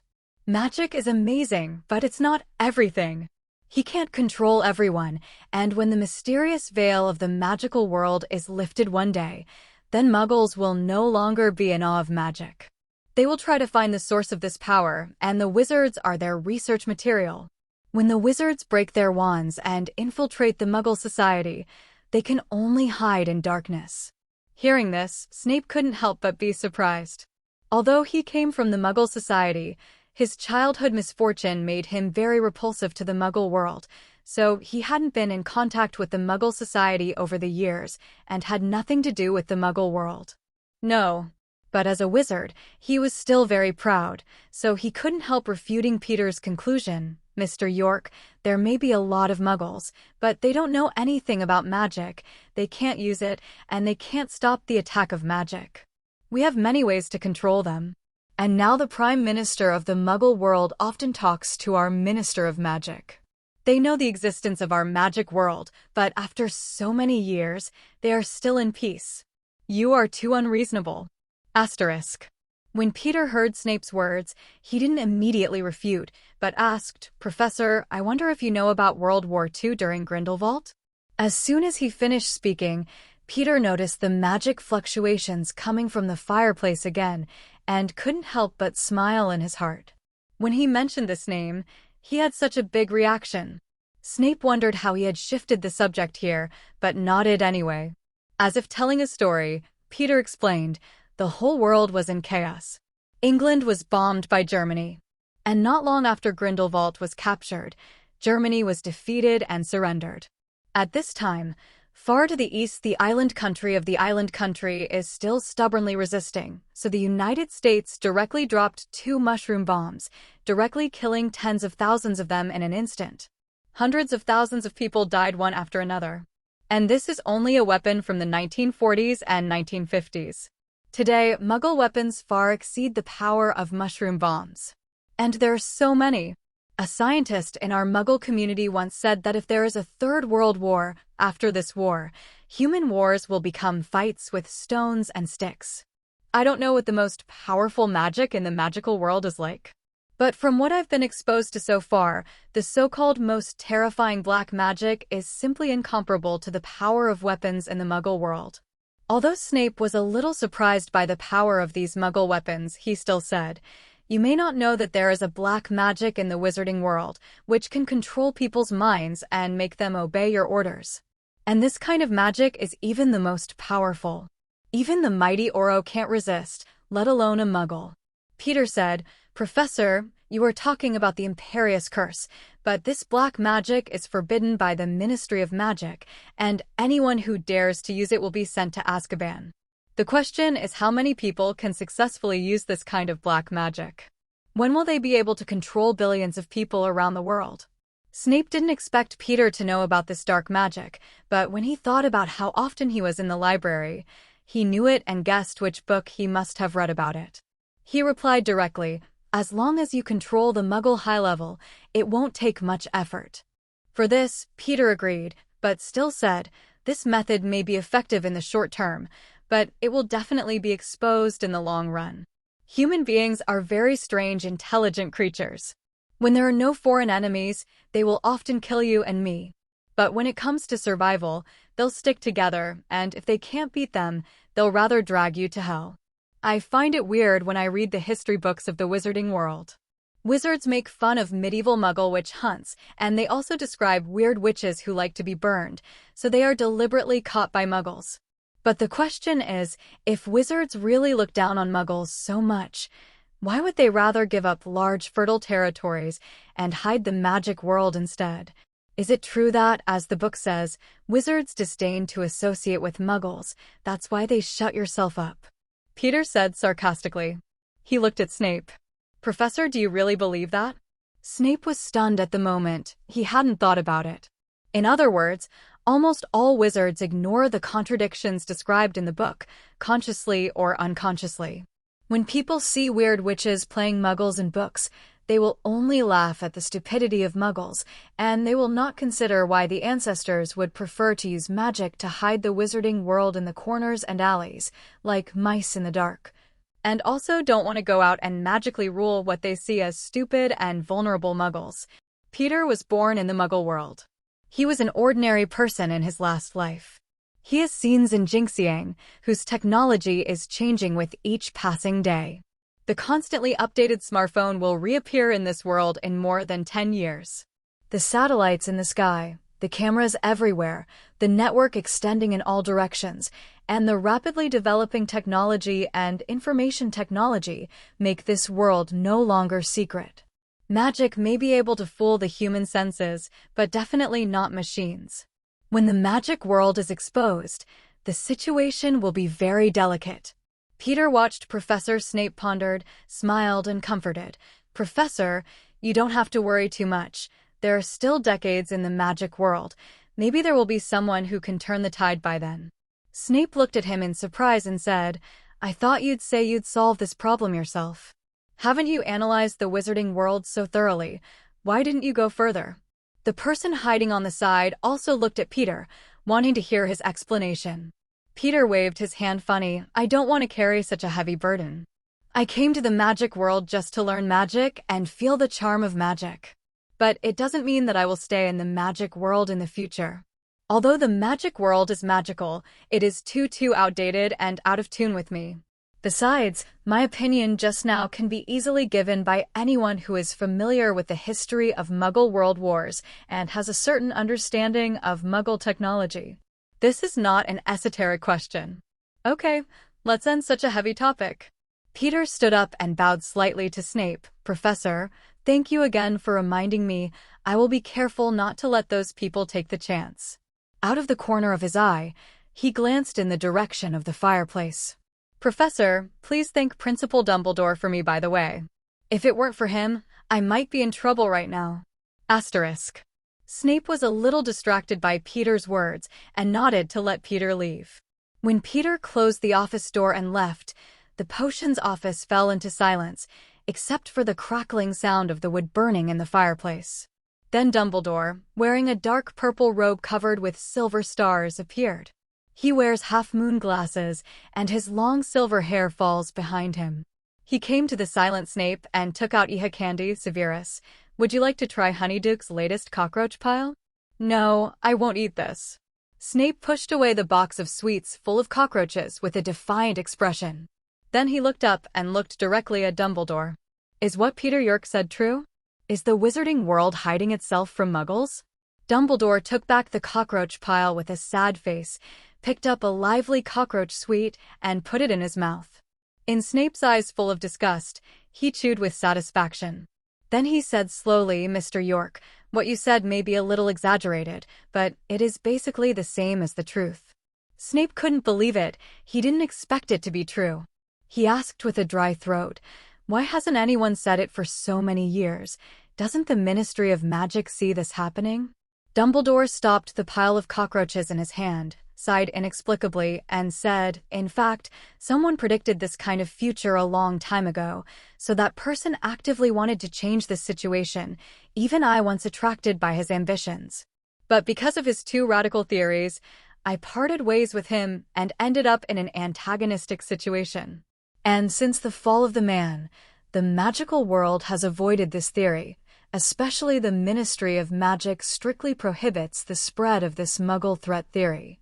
They're afraid that this theory will lead to conflicts and contradictions, leading to peace for a long time. The wizarding world is once again plunged into the chaos of war." Dumbledore sat in the chair that Peter had transformed and let out a comfortable sigh. "Mr. York, it always surprises me. I didn't expect his transfiguration talent to be so good. I think Professor McGonagall will be very happy. When you get old, your body is very fragile. After standing for so long, my old bones almost fell apart." Snape had some guesses about the person in his mouth and couldn't help but ask, "You mean Grindelwald, the Dark Wizard, right? When Grindelwald ravaged Europe and the United States, Due to the existence of Dumbledore and the complicated relationship between the two, Grindelwald's power did not touch England. So British wizards, although they know the name known as the first generation of the Dark Lord, know very little about him. Hearing the name, Snape said, Dumbledore's eyes, which were covered by his glasses, waved slightly. He nodded. Yeah, you weren't born in that era, so you don't know how attractive Grindelwald's theories are. Almost wizards all over the world aspire to that kind of life. And he's very charming. Many people throw in his ranks and form the Umbra Party. It's just that his theory is too radical. He wants to enslave Muggles by means of war and make wizards masters. This makes some people unacceptable, and the Ministry of Magic cannot accept such above the Ministry of Magic. Humans exist. So the wizarding world has had the biggest war ever in the wizarding world. Even the Muggle world was brought into World War II. A lot of people died during it, until I asked Grindelwald for a duel and put him in Nurmengard to end the war. But some wizards are affected by this, and they start to pay attention to the disparity of power between wizards and Muggles, and they are not willing to accept this fact. Dumbledore looked at Snape, so they are seeing another Dark Lord, proposed extinction. When the Muggle proposed, they all joined him. I want to struggle one last time. Hearing this, Snape avoided Dumbledore's gaze with some embarrassment on his originally calm face and spit out a few words with difficulty. Mysterious man. Dumbledore nodded. But these people are disappointed. Voldemort is indeed powerful, but he always thinks about himself, not as ambitious as Grindelwald, nor does he care about the future of wizards. Voldemort only believes in himself. What he wants is not to enslave Muggles like those pure-blood families, but to enslave everyone, including his wizards. Hearing the word slavery, Snape unconsciously touched his arm, where there was a mark that could not be removed. There was a time when he was honored by the mark, but now it's a shackle that can never be taken off. Dumbledore noticed his condition, his voice slightly softer. Severus, it's never a shame to get lost. Even I was once drawn to Grindelwald's theory and nearly went astray, only to be lucky to stop halfway. Down. Whether a person is good or bad is never judged by where he came from, but by what path he chose and what he did. Dumbledore touched the upholstered chair under his buttocks and sighed. Peter, this kid, he reminds me of Grindelwald, the same talent. Room for growth. If cultivated well, it will be the future of the magic world. So Severus, I need you to guide him well. You are his dean, and you are not afraid of you looking at him. We can't let this kid go astray, or it will be a disaster for the wizarding world. Asterisk. Snape's eyes were blank again at this time. Obviously a clemency was in action again, and he mocked himself indifferently. Me? The courtroom has perjured me. I should be locked up in Azkaban now. You sent a dark wizard to teach students to be good. Dumbledore looked at Snape, who was a little self-sacrificing at this moment, sighed, got up and patted his shoulder. Severus, I never thought that someone who could use black magic must be a dark wizard. It's to see if he has learned black magic. Can you resist? Look at me. I was rated as a white wizard by the outside world, but it doesn't mean that I don't understand black magic. You can even proudly say that I know them better than those black wizards. Dumbledore took out the pile of cockroaches again and asked a little unwillingly, you really don't want to try it? Severus, it's made of chocolate with a little butter added. It's delicious. Snape glanced in disgust at the pile of cockroaches crawling all over the table. Full of resistance, thank you, I don't need it. Alas, what a pity. A lot of people are so confused by its appearance that they forget that it's just a very tasty snack. Dumbledore said regretfully, okay, it's time for me to go. I have to take care of Fox. She has been a little anxious recently because a very beautiful fellow has come to school. She always wants to make friends, but she is too shy to go, and she has been a little haggard recently.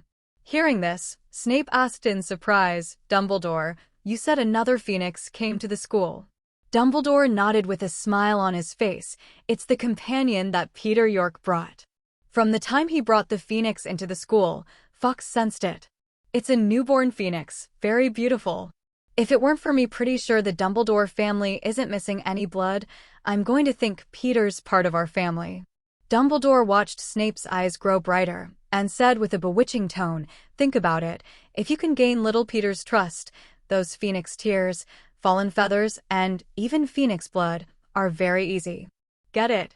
Instead of just catching Fox's wool like he is now, Fox is very resistant to you now and will run if he sees you. The more Snape listened, the more moved his heart became. The tears of the phoenix can heal the dying, which is very precious. And the phoenix feather can not only be used as the heart of a wand, but also as a potion material. As for the blood of the phoenix, just think about it, that is the lifeblood of the phoenix. If you want to covet Phoenix, a magical animal that can fight with dragons and basilisks, will make you feel its power. Immediately, he came back to his senses and said calmly, "You don't have to worry about it. Peter York is my college student after all, and I will be optimistic about him." Dumbledore smiled contentedly, and then reminded, "Just give him guidance on the way he chooses, and don't need to get too involved. This kid is very smart and very sharp, and he can't be misunderstood and wary of us." I've wondered more than once, if I hadn't been wary of Voldemort from the start, would his future be different? This time I want to choose again, to choose to believe. I'm sure Peter York won't let me down. Snape sneered, full of disdain sneering, "Put away your sympathy. The Dark Lord will not change his mind because of your words. As for this kid Peter, a natural Slytherin, mature and talented, you can always turn the situation in your favor. Look at the current Slytherin. In just over a month, except for the few diehards, everyone else chose to accept him. This is not something that an 11-year-old child can do.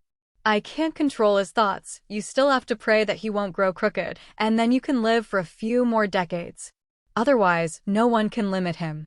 Dumbledore laughed. "Perhaps I could consider asking Nick for a longevity potion to give myself 2 more years."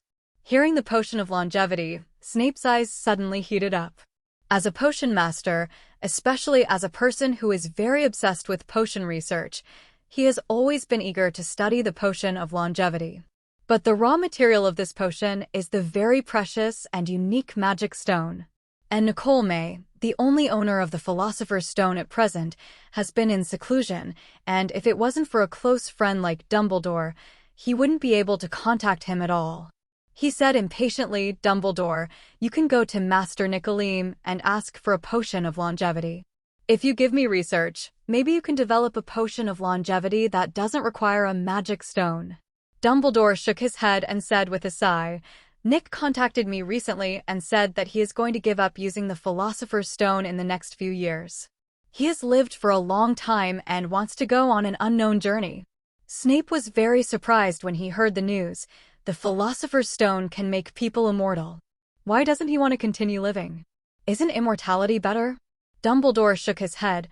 Although the Philosopher's Stone can make people immortal, in fact, it only makes people immortal and can't prevent the body from getting old.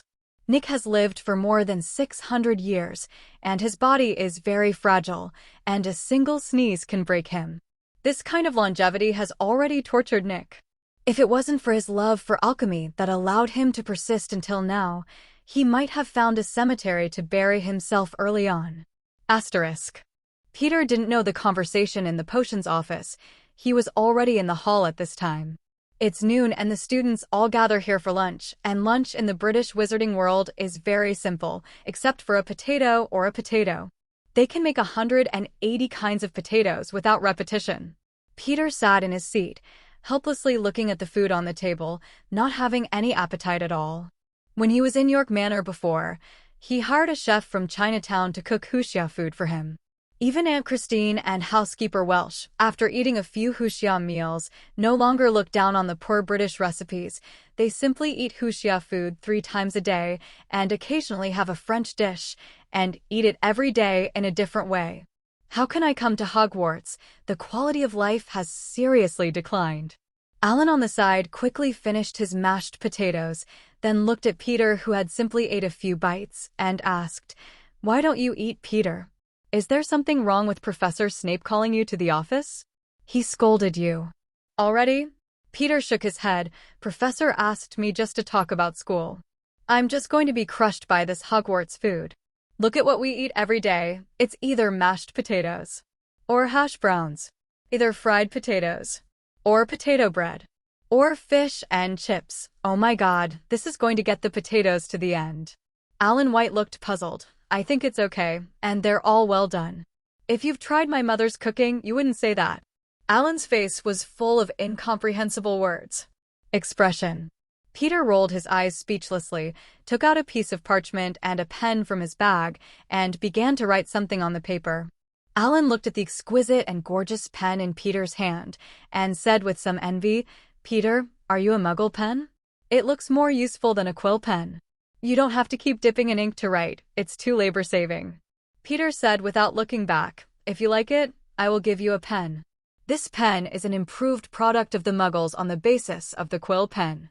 As long as you absorb enough ink at one time, it can be used for a long time. And I'm still thinking about which professor to find later to help me cast a space-expanding spell on the space where the ink is stored and fill a few liters of ink at a time.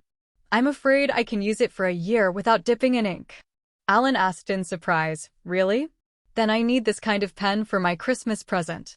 The quill is too troublesome to use, and every time I'm not careful, I get ink everywhere. It's too much. I'm so sick of it." Muggles are smart enough to come up with such an idea. Peter couldn't deny what he said. The wizards in the entire magical world have cognitive biases towards the ordinary world, and they always feel that Muggles are stupid and vulnerable. Even Muggle-friendly wizards like Weasley inevitably fall into this perception and don't understand normal people at all. Not to mention being a student of Slytherin. After writing the letter, Peter called Field directly. He has been noticed by Dumbledore now, and if he hides it again, it will make people suspect that he has some bad thoughts about hiding. It's better to show off your strength generously. With a pleasant chirping sound, a flame suddenly flashed in the lobby, and the flame turned into a magnificent red-gold bird. After circling around the enchanted ceiling, it flew directly in front of Peter. Intimately made a sweet cry. In the surprised and envious eyes of many students, Peter gently stroked the gorgeous feathers of the phoenix. "Felder, you are fast. Please give this letter to the Welsh butler and come back with what the butler gave you, okay?" Field heard Peter's words, nodded affectionately, and then drank the milk that Peter handed over. Alan looked at him enviously, and then picked up his cup reluctantly, eagerly wanting to feed it to Field. "Field, you haven't had enough yet. Come and drink mine. My cup is goat milk. It's delicious." Field didn't even look at him, and pointed his butt directly at him. Alan muttered in frustration, "Don't Phoenix like to drink goat milk? Why do you do this to me?" Peter looked at the scene amusingly. He and Field had the same mind, but Field regarded Alan as someone who had bad intentions for him. If he hadn't been Peter's friend, he would have slapped Alan in the face.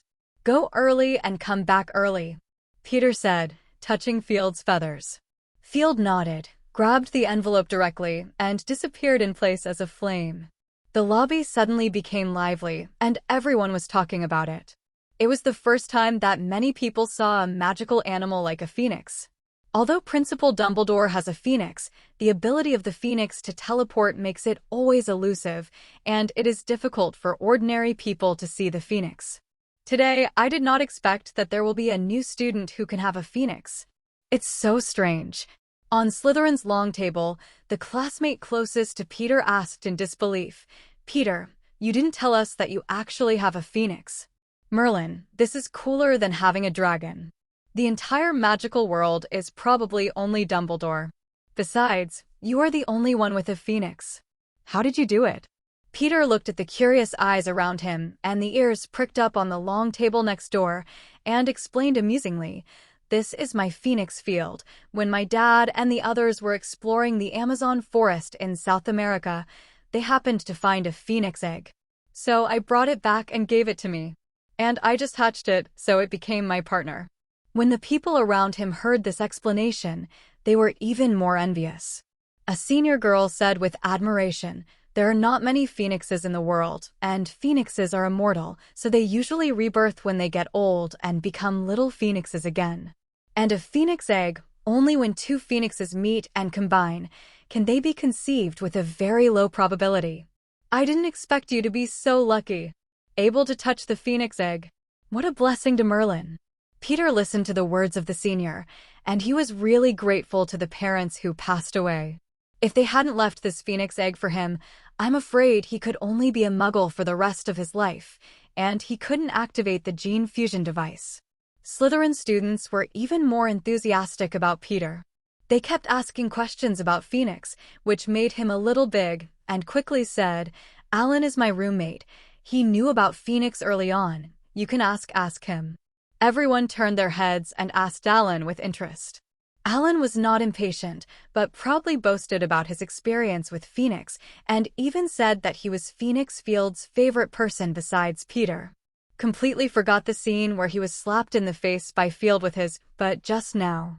Before everyone finished eating, Field flashed into the lobby again, grabbed a large gift box, and landed on Peter's table. Peter touched Field and praised, "It's amazing. I got it back so quickly." Unlike owls flying long distances to transport things, Peter's Phoenix is teleported directly to the York Manor, and the delivery process is almost negligible. The time in between is probably spent by the butler Wales reading the content of the letter and helping himself prepare things. Time. So, if there is a Phoenix, it is really convenient.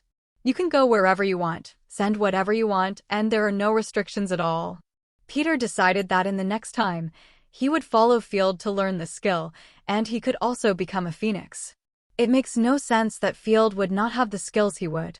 As long as he learns it, no matter where he is trapped in the future, he can teleport out directly and ignore the magic ban. It can be said to be a very useful life-saving skill. Although he is now fused with the Phoenix bloodline, there is no need to be afraid of being killed by an Avada, but no one wants to suffer these curses. He is just immortal, not painless.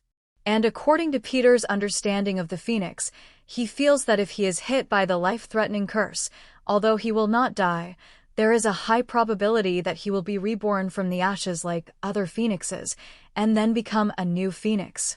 This also means that he has become a child again. In this case, Peter may have to be sent an acceptance letter from Hogwarts again.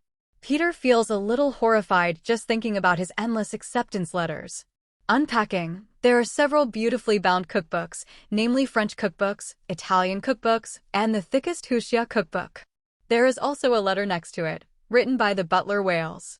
Seeing the recipe in the package, Alan asked in surprise, "Peter, how did you get the recipe? Are you going to study food magic?" Peter smiled and shook his head. "In order to stop my stomach from being devastated by potatoes, I decided to give these recipes to the chefs at Hogwarts and let them improve the food at Hogwarts." "Is there a chef at Hogwarts? Isn't our food concocted by magic?" a second-year Slytherin asked innocently.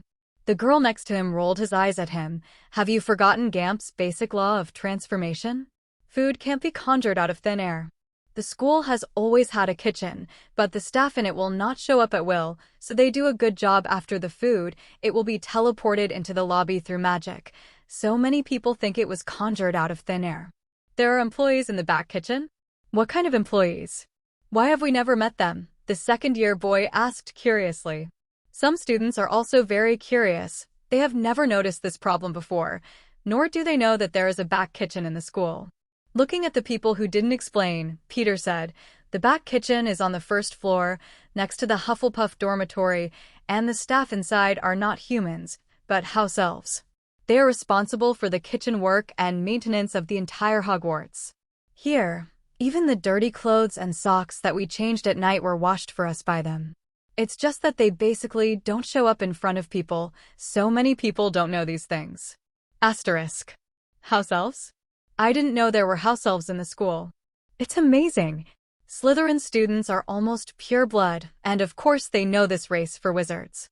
House elves are only found in old wizarding families, so even pure-blooded Slytherin students have never seen house elves. They're very curious about this race that serves wizards. A first-year girl said proudly, "We have a house elf in our family who has been cooking for our family. I just didn't expect Hogwarts to have a house elf." Peter looked at this Miss Flora Shaker. He didn't usually interact with this lady, but he was often in the common room, listening to her constantly showing off her family background to the surrounding classmates, saying that she was a wholly 28 pure A member of the Shaker family. One of the blood families, with a somewhat coquettish personality. It's just that she is a little fascinated by Peter.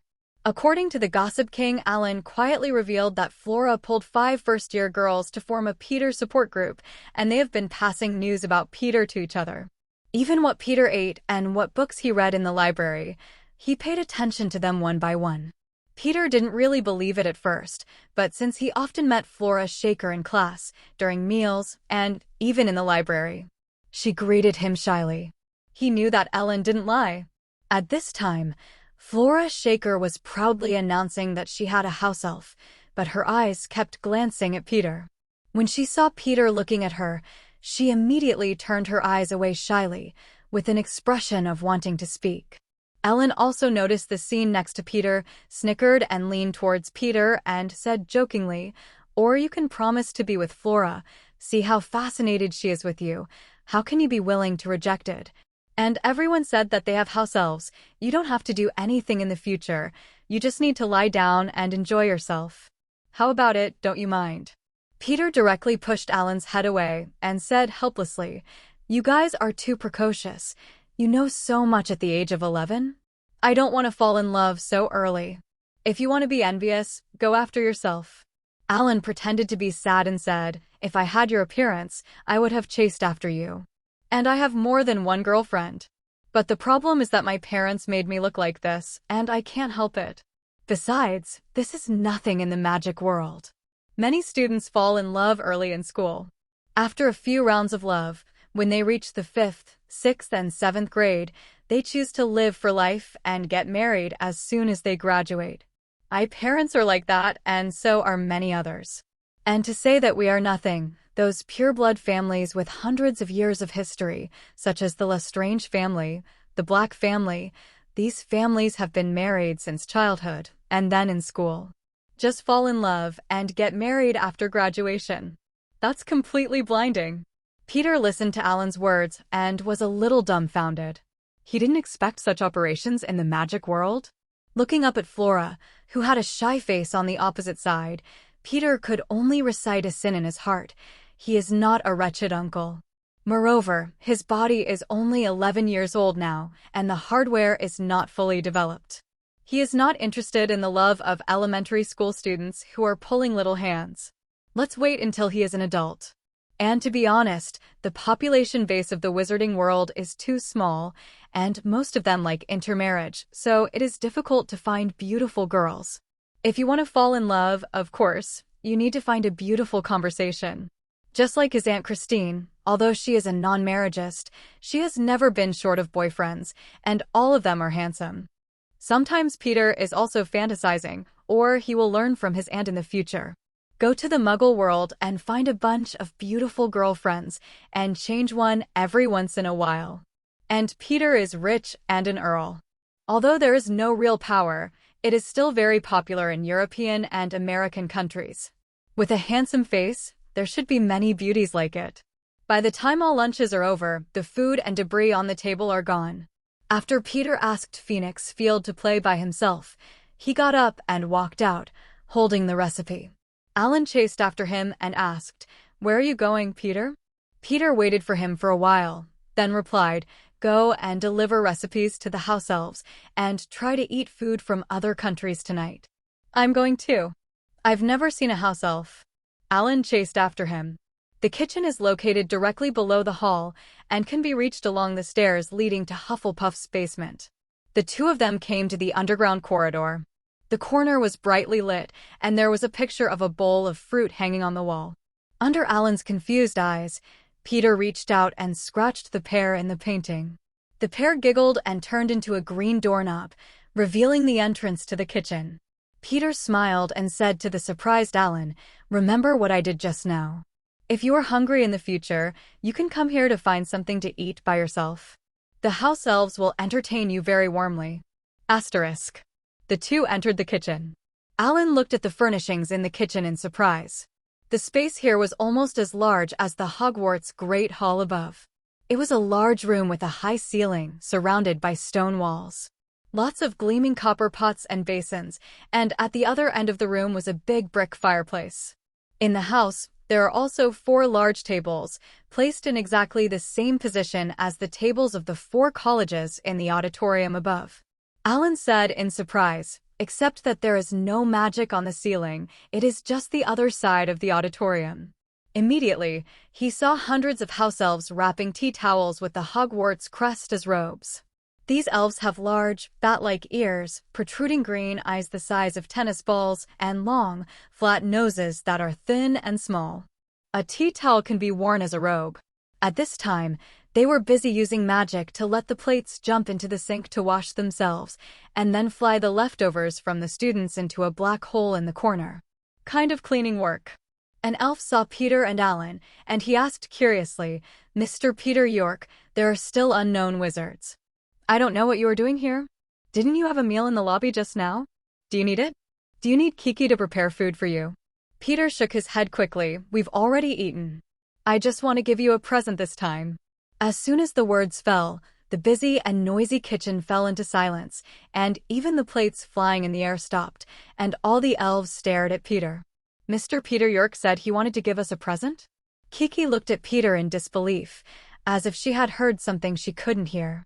Peter nodded, then put the cookbooks he was holding on the table, and said a little embarrassedly, "It can't be said to be delivered, mainly because I saw Hogwarts. It seems that it has always been cooking British food. It seems too monotonous. So I found a few cookbooks about France, Italy, and Dacia. I hope you can learn them and then make them for us to taste." He didn't dare to say that the food was not delicious this time. He could only put it mildly, and the rest of the elves would be ashamed to hit the wall again. "A wizard gave us recipes. A wizard gave us recipes." The elf looked in disbelief, and then her big eyes filled with tears instantly, and then she cried nervously, "Whoa, no one has given us a present since Helga Hufflepuff left. No one has ever cared about us. Kiki is so happy. Mr. Peter York is such a nice guy, willing to give a house elf gift." Kiki stepped forward and hugged Peter's leg, crying. Peter couldn't help laughing and laughing. He only sent recipes for his own benefit because he was fed up with British food. He didn't expect these house elves to be so moved. It made him feel a little helpless. The other house elves were hugging each other and weeping so loudly that the whole kitchen was full of cries, and Aaron, who was on the side, was blinded. Seeing this situation, Peter hurriedly shouted, "Don't cry yet. Which elf is the best at cooking?" The house elves seemed to have been pressed the pause button, and they stopped crying, and one of the little elves with tears came forward. "I'm Lolo, Mr. Peter York. I'm the best at food. Magic." Peter handed the thickest Huxia cookbook from the table to Lolo, and said to the bewildered elf, "This is a Huxia cookbook, which records the most representative dishes. In the future, the book will be handed over to you. You have to learn the above food practices. Let me try it first. If you encounter any problems, you can come to me. Remember?" Lolo was holding the recipe that almost covered most of his body, and his big eyes were full of disbelief. He didn't expect that this task would be entrusted to him. This made him instantly ecstatic. Tears began to fill up in his eyes again. Holding the heavy book, he kept bowing to Peter. "Thank you, Mr. Peter York. Thank you, Mr. Peter York. I will take good care of it and make delicious Huxia dishes for you." Then Peter looked at the other elves with envious eyes and handed the remaining 2 recipe books to the first 2. "These 3 recipe books are just the ones I gave to you temporarily. You should follow the contents of the books carefully. Make delicious food, and I will send you recipes in the future. There are many more recipes like this." Farewelled by many house elves, the 2 left the kitchen. When the kitchen door closed, both of them breathed a sigh of relief. These little elves were so enthusiastic. Especially when looking at you with those big eyes wet, ordinary people can't resist. Alan asked curiously, "Peter, why are there so many house elves in Hogwarts? I probably looked at them, and there are hundreds of them. Why have I never heard of them?" Looking at the kitchen entrance, which had been restored to a portrait, Peter explained, "It's all thanks to Helga Hufflepuff, who took in a lot of homeless house elves, put them in the kitchen, and promised them to work for the school. We'll be forever protected at Hogwarts. That's why these house elves have been living in Hogwarts for thousands of years, and they have abided by the agreement with Helga Hufflepuff and silently maintain everything in the school, so that this castle that has stood for thousands of years is still as bright as new." Asterisk. After a noon fermentation, the morning potions class accident quickly spread among the 4 academies. especially seeing Peter carrying two blood-covered students into the infirmary, rumored to have noses and eyes. Even later, there were rumors that the two had been poisoned by Snape. Snape's horror was rendered more terrifying than the Dark Lord among the four academies, and some of the timid Hufflepuff girls were already crying and going home because their potions class was in the afternoon. The twins, who didn't think they were old enough, sat on the long table, vividly describing what happened in the potions class. You don't know, when the old bat looked at us, the evil smile could no longer be hidden. He came directly to us. George said exaggeratedly, acting like a fear. Let's drink the potion in the cauldron and see if we'll be all right. Fred took George's words. He hid his hands in his robes, but I swear I saw a green bottle of magic in his hand. Medicine let out a deadly light. George took over the words again. He approached us with a dangerous expression and wanted to add his potion hidden in his sleeve to our cauldron while we were helpless. With sad and angry expressions, the two said in unison, "He wants to poison us. So Hogwarts loses all the source of happiness." Immediately, the two of them said triumphantly, "But how could our Weasley duo be willing to surrender to fate?" We immediately drank the potion we made before he implemented his dangerous plan. The evil plan finally goes bankrupt. Although the smell is indeed a bit pungent, it definitely has no side effects. The two recalled the smell of the potion and said in a word. Afterwards, the two stood directly on the bench, took out dozens of droppers, and said to the classmates of Ravenclaw and Hufflepuff opposite, walking by, "Don't miss it. You must have another potions class this afternoon. Drink your own potion like we did in the morning. In order to avoid being poisoned, you can buy a sobriety potion from us. There's a drop of potion hidden in a dropper. When Snape wants you to try the potion, you can stealthily swap the dropper. When the time comes to take our potion, you can escape this crisis with nothing. Only 2 copper nuts are needed for a dropper. Affordable and safe." A Ravenclaw student said disdainfully, "We want to buy, and also buy, high-quality potions like those made by Peter York. Why buy potions with a lot of impurities like yours?" The twins were not angry, but said with a smile, "Then do you think you can make such a good potion?" The boy from Ravenclaw said puzzledly, "What does this have to do with the poor quality potions you sell?" The twins said with a look that you don't understand, "You all know that your potion level is not as good as Peter York. When the professor randomly checks and sees that the potion in your dropper is different from the potion in the cauldron, this is not the case. Is it you? And our potion is in line with the potion level of the vast majority of classmates. Even if it is a random check, who can prove that the potion is not drawn from the cauldron?" After being fooled by the twins for a while, quite a few students actually bought spare potion droppers from them. Watching the twins happily count the copper nut they just earned, Peter sitting at the Slytherin table was stunned. The twins are so showy. The afternoon was Mrs. Hooch's flying lesson, so everyone was looking forward to it. Flying lessons are held once a week, and first graders are not allowed to bring flying brooms to school, so for these students, flying lessons are a rare opportunity. "Good afternoon, classmates." Mrs. Hooch was wearing a capable flight uniform, with eagle eyes and short white hair, like a bald eagle. "Good afternoon, Mrs. Hooch." Slytherin and Gryffindor students greeted each other. "Classmates, we have learned the flying skills of broomsticks last week, and we will do our own activities today. But the flying space is not allowed to exceed the Quidditch pitch. Otherwise, I will let him know the consequences of disobedience. Do you hear?" Mrs. Hooch said solemnly. As soon as it heard that it was a free event, everyone cheered and shouted happily, "Okay, Mrs. Hooch." Everyone carried the school's very worn broomsticks and rushed into the sky, feeling this rare flight time. Peter also sat on his broom and flew into the sky unhurriedly, and came to a position as high as Ravenclaw's tower, admiring the scenery below. Peter's flying talent may be due to the addition of the Phoenix bloodline, and he is very comfortable in the sky. Slytherin's Quidditch captain, Warrington, wanted to invite Peter to join the team a few times as a seeker. But they were all rejected by Peter. He likes flying, but he doesn't like being tied to Quidditch. It's fine for him to be a spectator, but he doesn't want to spend a lot of time practicing with the team every day. 2 years before Voldemort's official debut, and 6 years before Voldemort's official resurrection. Although it looks like a long time, with his current strength, it's okay to attack students in the school, but if you want to face Voldemort, I'm afraid even his subordinates can't deal with it.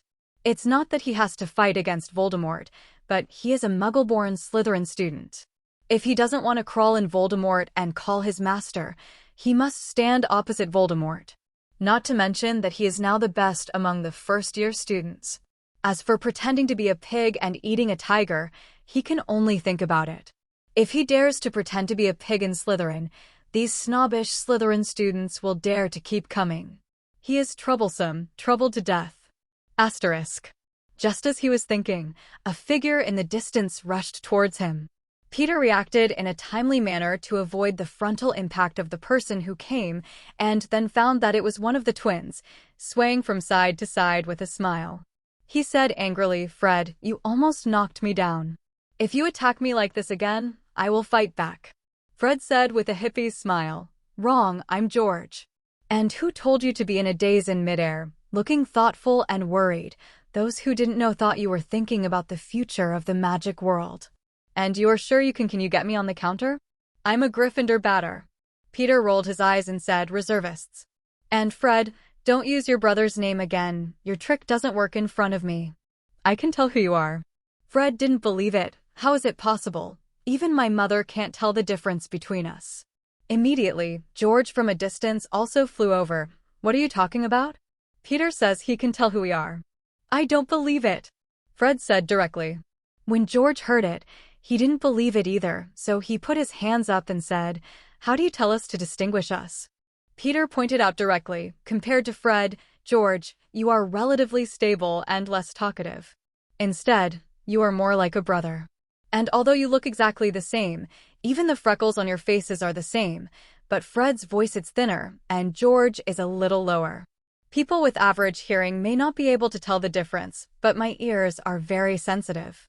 When George heard Peter's explanation, he was a little surprised, and then proudly said to Fred, "Look, Fred, even Peter thinks I look more like a brother. I always thought that my mother might not be able to tell who we are." "Who? So we got our birth order wrong. I should be my brother." Fred retorted in dissatisfaction, "Fart, I was born first, so I'm my brother." The two ignored Peter directly, quarreled in the air, and rammed each other with their bodies on their brooms, arguing about who was the brother. Looking at the two playful twin brothers, Peter couldn't help but think of the final sad ending of the two in another world without his participation, and couldn't help but sigh. He liked the twin brothers very much in the previous life, but in the end, Fred had one ear cut off, and George never woke up again in the decisive battle. Since then, the magic world has lost a pair of twins who can bring laughter. The twins Fred and George are undoubtedly the funniest brothers in the wizarding world in Peter's opinion, and they bring laughter anywhere, anytime. As long as they appear, it will immediately make people feel relaxed and happy. As a student of Slytherin, it would be unwise to befriend someone from Gryffindor, an old foe. But Peter is willing to make good friends with these two people because as long as they exist, he will unconsciously relax and be happy. This is even more pleasing from the bottom of my heart than Phoenix's singing. Especially as a person who knows the main line of the future, Peter has always been a very rational person. Since he came to the magic world, he no longer believes that the future will continue like the original line. Although he is now immortal, there are ways to make life worse than death. Especially the Cruciatus Curse, which can torture the Longbottom couple, who are senior Aurors crazy. Peter didn't think he could survive the Cruciatus torture if he was caught. That's why he studied so hard and wanted to have the ability to protect himself and his friends as soon as possible before Voldemort rose again. Like the twins in front of him, he didn't want them to fall into their original fate again. Fred and George were one, and they were always inseparable. Adventure together, play Quidditch together, invent Weasley magic tricks together, play tricks together, laugh at Percy together. It can be said that two people are the most wonderful partners, no one can do without each other. Both sides are the most important half of each other. Both have wands from the same tree, wand hearts from the same unicorn. Even the form of the patron saint is a magpie. But after losing Fred, George was never able to conjure a Patronus again, because all his happy memories were related to Fred. Even every mirror George sees is the mirror of Ariste. But he must have clearly realized that the person in the mirror is missing an ear. As Peter's two favorite characters, he hopes his presence will change their future. He hopes that in the future, he can see a pair of cheerful twin brothers in Diagon Alley and bring happiness to everyone. Peter clicked on his system panel at this time, and it showed that his points had reached 75 points.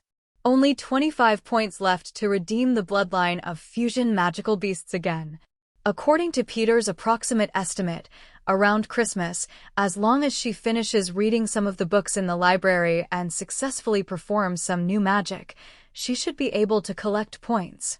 After this period of understanding Peter's point system, the main source of points is that if you get a teacher's bonus in class, you can get 1 point, or if you successfully cast new magic, you can get 1 point, and advanced magic can get 1 point. If it is 2 points. The last is the library reading. He originally thought there was no reward. But he didn't expect that after reading 10 books carefully, he was awarded 1 point. If you can memorize 10 books, you will be awarded 2 points. And if you thoroughly master the knowledge in a book, you will be rewarded 1 point. As for the check-in reward, it can only be regarded as a bonus. 1 point at Diagon Alley, 1 point at the train station, and finally 1 point at Hogwarts. This system is like the grand terrace of the landlord's house, and he can't give up a single cent. Fortunately, the library has accumulated thousands of books, and I am afraid that Peter will not be able to read all the books in the 7 years of school. But this is also the origin of his system points. Asterisk. Peter, don't be in a daze. The twins who were still playing shouted at Peter, "Let's fly faster than who else?" Looking at the two eager to try, Peter asked curiously, "How to fly?" Mrs. Hooch said that you can only fly within the Quidditch pitch. "Oh, dear Peter," Fred said. Peter, who loves listening to the teacher. George said, "Why are you as boring as Percy?" They both said in unison. Then he flew to Peter's side, rubbed his eyebrows and winked. "Of course we have to listen to the teacher, so we are going to fly around the Quidditch pitch, using this as the starting point to see who can reach the Forbidden Forest first. On the grass. The winner can make a claim to the loser." "How? Do you want to play?" Peter looked at these two guys. No matter how he looked at it, he didn't think things would be so simple, and looked at them suspiciously. "Could it be that you guys are trying to make some crazy idea to make me lose, and ask me? How is this possible? How can you think of us like that?" The twins complained, looking heartbroken. "We want to play a game to pass the time. Peter, you hurt our hearts so much." Peter looked suspiciously at the exaggerated expressions of the two brothers. "Really? Of course it's true," the twins vowed. "If it's false, our dearest brother Percy will not be able to find a girlfriend for the rest of his life." Peter rolled his eyes when he heard it. He was really a brother and brother. Peter didn't bother to pay attention to what the hell they had in mind, and it just so happened that he was also a little bored, and by the way, he used the exciting flying competition to dispel the stagnation in his chest. He is only 11 years old now. What is he thinking so much about? So he smiled and said, "Let's compare, but the demands that the winners make from the losers can't be too much." The twins looked at each other with a smile of purpose in their eyes, and happily assured, "Don't worry, we won't ask you to embarrass you. You can refuse if you don't want to." Peter looked at the confident two people speechlessly. "Isn't that confident yet? Be careful that you lose face in the end." Several people rode on flying brooms, lined up, and with George shouted, "Start," several people quickly rushed forward. The flying brooms in the school are very old, almost all the sweeping series of brooms produced decades ago. Now the sweep series has been updated to sweep number 15. But Peter noticed that he himself rode this broom, which was marked sweep 5. You can see how old the broom is. The three flying competitions go hand in hand. Peter's flying talent is like an instinct, and the Weasley twins have been exposed to broomsticks since childhood, and all three are flying at the maximum speed of the broom. There were other students flying in the sky, and they soon noticed the competition of the three, exclaimed, and then began to cheer loudly. "Come on, Weasley, over Slytherin," shouted one of the Gryffindor boys. In an instant, Slytherin glared at him. "Come on, Peter. Leave those two Gryffindors behind. You can do it." The Slytherin student shouted loudly, not to be outdone. Especially Flora Shacklebolt, pulling her roommate along and screaming cheers. The people of Slytherin and Gryffindor flew into the air one after another and split into two teams to cheer for the people from their respective academies. Peter and the twins heard the movement and even increased their speed, trying to reach the finish line first. Although they were playing at the beginning, they don't want to admit defeat now.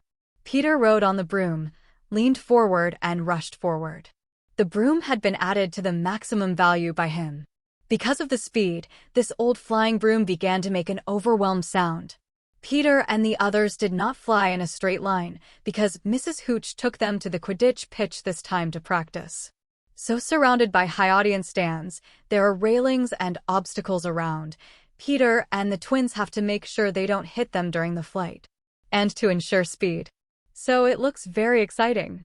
With the flying talent and agile body endowed by the Phoenix, Peter quickly came out on top. But the twins weren't vegetarian either, and they kept close behind Peter, not being left behind in the ups and downs of the flight. Such a thrilling flying competition aroused cheers from the students of the two schools present. The school Quidditch competition has not yet officially started, so these students are only known by their names. Usually, the flying lessons are just practiced slowly according to the professor's instructions. It was so exciting at the moment, and they all got excited and cheered for both sides. Mrs. Hooch was also attracted by the movement of the students and saw that 3 students were flying around the buildings in the Quidditch at a very fast speed. It seems that it is about to crash into the stands at any time, which is very thrilling. Seeing this scene, Mrs. Hooch was trembling with anger. These restless students can always make trouble when she is not paying attention. In the end, after the 3 circled around the field, when they were about to reach the end, the Weasley twins, who were a broom distance behind, still wanted to cheat and reached out to grab Peter's broom. As a result, Peter seemed to have eyes behind his back, and he took a snake-like position to get rid of the entanglement of the two. And the twins almost fell off the broom because of their inertia. In the end, Peter was the first to reach the finish line with a broom ahead, which made the Slytherin students cheer with joy. Peter stopped the broom, looked at the dejected twins with a funny look, and said, "How about it? Just admit defeat. You still want to hold me down? I already guessed your thoughts. Remember that you owe me a request. York and Weasley, what the hell are you doing?" Mrs. Hooch angrily flew in front of them on her broomstick and demanded, "You almost broke your neck." Before Peter could speak, the twins said innocently to Mrs. Hooch, "Ma'am, we did follow your request and did not leave the Quidditch range." Asterisk. In the end, the twins were confiscated by an angry Mrs. Hooch and driven off the Quidditch pitch. Peter followed the giggling twins speechlessly at this time, complaining, "It's all your fault. Now even I'm implicated by you and kicked out by Mrs. Hooch. If there are not many flying lessons at the end of the semester, then the 2 of you will pay off the debt." George and Fred stopped, turned left and right to Peter's side, put them on Peter's shoulders, and said with a relaxed expression, "We've already learned from Charlie. The flying class exam is very simple, almost very easy. Few people haven't passed the exam. Not to mention geniuses like us, it's just a matter of sprinkling water. Don't worry." Immediately, the 2 of them rolled their eyes and asked with a smile, "Let's go. We have discovered a magical place that will suddenly appear and disappear. It's just that you can't open it. Peter, you have a lot of magic and a smart brain. Come and help us. Is there any other way to find it?" Peter listened to the words of the 2 and had some guesses in his heart, so he followed them. The 3 walked up the moving stairs until they came to the 8th floor, where the twins pulled Peter to a stone wall, where there were no portraits like other places, only the opposite was painted with a troll stick. "Silly, the tapestry of Barnabas," George explained. "We were blocked by Filch during our last night tour and had nowhere to hide. When we were about to be caught, a wooden door appeared on the wall and we quickly hid in, escaped Filch's pursuit." Fred said in surprise. The wooden door that suddenly appeared was a broom cabinet, but when we came out, the wooden door disappeared. No matter how we looked, we couldn't find it. We suspect that the tapestry on the opposite side is here. There is a switch in a secret room, but after looking for a long time, I only know that the tapestry is about stupid Barnabas who thinks he can teach the troll to dance ballet, but he is beaten by the troll with a big stick. There is no other information at all. Peter didn't expect the twins to come into contact with the House of Requirement so early.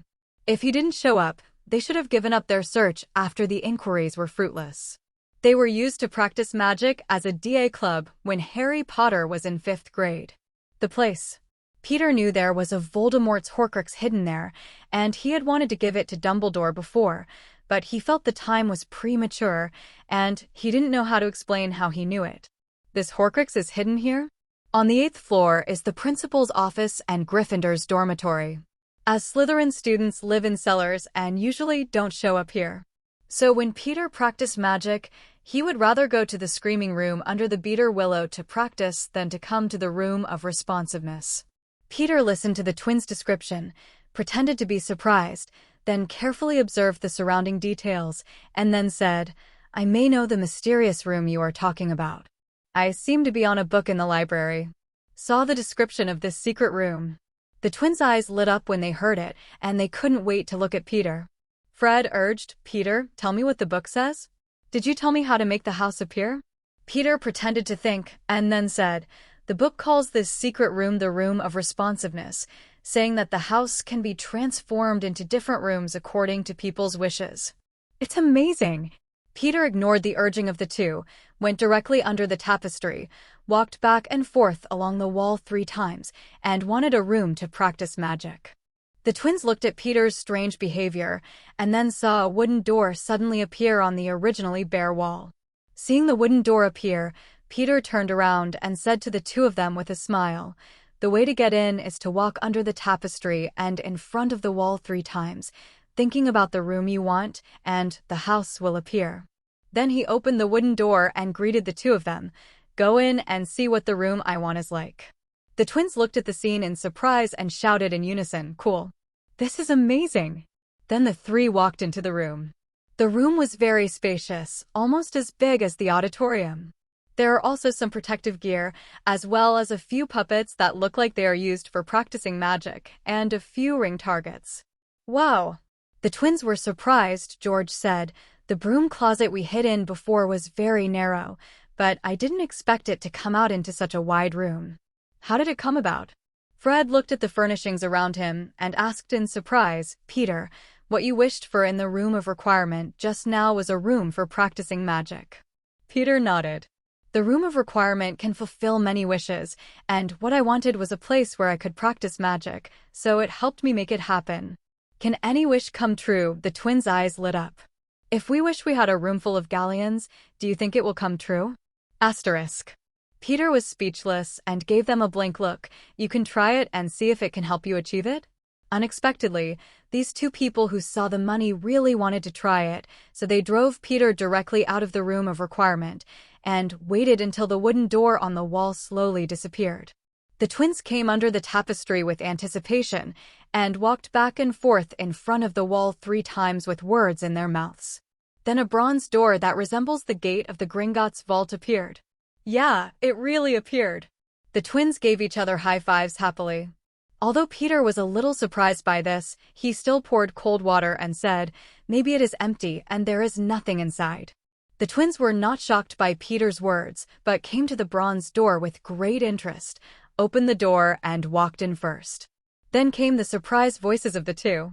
Peter walked in curiously when he heard it, but was shocked by the sight in front of him. "I saw that in this vault room. There was a pile of golden galleons like a hill." At this time, the Weasley brothers were dancing happily, stuffing a lot of gold coins into their pockets. They had never seen so many galleons before, and they were almost overjoyed at this time. As soon as the brothers saw Peter, they hurriedly greeted, "Peter, hurry up and get the golden galleons. With so many golden galleons, you can buy Diagon Alley." Peter was also stunned by these gold galleons at first. There are at least millions of gold galleons here. But then Peter felt something was wrong. He leaned over and picked up a gold galleon. After checking it carefully, he didn't feel the magic of the fairies from the gold galleon. "These are all fake, made with magic." Peter admires the person who created this room for responsiveness. He was able to create such a magical room, and even Kim Gallion made it. If Peter hadn't been different from ordinary people, he would have been deceived. He looked at the two brothers who were still stuffing gold coins on their bodies. Although he couldn't bear to break their sweet dreams, he calmly shouted to the twins, "Fred, George, stop pretending, these are all fakes. It was made by magic." The Weasley brothers stopped when they heard Peter's words, but still shook their heads in disbelief, and said, "How is it possible, Peter? You see, these gold coins are no different from Gringotts. Maybe this gold coin was 1,000 years ago. The property left by the Big Four." Peter looked at the two brothers with some sympathy. The Weasley family has many brothers, but the whole family relies on the Ministry of Magic, the Muggle Artifact Abuse Bureau, Arthur Weasley who works, and the meager salary to live. Life is very difficult. Wearing old robes handed down from the family, buying second-hand books, and even such an important thing as a wand. When it was Ronald's turn, he could only use the old wand that Charlie had eliminated that had exposed unicorn hair. No wonder the twins were so ecstatic when they saw so many gold coins. He said directly to the calmer George, "You can walk out of this house with these gold coins and see what changes." As soon as George heard it, he already believed Peter's words. He was full of gold coins. He stepped out of the door of the requirement room and walked a little further amidst the jingling of gold coins. The gold coins on his body suddenly seemed to have been casted on a disappearance spell and disappeared in an instant. George returned to the request room full of disappointment. Seeing his brother was still moving gold coins, he shouted to him helplessly, "Fred, don't move anymore. What Peter said is true, these gold coins are fake." "Yes, this house was transformed at our request, but as soon as we leave this house, it disappears." When Fred heard this, he threw the gold coins in his hand to the ground in frustration, looked at these golden galleons unwillingly, and murmured, "I thought it was time to turn around, but it turned out to be fake." Peter looked at the two lost brothers and felt the same way. He had also experienced this kind of plight of being oppressed by money in his previous life, and he dreamed of suddenly becoming rich. Until he was reborn again and became an aristocrat worth hundreds of millions of pounds in England, the experiences of those previous lives were like a dream, but they were still vivid in his mind. Peter didn't know how to comfort them. The two brothers were always happy. He had never seen such silent and lost twins. It was a penny to beat a hero. He took out 2 ZZ honey candies from his pocket, ready to comfort the two brothers, when an idea flashed in his mind. So there was a smile on his face, and he said jokingly, "What's the matter? Without Jean Gallion, I'm so depressed? I never knew Fred George. You guys love money so much. Come and taste Honey Duke's ZZ honey candy. When I'm in a bad mood, I like to eat one." The twins took the candy, peeled off the candy wrapper, stuffed the candy into their mouths, and regained their composure. Fred looked at the golden mountain in front of him, determined to say, "I will earn so many gold galleons in the future, and then pile it into a golden mountain like now, and count it every day." George took his brother's shoulder and said dissatisfiedly, "Oh, brother, don't forget me." Fred looked at George with a full smile, put his hand on George's shoulder, and said, "Of course I can't forget you. Let's make money together and fill the Gringotts vault with gold galleons. Then look at those greedy goblins bow down to us." Peter looked at the two brothers who were recovering quickly and laughed happily, then clapped his hands, attracting the attention of the two of them. "You already know the secrets here, and you can come over at any time in the future. Let's leave here first. I know a secret passage. You should be happy when you hear it." Asterisk. Leaving the room of requirement, Peter looked at the door that was slowly disappearing. He knew that somewhere across the wall, there was Voldemort's Horcrux, the Ravenclaw crown that was said to increase wisdom. He wasn't ready to find the Horcrux for the time being. He wasn't sure if he could resist the seductive magic on the Horcrux, so he decided to find a suitable opportunity to tell Dumbledore about the Horcrux. As for the idea of dealing with Horcruxes by himself, it didn't appear in Peter's mind. He was a Slytherin and would never put himself in a dangerous situation. And this Horcrux is not easy to find. First of all, you need to choose the place where you need to hide things from among the many options. Even if you enter this house, you want to find a certain dilapidated crown from a space the size of a football field. It's not easy either. There is no hidden danger that someone just finds the crown after entering. So this crown, let it continue to stay in the room of responsiveness. George looked at the wall, touched it in disbelief, and couldn't help but sigh. It's incredible. I don't know which genius invented this house. Fred was also very surprised. He vowed, I'm sure not many people know about this room. Otherwise, it would have been spread all over the place. Peter shook his head and said, I think Dumbledore must know that it's not far from the headmaster's office, and he's been in this school for hundreds of years, and there's no reason he couldn't find it. The twins nodded. Yes, Dumbledore is the greatest great wizard. Of course he knows. Peter wasn't at all surprised by the adoration of Dumbledore by Gryffindor's students. He continued, as for who built this house, I think it's probably Ms. Ravenclaw. It is recorded in the history of the school that she built those moving stairs. It is still in operation after more than 1,000 years. Ms. Ravenclaw is not only powerful, but also a very famous alchemist at that time. Her most famous work is the crown that can increase wisdom. There are still many people in Ravenclaw who have not given up their search for it. And Salazar Slytherin was known for black magic and potions, and left the school shortly after it was founded. Godric Gryffindor left Hogwarts shortly after Slytherin left. As for Helga Hufflepuff, it's known for food magic and herbalism. So it's unlikely that they built this room of request. George stared at Peter dumbfounded and eloquently told the secret history he had never heard before, and asked, Peter, where did you know so much? Didn't you come from the Muggle world? How do you feel that you are more familiar with the magic world than I am? Fred also looked eager. If I can find Ravenclaw's crown, will I be able to increase my wisdom and figure out a way to make money? Peter looked at the two of them in surprise. Have you never read books? There are nearly 1,000 years of books in the library. As long as you read more, analyze, you can get these things. As for the claim that the crown can increase wisdom, I don't really believe it. I think the crown of Ms. Ravenclaw can only make people more focused and more rational, so as to reduce interference from the outside world and make people able to focus on one thing with all your heart to improve efficiency. Peter looked at the wall, as if looking through the wall, but this ability is also very powerful. This is a good helper for learning. If I can have this crown, maybe in the 7 years of school, maybe I can even finish all the books in the library. As he said that, Peter cursed Voldemort in his heart for turning such an alchemy item into a Horcrux. What a waste.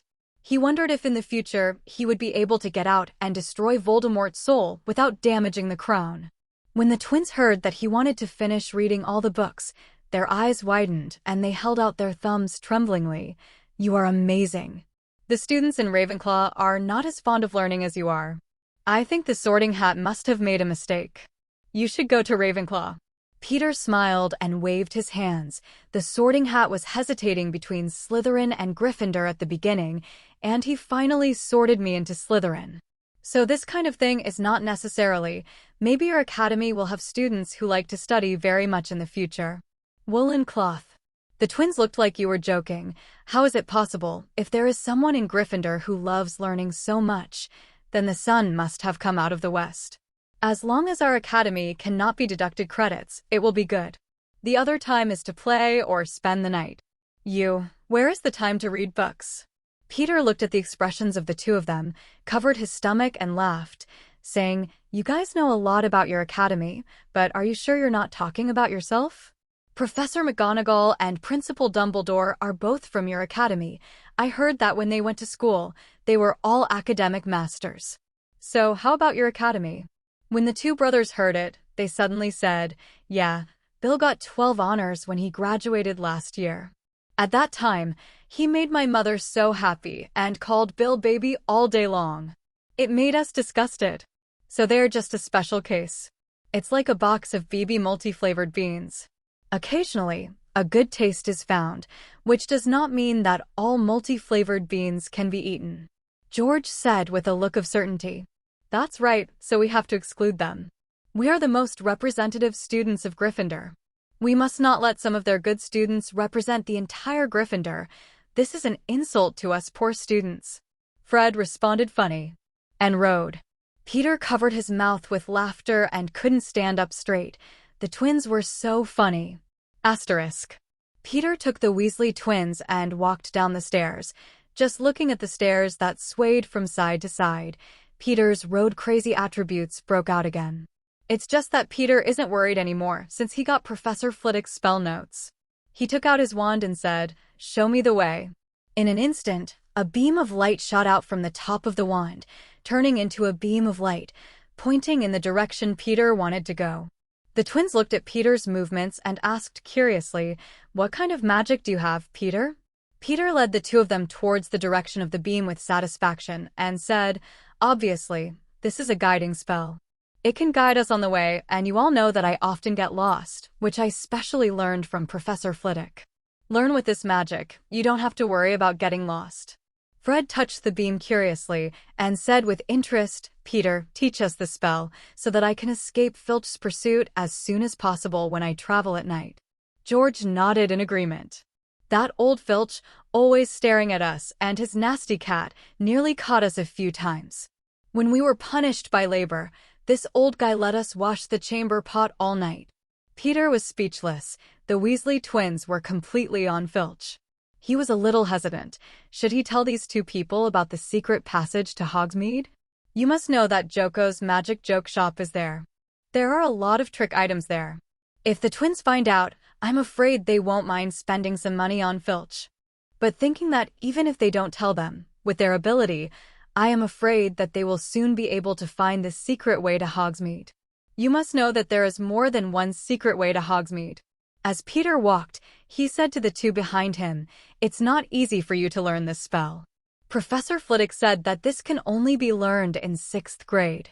When I went to ask for advice, he was reluctant to teach me at first. He was only willing to teach me the spells in the 1st grade textbooks after he had cast all the spells. If you want to learn, be prepared to fail." When George and Fred heard Peter's words, they looked at each other. George asked in disbelief, "Peter, did you really finish all the magic knowledge in the 1st grade textbook?" Peter didn't see the expressions of the two of them and said as a matter of course, there are not many spells to be learned in the 1st grade, and they are all very simple. You can learn them after a few tries. But like what I used in the potions class. The voice-changing spell and this guide spell are relatively more difficult, and it took me a while to master it. Simple. Fred moaned. The corners of his mouth twitched, and then said angrily, "I haven't even learned the floating charm that I taught last week." "You said it's simple." Merlin's stinky socks. There does it hit people like that. "Seriously," George said, looking at Peter who turned to look at them, "you must never talk like that in front of other people in the future, or you will be beaten." Peter looked puzzled. "Is it really that difficult? I have mastered the floating spell before school started, and now I can cast it even if I don't need to chant it. I always think it's the foundation of the basics. I can't cast it. I can only say that I didn't listen carefully." Fredra took George's hand and said angrily, "George, let me go. I'm going to fight him." "Is there anyone who talks like this? Why don't we listen carefully? What you need to learn. Is there such a thing as saying that? It's so annoying." George looked helplessly at his brother playing tricks and said directly, "Brother, even in a duel, you are likely to be knocked down by him at once. The devil knows how many spells he has mastered." The brothers are silent. They know that a person as talented as Peter has a limitless future. Fortunately, both brothers are open-minded and optimistic people. After accepting the gap, they quickly accepted the truth. And Peter was their friend, and they weren't jealous at all. Soon the three of them came to a corner on the 3rd floor, where there stood a statue of a one-eyed witch with a hunchback. Peter tapped the statue with his wand and said, "Separate left and right," under the surprise of the two. Immediately, the witch's hunchback parted, revealing a stone slide. The Weasley brothers looked at the passage in surprise. "Peter, I didn't expect you to find a secret passage. Where does this secret passage lead?" Peter explained with a smile. "The secret passage leads to Hogsmeade and leads to Honeyduke's cellar. And this is not what I found, but the owner of Honeyduke, Mr. Frum, told me that if I wanted to in the future, he told me." If you want to buy candy, you can go directly to this aisle, and you can bring snacks for other students. Year 1 and 2 students can't go to Hogsmeade yet. I think there will be many people willing to pay a little errand fee to be able to eat Hogsmeade snacks. When the Weasley brothers heard the last sentence, their eyes lit up. They finally knew why Peter brought them here. Weasley's family is in a difficult situation. Even the textbooks for school are secondhand, and it is said that they have pocket money, so the twins will find a way to make money. Although they knew that Peter had money, they would never accept alms. That's why Peter wanted them to master this secret passage, so that they could go through this secret passage and buy things for the students in the school. At that time, they would be able to charge a little errand fee. A copper nut will break the flower. The twins showed a grateful look to Peter and felt that this friend was too valuable, and they even thought about how to make money for them. Peter pushed the two of them and said, let's go in now and take advantage of this moment to go to Hogsmeade and have a good time. As he said that, he first slid down the stone slide, came to the underground secret passage, and chanted the magic spell, fluorescent flashing, and the wand immediately emitted a bright light, illuminating the dark secret passage. The twins slid down close behind. Cool, I didn't expect there would be a secret passage here. It's great. The twins looked around excitedly. This secret passage will be our purchase channel in the future. Asterisk. Peter reminded them, it's pitch black in this secret passage, and you'd better learn the glow spell first, unless you're willing to carry the bulky kerosene lamps. George took out his wand and said, fluorescent flash, and his wand lit up too, but quickly went out. A little embarrassed, he said, that's the case. Bright can be bright, but it won't last long. Fred also chanted the spell, his glowing spell that lasted a little longer than George's, but quickly died out. Seeing this situation, Peter had to say, you need to focus. Don't just relax after the mantra, but keep thinking about making it shine. Try again.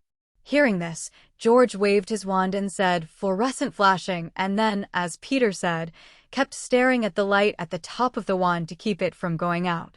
This time it lasted for more than a minute before it went out. Seeing this, George happily shouted, I succeeded. Fred looked at this situation and became more confident. He also chanted the spell, and the wand emitted a brighter light. This time, it took 5 or 6 minutes before it went out.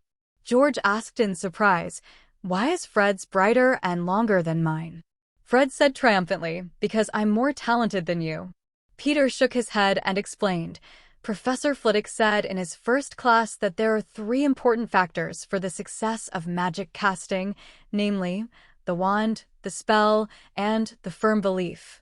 The spell is just a medium, and a powerful wizard doesn't even need to recite it. Spell out the spell. You can successfully cast the magic. The most important of the 3 factors is firm belief. Magic is idealistic. As long as you firmly believe in yourself, magic can be successfully cast. And just now Fred was more confident than George, so he persisted longer than you. Hearing Peter's explanation, the two were thoughtful. In the past, they always thought that a spell was a matter of waving a wand, but it turned out to be a mistake. Seeing that both of them understood, Peter felt a little excited about being a teacher for the first time. He stretched out his left hand without a wand, opened his palm, and closed his eyes. After a while, a ball of light suddenly appeared in the empty palm, emitting a soft glow. Of light? He opened his eyes, looked at the ball of light floating in his hand, and smiled. It was his first attempt, and he came up with the idea while explaining it to the Weasley brothers. The magic of this world is very idealistic, and the successful casting of the patron saint spell requires the recall of happy memories. When casting the death curse, it takes a strong will to kill. The Cruciatus requires a vicious thought that wants to torture others. So part of the reason why black magic is banned in the magic world is that if you use black magic regularly, people's mind will be in a negative mood, and eventually they will fall into darkness. When he was explaining, he thought about whether magic was idealistic, so whether he could abandon the wand and incantation, directly mobilize the magic power with his mind, and then firmly believe that he could succeed. Unexpectedly, his test was really successful. Although wandless magic is not as powerful as using a wand, it is the most life-saving skill. In today's magical world, almost all wizards are no different from muggles as long as they don't have wands. But if Peter can master the wandless summoning charm, then with just one thought, he can turn defeat into victory, rather than holding back. The twins' doubts from the beginning were instantly stunned, as if they had seen a miracle. The two of them trembled, the corners of their mouths twitched, and they said in unbelievable unison, "You actually know magic without a staff and without a sound." "Merlin, I'm dreaming." Peter watched the light in his hand go out and said excitedly, "This is my first attempt, and I didn't expect it to succeed." Fred shouted dumbfoundedly, "Merlin, hurry up and kill this monster. This is too shocking. It's also 11 years old. Why is the gap so big?" George asked excitedly, "How did you succeed, Peter? Tell us, maybe we can succeed too." Peter didn't hide his secrets. He directly explained all his feelings in detail and let them try. As a result, the two of them blushed as if they were having diarrhea, and they didn't move at all. Pfft. George just choked out a fart. Peter directly disliked him and stayed away from him and said speechlessly, "Are you doing magic or farting?" George smiled shyly. "I couldn't hold back, hee." In the end, the two gave up, agreeing that only a freak can successfully display this ability, which led Peter to chase the two to fight in the secret passage. It didn't take long for them to come to the end of the secret passage. Here are the steps going up, with a trapdoor covering the top. The three walked up and opened the trapdoor to the cellar. Go down the cellar steps and enter the Honey Duke shop. The shopkeeper who heard the movement, looked up and saw the three Peters and instantly showed a warm smile. "Mr. York, it's been a long time. Are you running out of candy? I'll get you what you need." Peter waved his hand and said, "Let's go shopping on the street first, and then buy it when we come back." When From heard this, he saw the twins behind him and said with a smile, "You're bringing your friends here to play, so I wish you a good time." Peter thanked him, then dragged the twins out of the Honey Duke store and onto the street. George looked at the candy shop behind him and said enviously, "I didn't expect the shop owner to be very enthusiastic about you, and he even told you this secret way." Peter shook his head and said calmly, "He's just passionate about my Kim Galleon. Come on, let's shop around first." Asterisk. Afterwards, the three of them wandered around, especially when they came to the Joko Magic Joke Shop. The Weasley twins couldn't move their feet at all.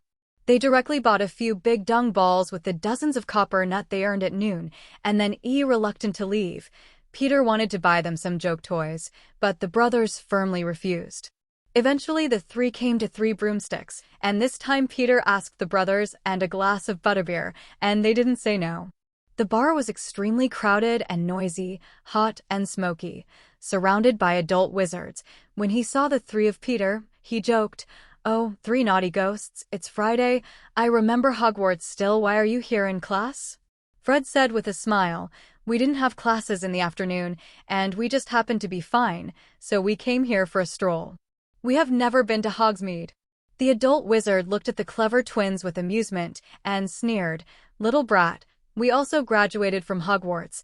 This class schedule hasn't changed for decades. You can't lie to us. Which secret way did you run from? Come out, that's all we have left to play." Then he focused his attention on Peter again, looked at it in amazement, and then noticed the difference in the school uniforms on the three of them, and said in surprise, "When did Slytherin and Gryffindor get along so well? They even came out together." George rolled his eyes and asked, "Uncle, which college did you graduate from? How many years have you graduated?" The middle-aged man recalled, "I graduated from Hufflepuff, and it has been more than 10 years. Now that I think about it, I think it was the happiest time. Little guys, take advantage of the time, have fun, and graduate later. If you don't, you won't be so happy." Watching the twins and the wizard chat happily, Peter took the initiative to buy a drink. He came to the bar and saw the charming bar owner, Ms. Rosmerta, who was flirting with a wizard, and waited for a while. But seeing the wizard still talking about his deeds incessantly, he didn't mean to stop at all. He got impatient and interjected directly, "Hello, I need 3 butterbeers." Rosmoda looked down and saw Peter, and was instantly amazed by this handsome face, and asked with a smile, "Oh, what a handsome little boy. If I hadn't confirmed that you were a boy, I would have thought that there was a charm baby in the store. Do you want butterbeer?" Peter nodded. "Yes, Ms. Rosmerta, 3 glasses." "Wait a minute, handsome boy." Ms. Rosmerta smiled and touched Peter's face, then took out 3 cups and walked into the house behind her. The wizard was talking about the excitement when he was suddenly interrupted. He looked at the little boy in front of him with some displeasure. After seeing the Slytherin logo on him, his face showed disgust and said in a low voice, "Slytherin's little poisonous snake, today is not the weekend. How did you come here?" Peter looked at the wizard's attitude towards him and said indifferently, "Sir, this doesn't seem to be your concern. You are not a professor at the school." The wizard was stunned for a moment. He didn't expect that this Slytherin kid would dare to choke people. He suddenly burst into anger, took out his wand, shook it threateningly, and said, "Little poisonous snake, you may be used to being intimidating at home, but one thing to remember, don't provoke an adult wizard when you're out there. Your tricks to trick others are not enough to tickle an adult wizard. Remember?" Peter looked indifferently at the emotional wizard who was full of drunkenness in front of him and said, "Sir, you are drunk. Also, don't spill the anger you got from other Slytherins on me before." The wizard was provoked by this sentence, pointed his wand directly at Peter, and roared hysterically, "You Slytherins are all the same bad bastards. Look down on others and throw them into the toilet if they don't look good. After graduation, just join the Death Eaters and love to torture people. Slytherin people should be damned." Peter looked blankly at the wizard in front of him. This person obviously had bad memories, and he was still targeted by the Slytherin people. But he shouldn't take his anger out on himself after drinking. He directly took out his wand, surrounded by a super strong armor body, facing an adult wizard, even a drunk wizard. He would not dare to care. Everyone else in the bar noticed the scene. Their eyes widened and they didn't react. "Finn, what the hell are you doing? Stop it. Do you want to enter Azkaban?" Ms. Rosmerta saw such a thrilling scene as soon as she came out. An adult wizard actually pointed his wand at an 11-year-old child. She yelled at the wizard in shock and anger. The wizard was awakened by Ms. Rosmerta's roar, and when he heard Azkaban, his drunkenness dissipated a little. Seeing what he was doing now, he was instantly in a cold sweat. The wizards do not spare no effort to protect the little wizards. And he actually wanted to curse a child. He hurriedly put away his wand. Ms. Rosmerta waved her wand and put the butterbeer aside. She nervously approached Peter and asked concernedly through the magic barrier, "Son, are you okay?" On the other side, George Fred, who had just had a good chat with the adult wizards, also ran up to Peter in panic and asked, "Peter, how are you?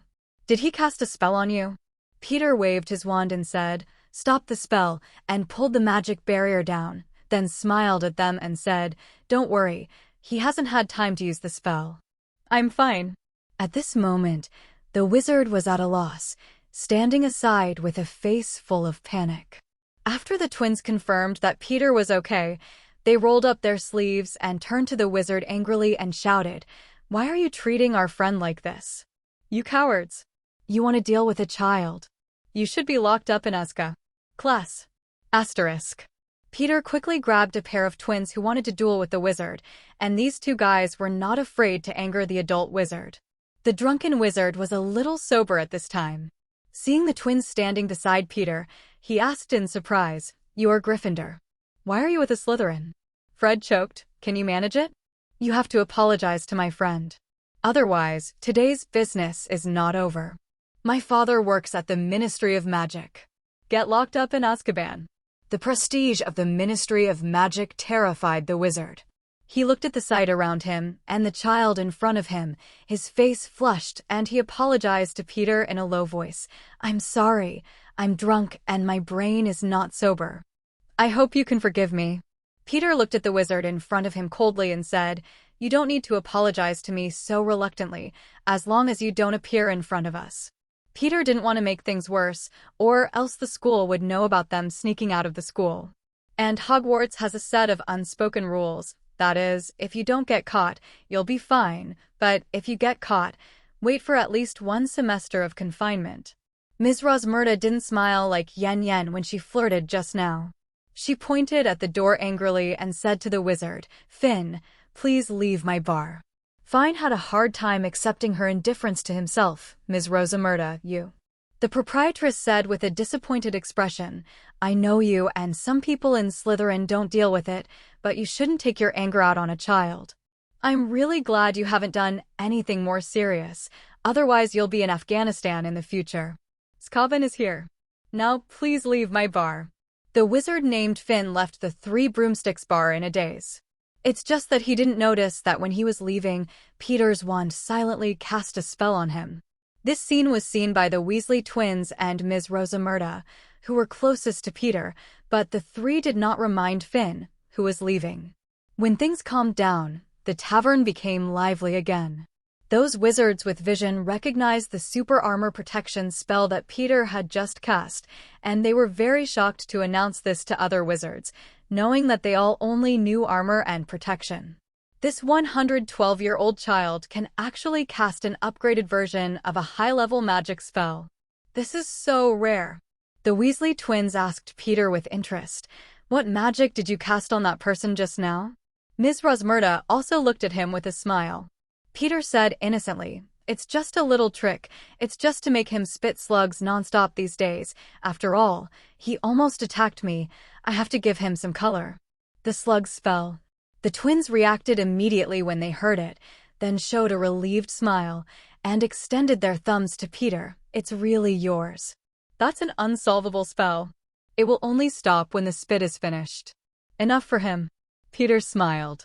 The slug spell he used was an improved prank spell from Professor Flitwick's notebook, and the effect was much stronger.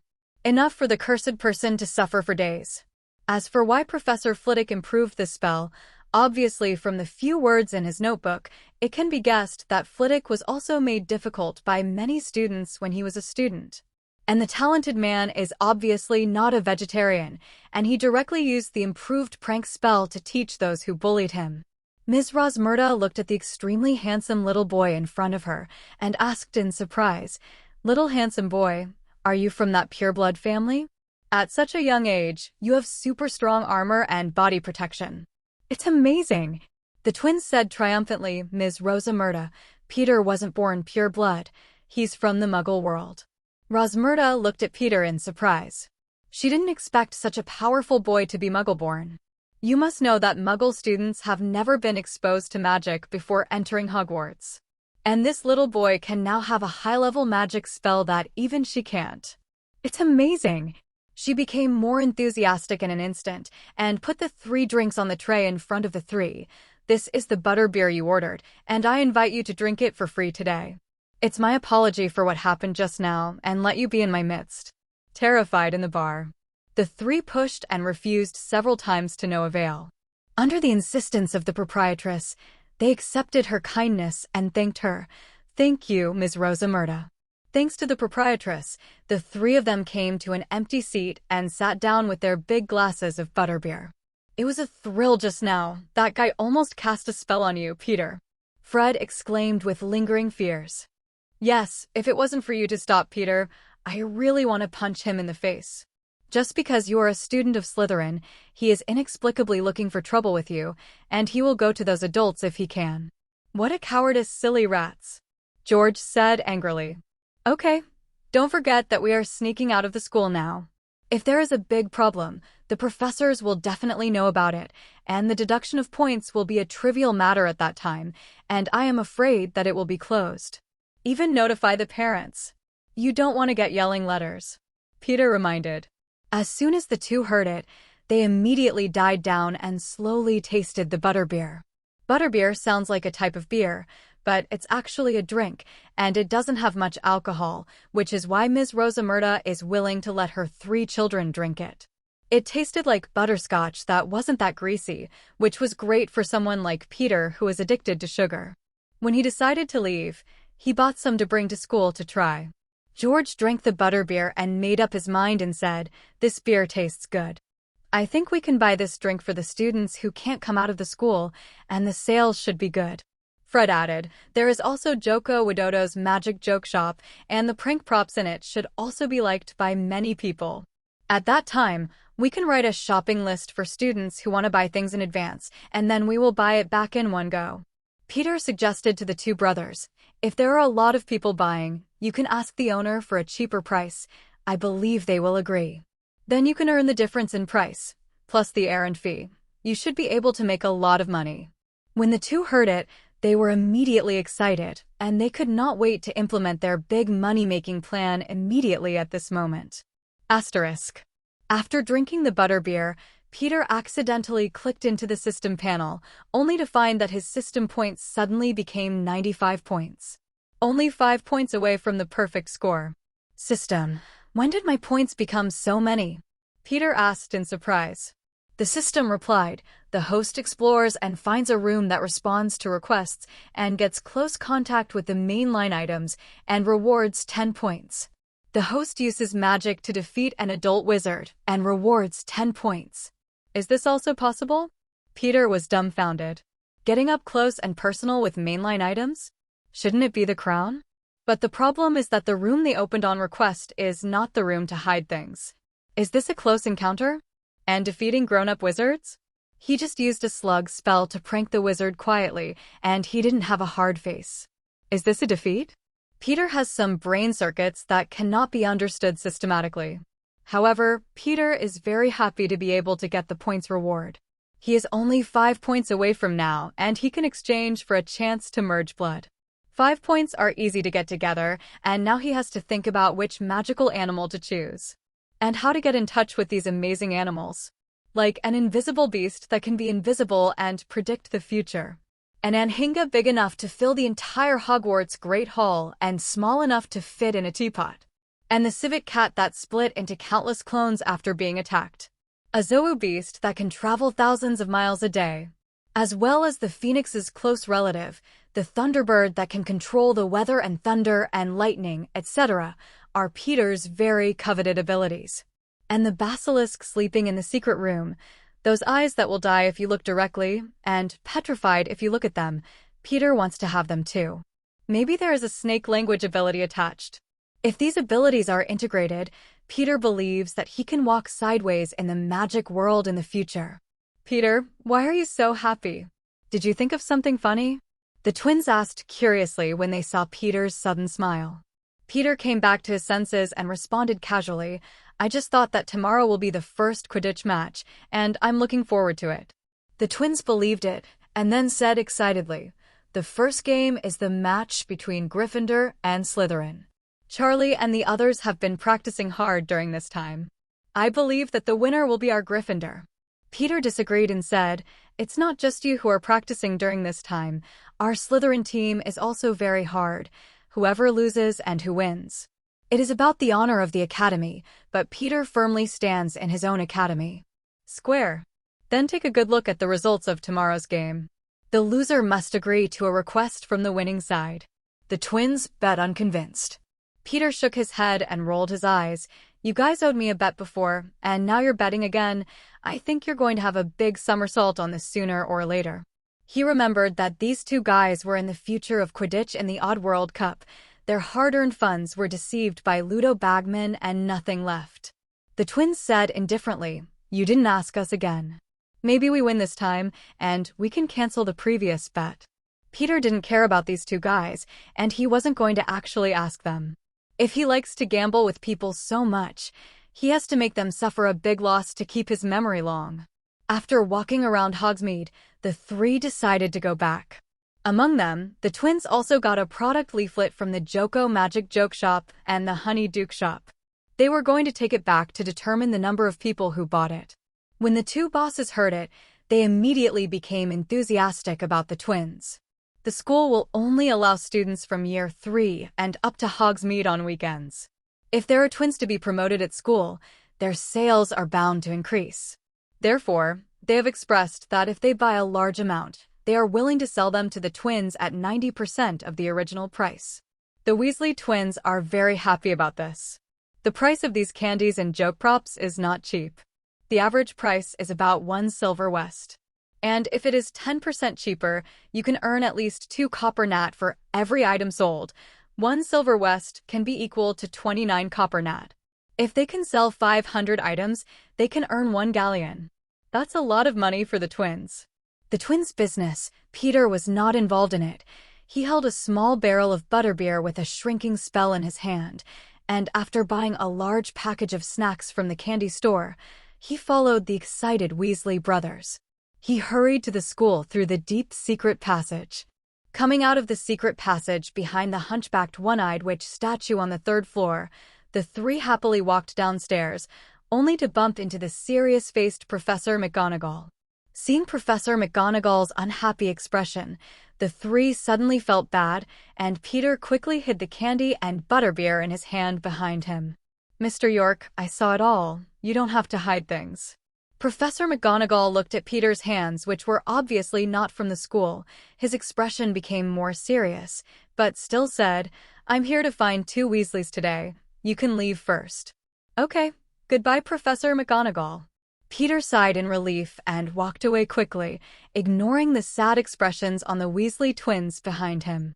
Before he could go far, he saw Professor McGonagall directly lift one ear of the 2 of them and roared angrily, "How dare you sell your own potions to your classmates? You even encouraged them to cheat in potions class."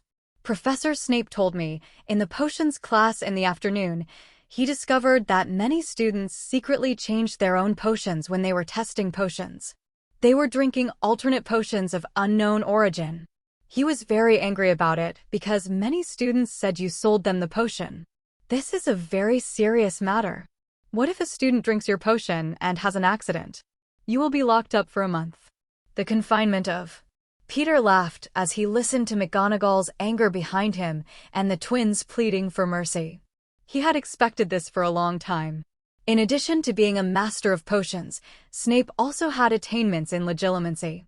These pure and simple students, even if Snape did not need legilimency, could easily see them. There is a ghost in my heart. Asterisk.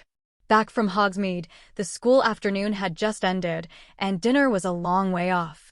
After returning the snacks he bought to the dormitory, Peter did not go to the library to read books, but walked along the Quidditch pitch to the Forbidden Forest. Looking at the deep Forbidden Forest, Peter guessed if there were magical animals of his choice in it. Alas, students are not allowed to enter the Forbidden Forest. Which academy are you a student? Why are you here? A loud voice came from outside a hut in the distance. Peter turned to look and saw a giant nearly 2 or 3 meters tall walking towards him. The rough face, the beard, and the fierceness all over his body made Peter know that this person was a good person. Couldn't help but take a few steps back. Hagrid walked in and found out that he was a Slytherin student. He couldn't help frowning and asked cautiously, "What are you doing here? Do you want to go to the Forbidden Forest?" Peter pretended to be innocent and explained, "I just came here by walking. I know the Forbidden Forest is very dangerous, so I won't put myself in danger. So, don't worry, sir, I won't rush in." Then he asked curiously, "Sir, are you a professor in the school? I remember that you were the one who picked us up into the castle when we entered the school." It was the first time that Hagrid saw a Slytherin student who was so polite to him. He coughed a little uncomfortably. The resistance on his face a little lessened. He shook his head and said, "My name is Hagrid. I'm not a professor. I'm from the school. Keykeeper and Forbidden Forest Keeper." Peter pretended to be surprised and admired and said, "Mr. Hagrid, you are amazing. I heard that there are many dark creatures in the Forbidden Forest, but you are actually responsible for guarding the Forbidden Forest. I heard that there are werewolves in it, Mr. Hagrid. Have you seen them? Will they not? Are you going to come here?" Being stared at by a Slytherin student with adoring eyes, Hagrid was very useful, but at the same time a little uncomfortable, and said, "Just call me Hagrid. There are indeed werewolves in the Forbidden Forest, but they all live in the depths of the Forbidden Forest. I will come here. There are 8 eyes here, so I can't get into Hogwarts, don't worry."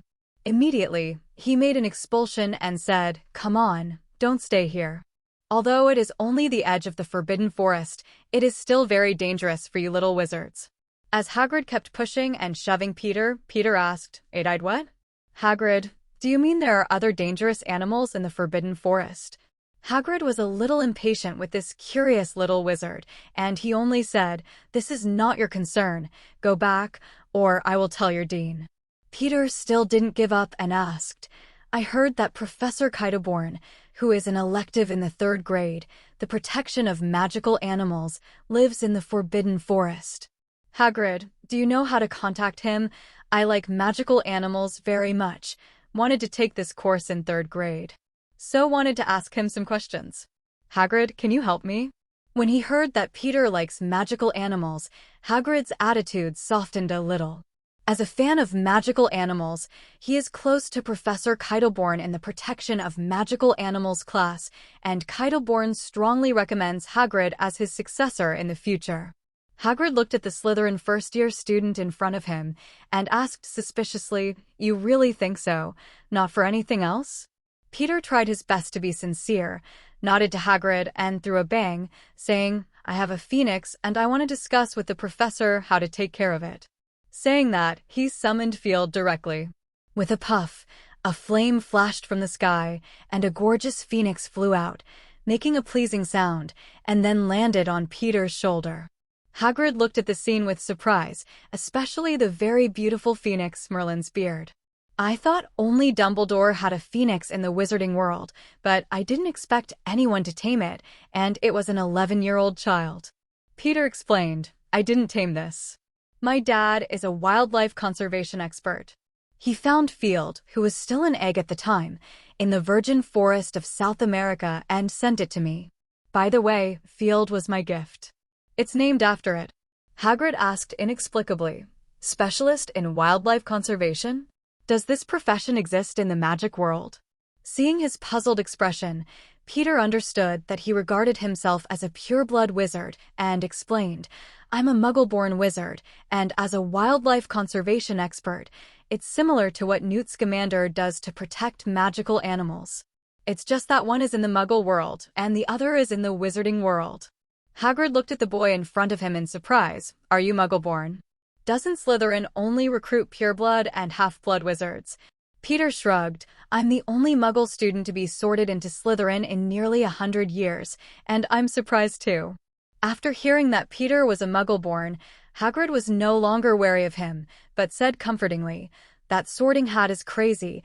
It has been used for another 1,000 years, and I think it is because of a broken brain to put you in there. Slytherin is very unfriendly to Muggle-born students. You're not being bullied by them, are you?" Peter was amused by the sudden concern of the 3-meter man. Apparently, Slytherin's notoriety was already well known and deeply ingrained. He didn't turn down Hagrid's offer, and he came here to befriend him.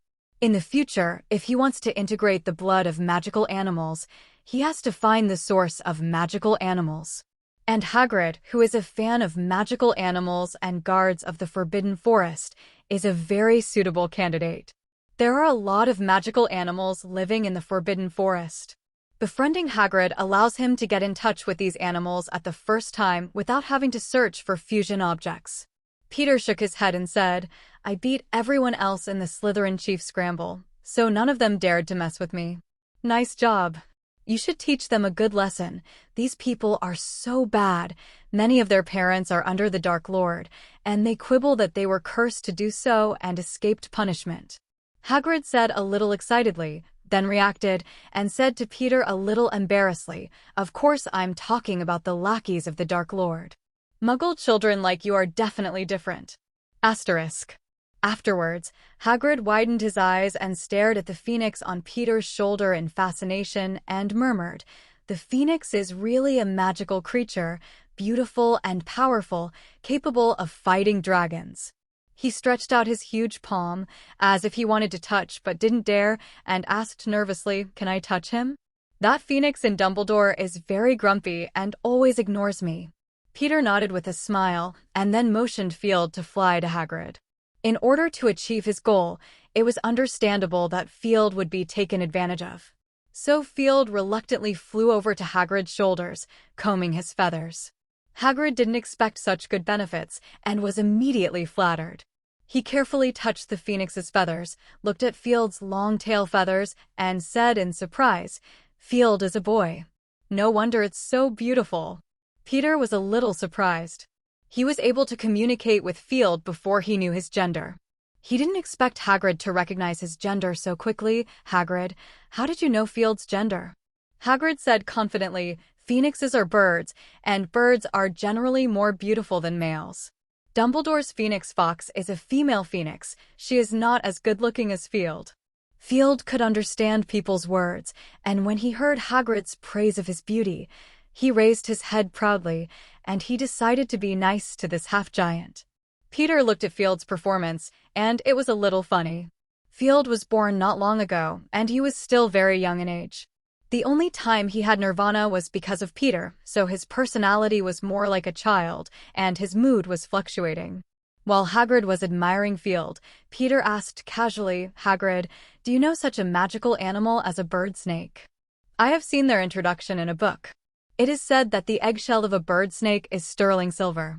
And this magical animal is as big as it should be, big enough to fill a large space, and small enough to hide in a small teapot or even a smaller space. Hagrid said confidently that he is familiar with magical animals. Of course you know that bird snakes are magical animals living in the Far East. They have the body of a snake and the wings of birds. They eat insects, mice, birds, and monkeys. Their eggs are made of the purest, softest silver. So many wizards are playing with it. It's an endangered species now. Then Hagrid said angrily, not long ago, there was an idiot named Lockhart who actually declared in the newspaper that he hoped to use bird snake eggs to produce a lot of bird snake egg yolk shampoo. He really should use his brain not much bigger than the fairy to think about it. Think, bird snakes are already very rare. He still wants to use such precious bird snake eggs to care for his hair. How stupid. Fortunately, that fool's suggestion was taken as a joke, otherwise it would be a pity for these poor little guys. Hagrid said proudly, although the bird snake is now on the verge of extinction in the Far East, many people don't know that in England, these little guys have been saved a lot by Newt Scamander, and they are now all with Newt Scamander. Live together in Dorset. I went to see it once. It's spectacular. Hundreds of bird snakes were gathered by Newt Scamander, gathered in a huge space created by magic, and lived freely. Peter was surprised. Hagrid, I didn't expect you to know Master Scamander. I've read most of his book Fantastic Beasts and Where to Find Them, and the content is very exciting. Hagrid raised his chest and said complacently, of course I know Newt is very good. He likes magical animals very much like me. He has been running around to save endangered magical animals all year round. He once wanted to give me 2 of his sniffers. Sniff. It's just that I can't stand these energetic little guys, so I refuse. By the way, do you know Sniff? It is also a kind of magical animal, with a bag that can never be filled, always likes shiny things, and Gringotts trains them to find treasures. Peter nodded and said, I've seen it in Scamander's books. It looks like a platypus in the Muggle world. It looks cute. Hagrid looked around suddenly, and whispered in Peter's ear, in fact, there are bird snakes not only in Newt's place, but also in the school's Forbidden Forest. There is already a population. I went to see it not long ago. Many bird and snake eggs are about to break their shells. These bird snakes were quietly cultivated by Kelterborn. When he visited Scamander, he asked for a pair of bird snakes, and then developed into the current size. I won't tell him to ordinary people. When Peter heard it, he was immediately pleasantly surprised. He was still thinking about how to catch up with Scamander, but he didn't expect that there were birds and snakes in the Forbidden Forest. He asked excitedly, Hagrid, I wonder if I can follow you to the Forbidden Forest to see the birds and snakes? When Hagrid heard this, he instantly looked at Peter vigilantly and said, Are you like everyone else, wanting to pay attention? That's not possible. Peter didn't know whether to laugh or cry. His goal was not just some silver. He said speechlessly, Hagrid, you are overthinking. I am a noble in Muggle society, so I don't want to covet some silver. I just want to see this kind of thing. Fantastic Beasts. Hagrid thought the same thing, then relaxed, but still shook his head and refused. No, the bird snake lives in the depths of the Forbidden Forest, which is not a place for students to go. And these little guys are raised by Celtic-born. I can't take others to see it without his consent. Seeing Hagrid's lack of oil and salt, Peter changed his approach. So, Hagrid, say hello to Professor Cultivation first, and say that if he can take me to see the bird and snake, I'm willing to take field lend him to observe for a day. I think Professor Cultivation should be interested in such a rare species as the phoenix. Hearing this, Hagrid didn't refuse, and said with a certain look, he will definitely agree to your request. At the beginning, Cultivation wanted to borrow Dumbledore's phoenix, but it didn't work. This time I have you. The phoenix, he is afraid that he will agree immediately. Asterisk. After a while of chatting, Hagrid lost his initial resistance, and in order to spend more time with Phoenix, he invited Peter to his cabin. Peter readily agreed.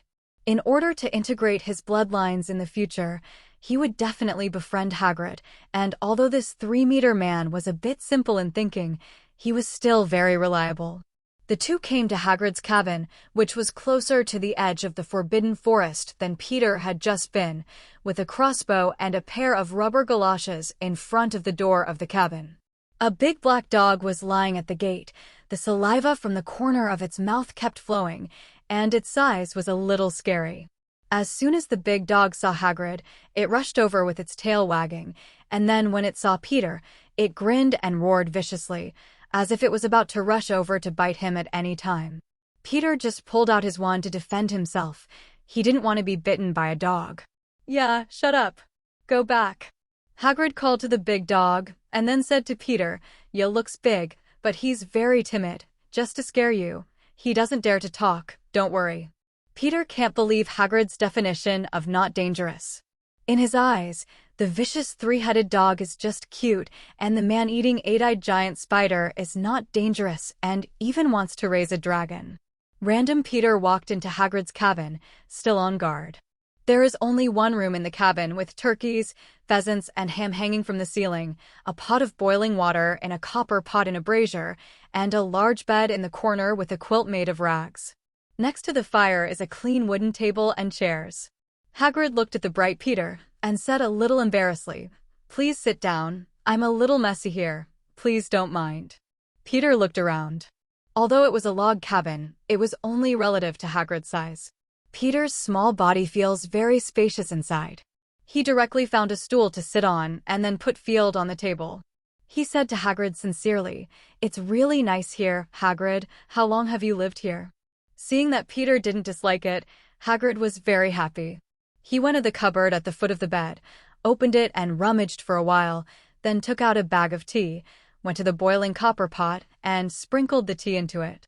Then he said with a smile, "I don't remember very clearly how long I lived here, anyway. It's been at least a few decades. Since my father died when I was young, the merciful Dumbledore looked at me and let me live here as gamekeeper. Didn't make me homeless." Peter was familiar with these things, and he also knew that Hagrid was framed as Myrtle's murderer by Tom Riddle, a senior at the time, Voldemort, who was expelled from school and broke his wand. If it weren't for Dumbledore's resistance, he would have been in Azkaban, and Dumbledore knew he was wronged, so he took him in at Hogwarts and repaired his broken wand with the Elder Wand. Although he knew that there were birds and snakes in the Forbidden Forest, Peter still wanted to ask other animals, so that in the future, after the points were full, they could exchange their favorite bloodlines. Peter asked curiously, "Hagrid, are there any other magical animals in the Forbidden Forest? Are there any invisible beasts or thunderbirds or something?" Hagrid thought he liked fantastic beasts, so he asked. So he laughed and said loudly, "If you want to ask where fantastic beasts are, except for Newt Scamander and Cultborn, that's all I know. Most? Back then, I also wanted to learn from Scamander to discover magical animals all over the world, so I specifically asked them for advice, and even chatted with those animal smugglers to learn a lot of information about magical animals. Well, let me think about it. In the case of invisible beasts, there are indeed in the Forbidden Forest, but I have only seen them once by chance. These guys are too shy. They can be invisible and can predict the future, so it is difficult for ordinary people to find them. To say that Newt is still the best, he has a family of invisible beasts there. It is said that they have been raising them since the 1920s, and they have been raising them for several generations now. As for thunderbirds, They are close relatives of phoenixes. They are also very beautiful. They can summon thunderstorms and sense danger in advance. It's just that these birds are now living in North America. Newt raised one when he was young and was later brought back to its hometown by him and released. So if you want to see this magical animal, you have to fly to the North American desert to see it. Seeing Peter's disappointed expression, Hagrid thought there were no magical animals in the Forbidden Forest, so he quickly said, although there are no thunderbirds in the Forbidden Forest, there are unicorns, hippogriffs, and thestrals. Fantastic animals and centaur tribes exist, but it's wonderful inside. Then, as if he had reacted, he covered his mouth and muttered, "Why do I seem to be trying to confuse you into the Forbidden Forest?" Seeing the scene, Peter burst out laughing and said jokingly, "If I enter the Forbidden Forest in the future, I'll blame you for making it so magical that I can't help it." Hagrid took it seriously and quickly waved his hand to dissuade him. "No, you can't enter the Forbidden Forest by yourself in the future. It's very dangerous. Not only are there werewolves, but there are also eight-eyed giant spiders. In short, it's very dangerous." "Calm down, please calm down, Hagrid." Peter reassured him, "I'm just joking. You know I'm a Slytherin and I won't put myself in danger until I'm sure. So you don't have to. Worried I'd rush in like a Gryffindor. Asterisk." Hearing this, Hagrid reacted with a groan and said naively, "I just remembered now that you are a Slytherin, Peter. You really don't look like a Slytherin. You have a good heart, and it always makes me forget your identity." Peter reluctantly said, "Although it may sound like bragging, maybe I am the real Slytherin. I have always thought that the atmosphere in the academy was ruined by that Voldemort. I have checked a lot. According to the data, although the previous Slytherins were not very gregarious, they were not as unpopular as they are now. I never thought that any college must be a good person, and anyone must be a bad person." Hagrid shuddered when he heard the words, so frightened that the copper pot he just lifted almost lost his grip. With a look of admiration in his horror, he said with a trembling voice, You actually said the name of the mysterious man just now. Merlin, you are the one who dares to call him by his name except Dumbledore. Don't you know that he cast a spell on this name? Just read his name, and he and his minions can sense it. In the past, many people were caught by the Death Eaters and tortured to death. No one dares to call him by his first name. Child, you are so courageous." Peter shrugged and said, "Didn't the Ministry of Magic say he's dead, and his minions are locked up in Azkaban? How can he still come to school to trouble me?" "You know there's Dumbledore here," Hagrid said uneasily, "but I heard from Dumbledore that the Dark Lord wasn't dead. He just disappeared, and now he might be hiding somewhere, lingering, waiting for his comeback." Peter fearlessly spread his hands and said, "Then I will call him by his first name. A person who has already lost once is not worth being too afraid of.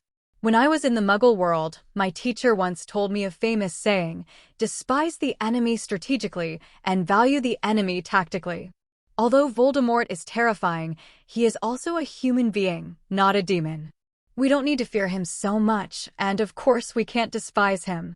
As long as you treat it with a normal heart, there is a solution to everything, but I just didn't think of it for the time being." Clap, clap. There was a burst of applause outside the door, and the two turned around to see that it was Dumbledore and Professor Snape standing outside the door, and it was Dumbledore who was applauding. Principal Dumbledore. Professor Snape. The two looked at the two outside the door in surprise. Of course, Peter was pretending. He noticed someone outside the door early on, so he didn't ask about the magical beasts, but made a big point. Of course, this is also his real thought. Dumbledore walked into the house first and looked at Peter with satisfaction. Peter's words just now fit his heart, and he said, "Peter, can I call you that?" "Of course, Professor Dumbledore." Peter nodded. Dumbledore looked delighted, and he sighed, "You said it very well. I've tried to get everyone to put their fears aside, the brave side of the dilemma, but none of them adults can compare to a child. The fear is passed on to the next generation. Voldemort is not a god. He is just a wizard who has gone astray, and as long as we are united, there will be no difficulties." Then Dumbledore turned his head and shouted at Snape outside the door, "Severus, come in, we're here just in time. Hagrid's black tea is ready. Just in time for a drink. Snape walked in after hearing the words. When he saw Peter, his expression was a little complicated. He also heard Peter's words just now, and he could tell from the tone of voice that it was Peter's true thoughts. That's why his mood was a little fluctuating. He didn't know whether to ridicule the child for his ignorance or to praise his courage. Peter shouted respectfully, "Professor Snape." Snape nodded, then stood motionless. Dumbledore waved the Elder Wand in his hand, 2 more chairs were added, and then he sat down, like a master, beckoning everyone to sit down. "Come on, don't stand. Hagrid, sit down too, and also bring your sugar cube. Let's have a cup of afternoon tea." The rectangular wooden table, Dumbledore and Snape sat on one side. Hagrid's huge body directly occupied the other side, which made Peter in the main seat feel a thorn under his butt and wanted to move. 4 teacups flew from Hagrid's cabinet and landed in front of the 4 people, and the copper kettle automatically filled the 4 cups with tea. Hagrid's teacup is in line with his identity as a half-giant. It is said that the teacup is actually about the same as a big bowl. 4 cups are just enough to empty the tea in the copper pot. Dumbledore asked the 3, "How many sugar cubes do you need?" Hagrid said as usual, $5. Snape looked at the big bowl of tea in front of him, frowned, and said lightly, 2 pieces will do. After looking at the calculation of the amount of tea, he directly shouted, $4 is enough, Headmaster Dumbledore." Immediately, the sugar cubes fall into the corresponding teacups according to each person's needs and rotate by themselves. Then a few people saw with a toothache that Dumbledore put the rest of the dozen or so sugar cubes into his own tea. After a while, the tea is turned into sweet and greasy sugar water. Dumbledore picked up the large teacup that covered his face, took a sip, and narrowed his eyes comfortably. Snape next to him has made an undisguised expression of disgust, constantly complaining about the old bee. How can you not get tired of eating so much sugar? Although Peter already knew that Dumbledore was addicted to sugar, he didn't expect it to be so scary. This is no longer sugar. Looking at Dumbledore's white and complete teeth, he was very curious about how Dumbledore protected his teeth from cavities. Hagrid drank black tea and asked, "Headmaster Dumbledore, why did you and Professor Snape suddenly come to my hut? It's so rare." Hagrid was very happy. He hadn't been here for so many people for a long time. Asterisk. Dumbledore didn't answer Hagrid's words immediately, but turned to look at Phoenix Field, who was standing by the window at the moment, and asked in amazement, "This is your phoenix, Peter, it's so beautiful." Although it will make Fox angry, but I still have to say he's better looking than Fox. Peter happily introduced, "This is my partner, his name is Field." Dumbledore nodded after listening, "Field, the name of the wilderness, a good name." Then he said with a smile, "There has always been a saying in the Dumbledore family, as long as the Dumbledore family encounters difficulties, the phoenix will appear. When I knew that you would summon the phoenix, my first reaction was that you belonged to the Dumbledore family. It was only after I learned about it later that I realized that it was not. But I am afraid that you will be constantly suspected of being a member of the Dumbledore family in the future." Of course, Peter knew that he had nothing to do with the Dumbledore family, so he said calmly, "It's not true if it's fake. Let them guess. I'm not a real member of the Dumbledore family." Dumbledore admired Peter's state of mind and waited until he had finished drinking his tea before revealing the purpose of his visit. He looked directly at Hagrid and said, "There was an accident at the school just now, and a fire broke out in Professor Cultburn's office, burning the contents to ashes. After a careful search, I found out that there are some eggs of fire-gray snakes there.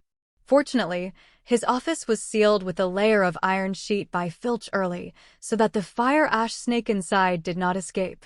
Only you, Hagrid, know where Cultivation is, so please let him know so he doesn't put such dangerous things in school in the future.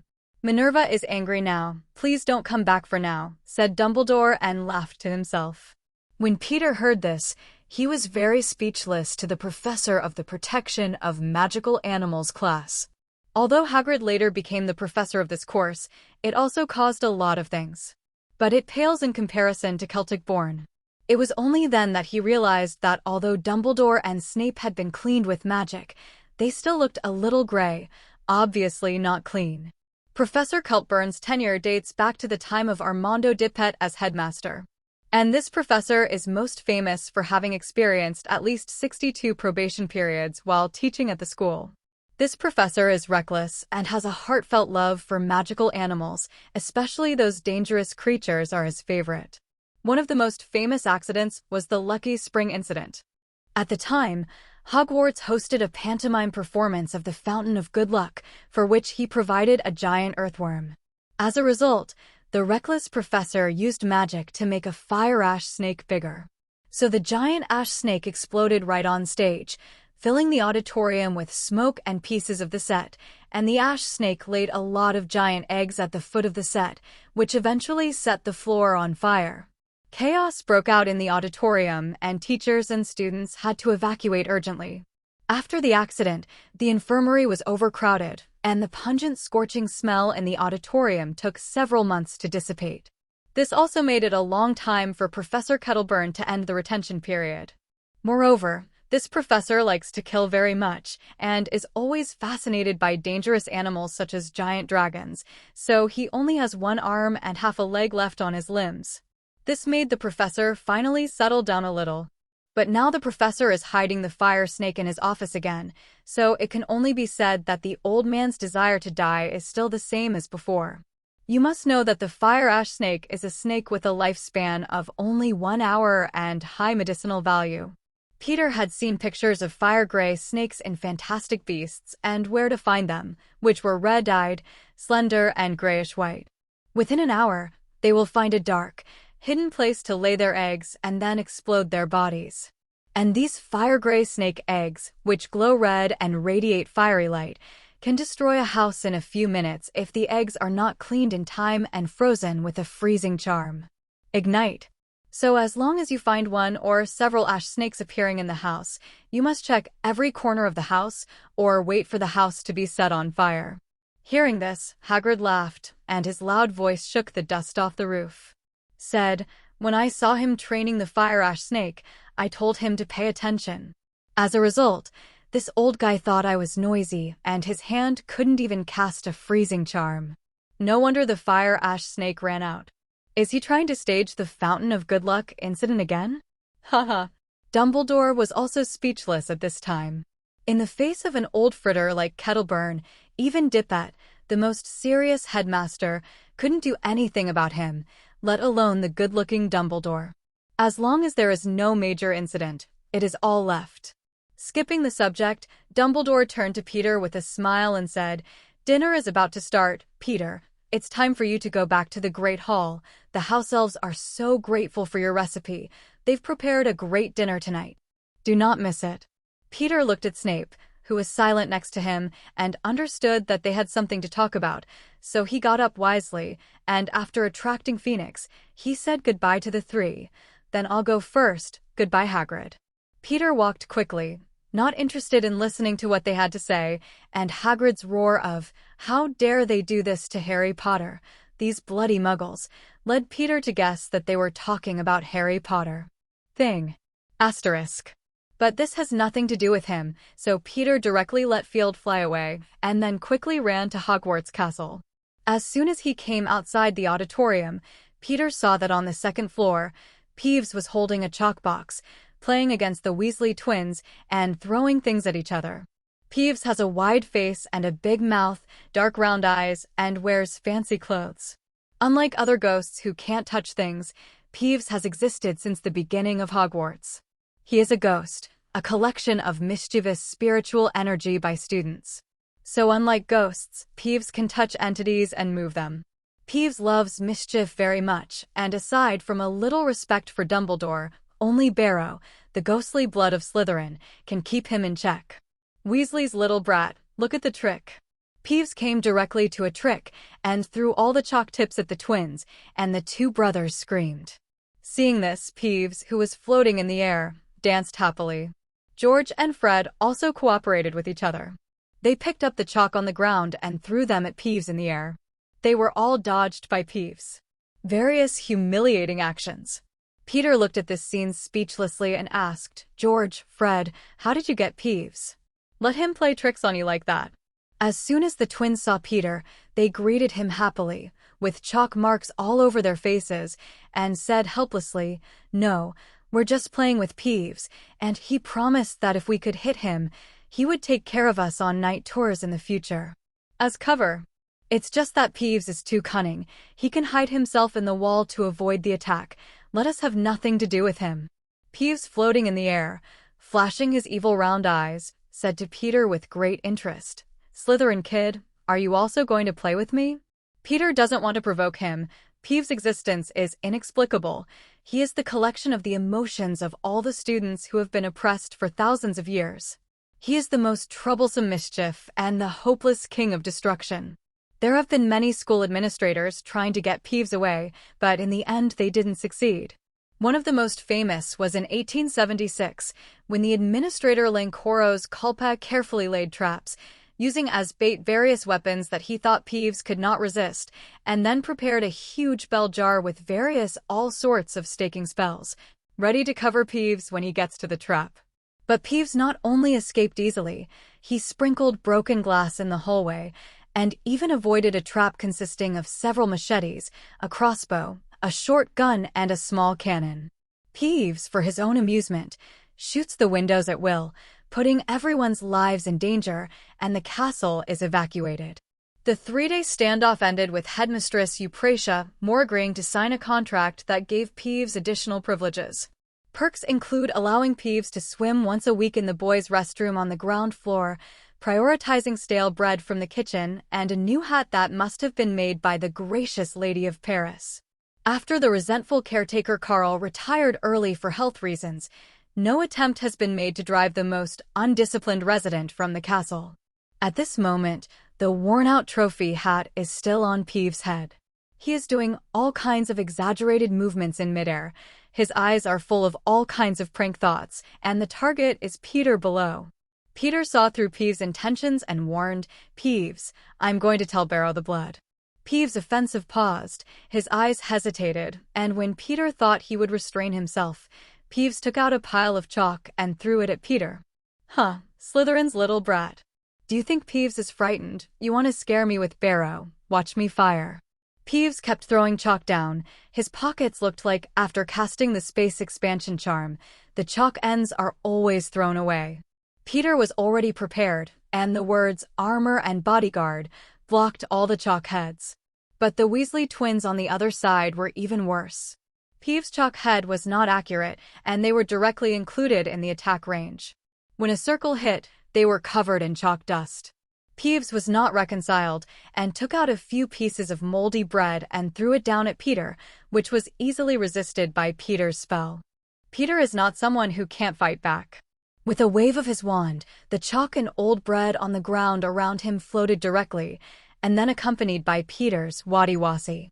All the floating things were like arrows fired, Peeves straight into the sky. Before Peeves could react, the overwhelming attack came immediately, leaving him nowhere to stop.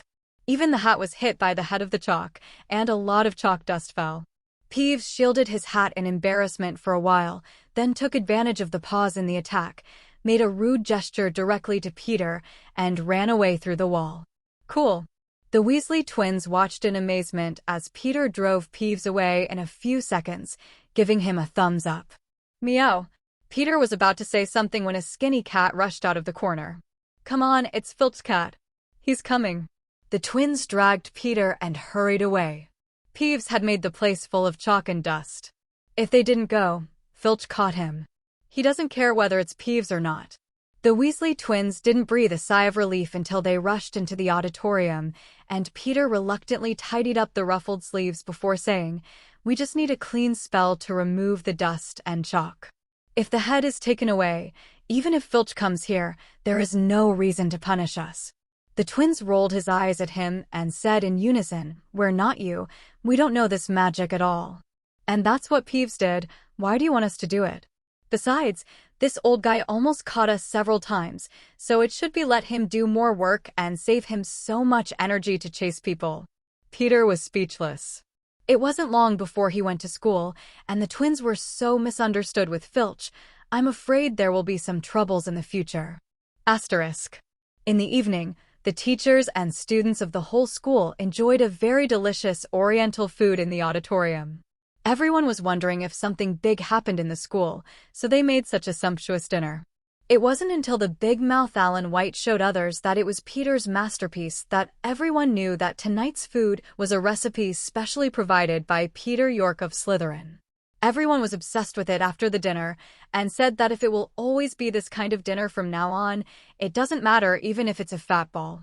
The twins even disregarded Slytherin's disgusting attitude and came directly to Peter's side, put their arms around his shoulders, and said, "Peter, if you have any other dishes, please don't be stingy. Donate them all. This Oriental food is really amazing. It's delicious. I feel like I have lived in vain for the first 11 years. Those things I ate before felt like pig food." Peter silently watched the twins play tricks and then said helplessly, "I have given 3 thick cookbooks to the house elves in the back kitchen, which are Oriental, French, and Italian. Among them, there are only Oriental recipes. Hundreds of gourmet recipes, so you can eat them all in the future. Of course, the premise is that the school's funds can be supplied."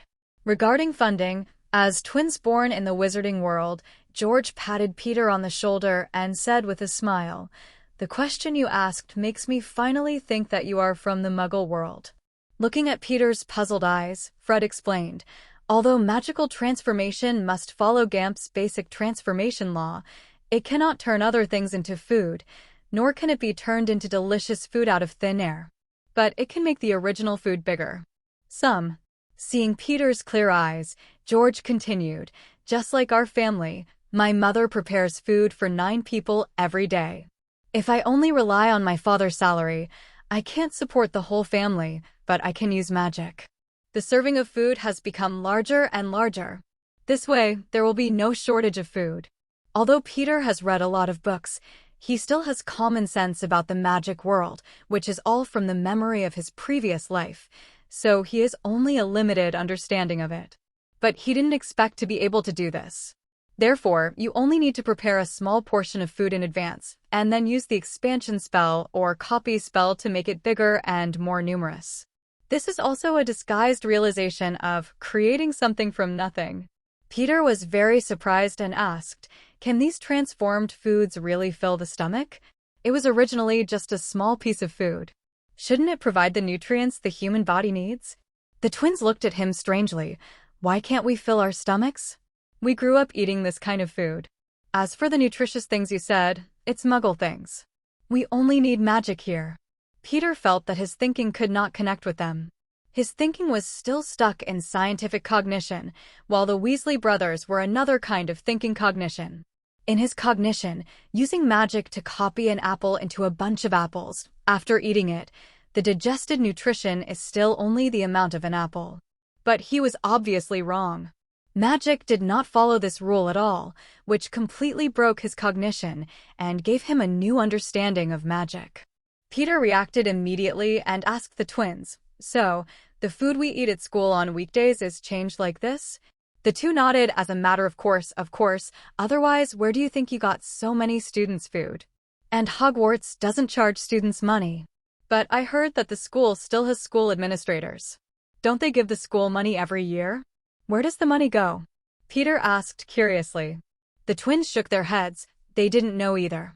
Alan White, who was on the side, interjected and said, "I know that Hogwarts has 12 school directors, and they send a sum of money to the school's account every year. This money is used to repair the castle and purchase teaching utensils and salaries for professors. As for food, only a small percentage." Now Peter has figured it out. No wonder he found that the school provides so much food for the students every day. He originally thought that the school had huge funds, so he didn't care. He didn't expect that the one that seemed to cost the most was the most expensive one. No cost. Magic is amazing, Peter exclaimed. There are still many people in the world who have a problem with eating, and wizards are like people who are favored by heaven, and a magic can make them not starve to death. No wonder he never found a food store in Diagon Alley. After talking about this topic, Fred excitedly said to Peter, "Tomorrow is the Quidditch match between Gryffindor and Slytherin. Are you ready to lose? It's a pity that we can't play yet. Otherwise, I'll definitely be able to play. Just get down on your opponent. Fred's loud voice caused the nearby Slytherin students to glare at him. He dared to come to their college and say that Slytherin would lose. This is a provocation. Peter retorted with a smile. We will win, you can see tomorrow. George quickly pulled his angered brother away, fearing that if he stayed any longer, the two of them would be surrounded and beaten. Asterisk. The fourth-year Chief Carlson Earl looked at the Weasley brothers who ran away, frowned and said to Peter, York, you should probably keep a little distance from the Gryffindor people, especially the Weasleys, who are known as pure-blood traitors. Family. You are a student of Slytherin, you shouldn't be so close to them. Peter smiled, stared at the senior, and said, Senior Earl, you may have forgotten that I am a Muggle-born. And the Weasley family is called pure-blood traitors, as far as I know, because they are close to Muggles. That's why I got this title. Thank you for your suggestion, but what kind of friends I want to choose, it's not anyone else's turn. You. Carlson Earl's face flushed instantly. He pointed at Peter and said viciously, Don't forget, we Slytherin and Gryffindor are old enemies. Are you trying to get along with them like this? Do you want to abandon your own academy? Peter looked at him coldly. I always remembered that I was a student of Slytherin, and I didn't lose face to Slytherin. It was my personal choice to befriend the Weasley twins. When did I rise to the academy level? You filthy mudblood. Earl pulled out his wand and tried to give Peter a shot, but was stopped by someone behind him. Prefect Chris Jones frowned and came between the two, and then said sternly to Earl, Put your wand away. This is the auditorium. Do you want the professors to see it, and then deduct your points? Earl looked at the prefect's serious expression, put away his wand unwillingly, and said viciously, Boy, you are lucky. Remember it for me. The Sorting Hat was crazy to assign you to Slytherin, but I never recognize you as a member of our academy. Watching Earl leave, Peter calmly said to Prefect Chris Jones, Senior Jones, I want to apply for a duel with Carlson Earl. I want you to preside over it. The surrounding Slytherin students were in an uproar and then looked at Peter in disbelief. You must know that Slytherin is different from other academies. It is a place where strength is the most important. Prefect Chris Jones looked at the immature-faced Peter solemnly and asked, Are you sure? Know that Earl is 3 years older than you. He can't ask you to duel. But if you ask him to duel yourself, then no one can stop it. It's you who will suffer at that time. Earl looked at the first-year student in front of him fighting a duel and laughed angrily. He came to Peter, looked down at him with his height advantage, and said, Boy, are you sure you want to duel me? Peter showed no signs of being oppressed. He looked up at him calmly, then turned to each other and said to Prefect Jones with certainty, I'm going to fight him. Prefect Jones nodded helplessly and then announced, Then at 9 o'clock tonight in the Slytherin Common Room, you two will have a showdown. Peter nodded to show his understanding, and then left early to go to the potions office before the crowd gathered around. His morning potions class was named by Snape and locked up, and he had to hurry up now. The remaining Slytherin students immediately talked about it. They did not expect that a first-year student would dare to challenge a senior to a duel. This was something that had never happened before. In the past, it was mostly duels between students of the same grade, or it was only a grade difference. In this duel, many people felt that Peter's chances of winning were too small. Earl, teach that mud-blood a good lesson tonight. It's better to let him live in the infirmary as long as possible. 6th grade Derek and Thomas squeezed forward and said to Carlson Earl. They were already dissatisfied with a Muggle-born student entering Slytherin. Now, when they saw Peter, although they didn't understand the reason, they instinctively hated this first-year student. Eyre raised his head and said, Of course, this mudblood dared to provoke me. Of course I want to repay him. It's just a pity that I can't live or die like before, or I'll let him know what fear is. Students from other colleges are very curious about Slytherin's movements, but in this respect, Slytherin's population is very tight, and no one can dig out any information. In the professor's seat, Professor McGonagall frowned and looked down at Slytherin, and then said to Dumbledore, who was eating sweets with relish, Headmaster, a duel like this should not happen in Hogwarts. It's too dangerous and rude. Especially in a duel with such a disparity of power, we should resolutely cancel this bad habit of Slytherin. Dumbledore finished eating the sweets, wiped his mouth, and said to the excited Professor McGonagall, Minerva, "Let's leave this to Severus. Although I don't approve of such dangerous behavior." But at this point, Slytherin's parents and school administrators all agreed that this is a 1,000-year-old tradition of Slytherin Academy and should not be cancelled. Therefore, I can only try my best to ensure that there will be no major accidents. The rest can only be decided by their own academies, and I can't interfere too much. Hearing this, Professor McGonagall could only sit down dissatisfied and then said worriedly, "Peter's child has only come to school not long ago. Although he is very talented, it is too dangerous for the last fourth grader." "I don't know this. Why did the child agree to come down? This is too reckless." Dumbledore smiled and said to McGonagall, "Minerva, you underestimate that guy. This kid can't be described as talented anymore. Do you remember when you first succeeded with super armor protection?" Professor McGonagall thought for a moment. About 7th grade. Flitwick, who was standing on the high stool to reach the dining table, interjected, "Peter, after I taught him the notes for half a day, he used the super armor. I was surprised at that time. I have never met such a gifted and attached child, and casting magic is as simple as eating and drinking. So I invited him into my spell club early in the morning. Tomorrow night is club party time. This child must be, it will be surprising." McGonagall was surprised. "Felius, you gave him your notebook? And you invited him to the club? Did this help you? After all, he's only an 11-year-old. Flitwick shook his head and said, "I have never seen a child as mature as him, not even the 6th and 7th graders. Besides, he has already shown me all the content of the 1st grade, and he can't change it anymore." "All right." So I gave him the notebook and let him study without delaying his talent. Honestly, I wish he was a student of Ravenclaw, but Severus let him meet such a talented student. Asterisk. In the potions office, Peter knocked on the door and went in, only to find that Snape had just finished boiling a pot of potions. Peter looked at the pale green liquid in the cauldron and asked curiously, "Professor, what kind of potion is this?" Snape removed the alcohol lamp, then used magic to summon a few glass bottles, handed them to Peter, and said with a blank face, "This is a bone potion, prepared for tomorrow's Quidditch match of the Little Monsters. You bring the potion packet up, don't spill it, or tomorrow's broken bones won't have any potions to drink." Peter hurriedly took the glass bottle and filled it with a spoon. Snape was idle and did not leave, but looked straight at Peter, who was working with his head down, and asked, "Are you going to duel with the 4th grade students? Don't you continue to hide?" Peter looked up at Snape in surprise, wondering how quickly he knew about it. He just came out of the auditorium, and he didn't see anyone coming here faster than him. Seeing that Peter couldn't figure it out, Snape sneered and said, "Dumbledore cares about you very much. He just messaged me directly, asking me to pay attention to your duel. Don't get hurt in the duel." Hearing that it was Dumbledore, Peter had no doubts, continued to fill the potion, and said, "Maybe Dumbledore is not worried about me, since I dare to fight Earl. It shows that I have the confidence to defeat him. I am a Slytherin, Professor. You should know that Slytherin is the best at judging the situation and never puts himself in a dangerous position." Hearing Peter's words, Snape raised the corner of his mouth and snorted coldly, "Confident boy.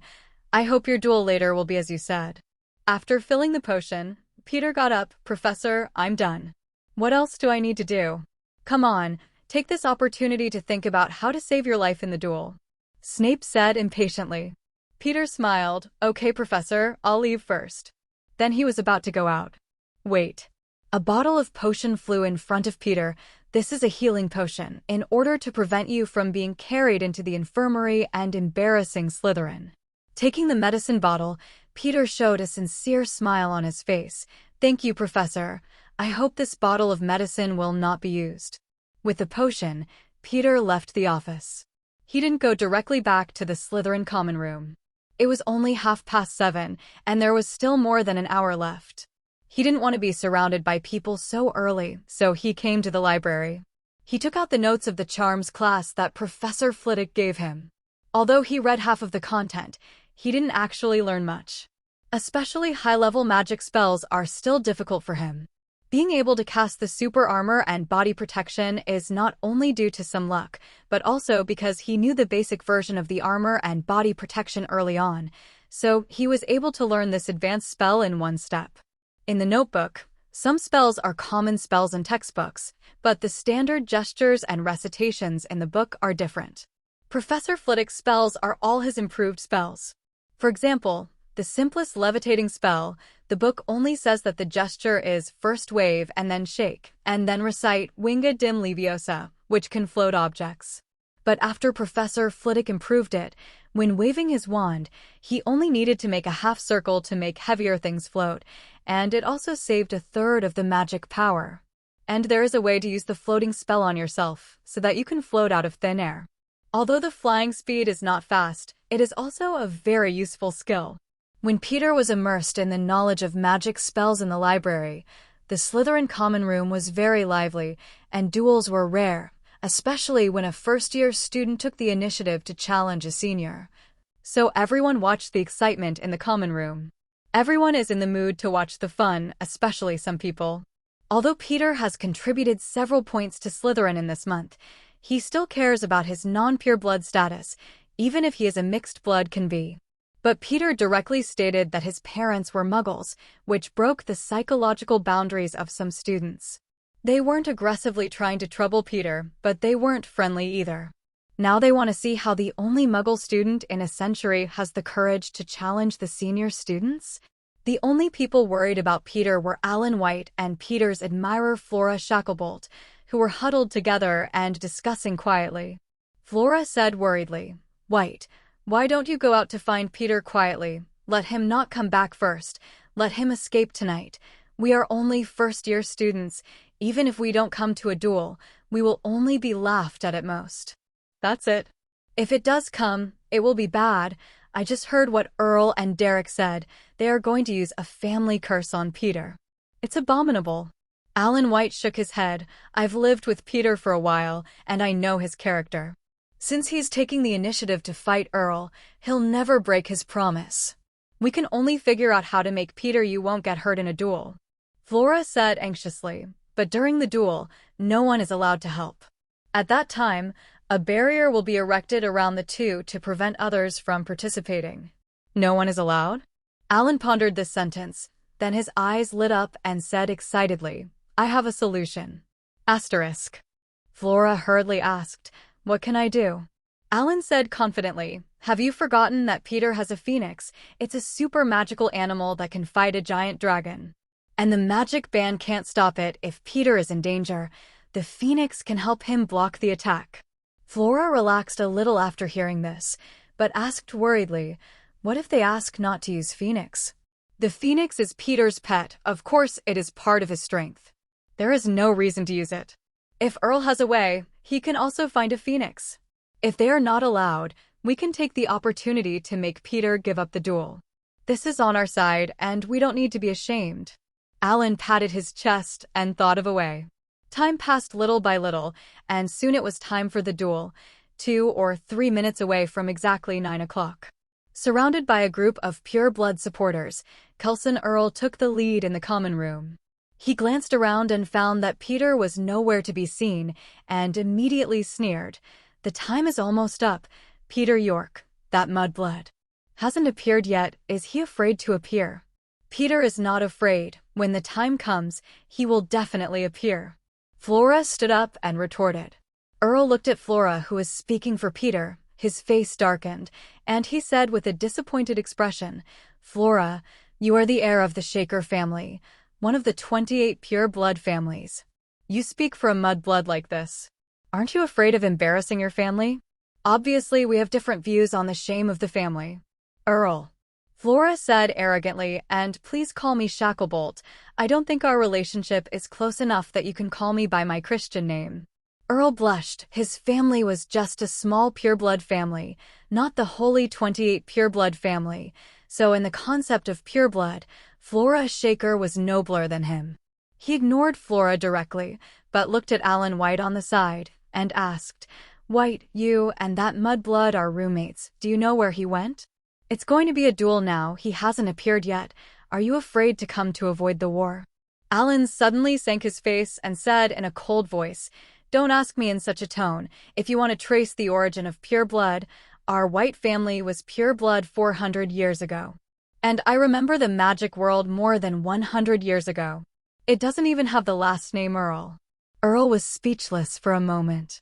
The pureblood identity he should be proud of at ordinary times was insignificant among these purebloods with a longer history than theirs.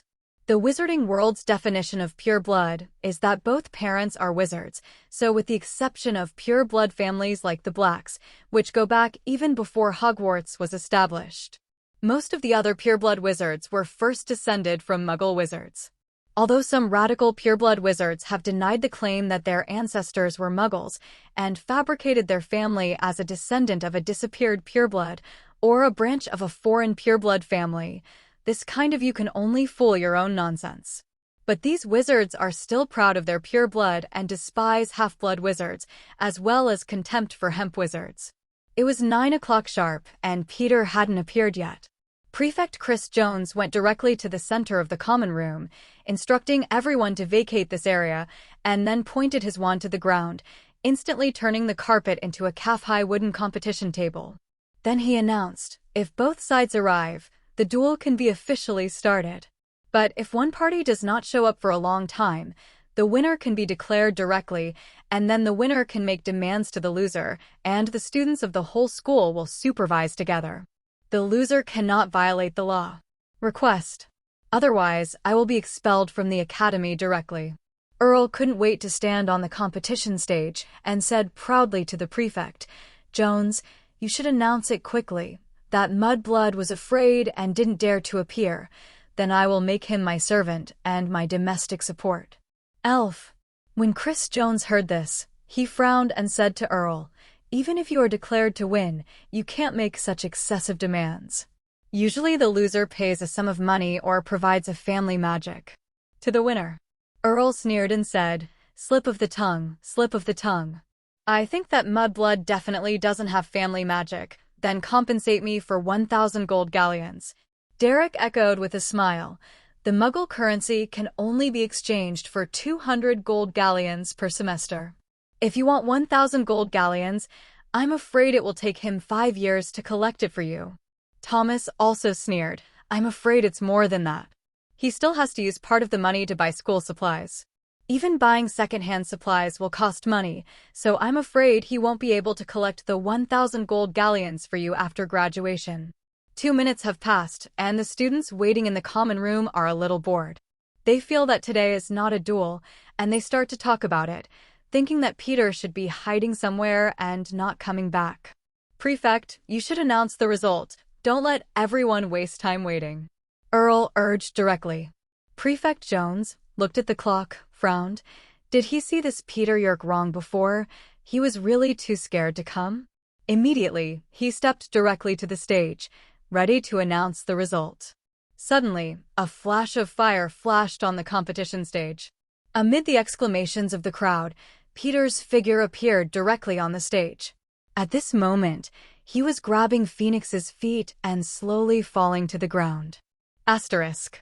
Peter let go of Phoenix Field and let him stand on his shoulders, then turned to Prefect Jones and said, "Sorry, I was fascinated by reading books in the library, only to realize that the time was over.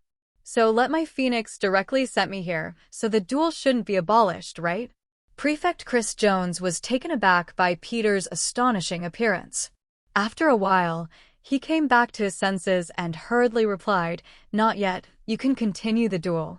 At this moment, the people in the audience suddenly burst into a commotion. Everyone was shocked by this way of appearing and looked at the Phoenix on Peter's shoulder with admiration. Merlin's stinky socks. How could I have never met such a pet that can apparate with its owner? "I really want a Phoenix," a Slytherin 5th grader exclaimed in amazement, his eyes full of the Phoenix. His roommate rolled his eyes at him and sneered, "You think too beautifully." Currently, in the magical world, only Dumbledore and the boy in front of him have a Phoenix. Your chance of encountering a Phoenix is similar to the resurrection of Salazar Slytherin. And this is not the case with apparition. Hogwarts Castle has been banned, and it is impossible for apparition to succeed in the castle. So this phoenix is so powerful that it can ignore any ban and directly lead people to disappear instantly, which is much more powerful than apparition. Everyone was talking about Phoenix's abilities and envy Peter's ability to own a phoenix, which was originally a Dumbledore standard. Even though most of Slytherin's attitude towards Dumbledore is complicated, they have to admit that he is powerful.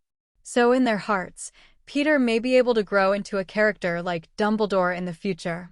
On the stage, the prefect looked at the two sides. His eyes involuntarily looked at the phoenix on Peter's shoulder, and then said to both sides, "Now that both sides have appeared, let's start the duel."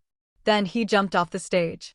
Then Chris Jones said to the chief of the 5th, 6th, and 7th grades, as well as several other strong 7th grade students, in order to ensure the fairness of the duel, we will first erect a protective barrier for the two to avoid interference from others. Wait, Peter York has a phoenix, which is a powerful magical creature of XXXX dangerous level that can fight a dragon. You can't let Peter take him to a duel, otherwise it's unfair. Derek, who was standing on Earl's side in the audience, said loudly.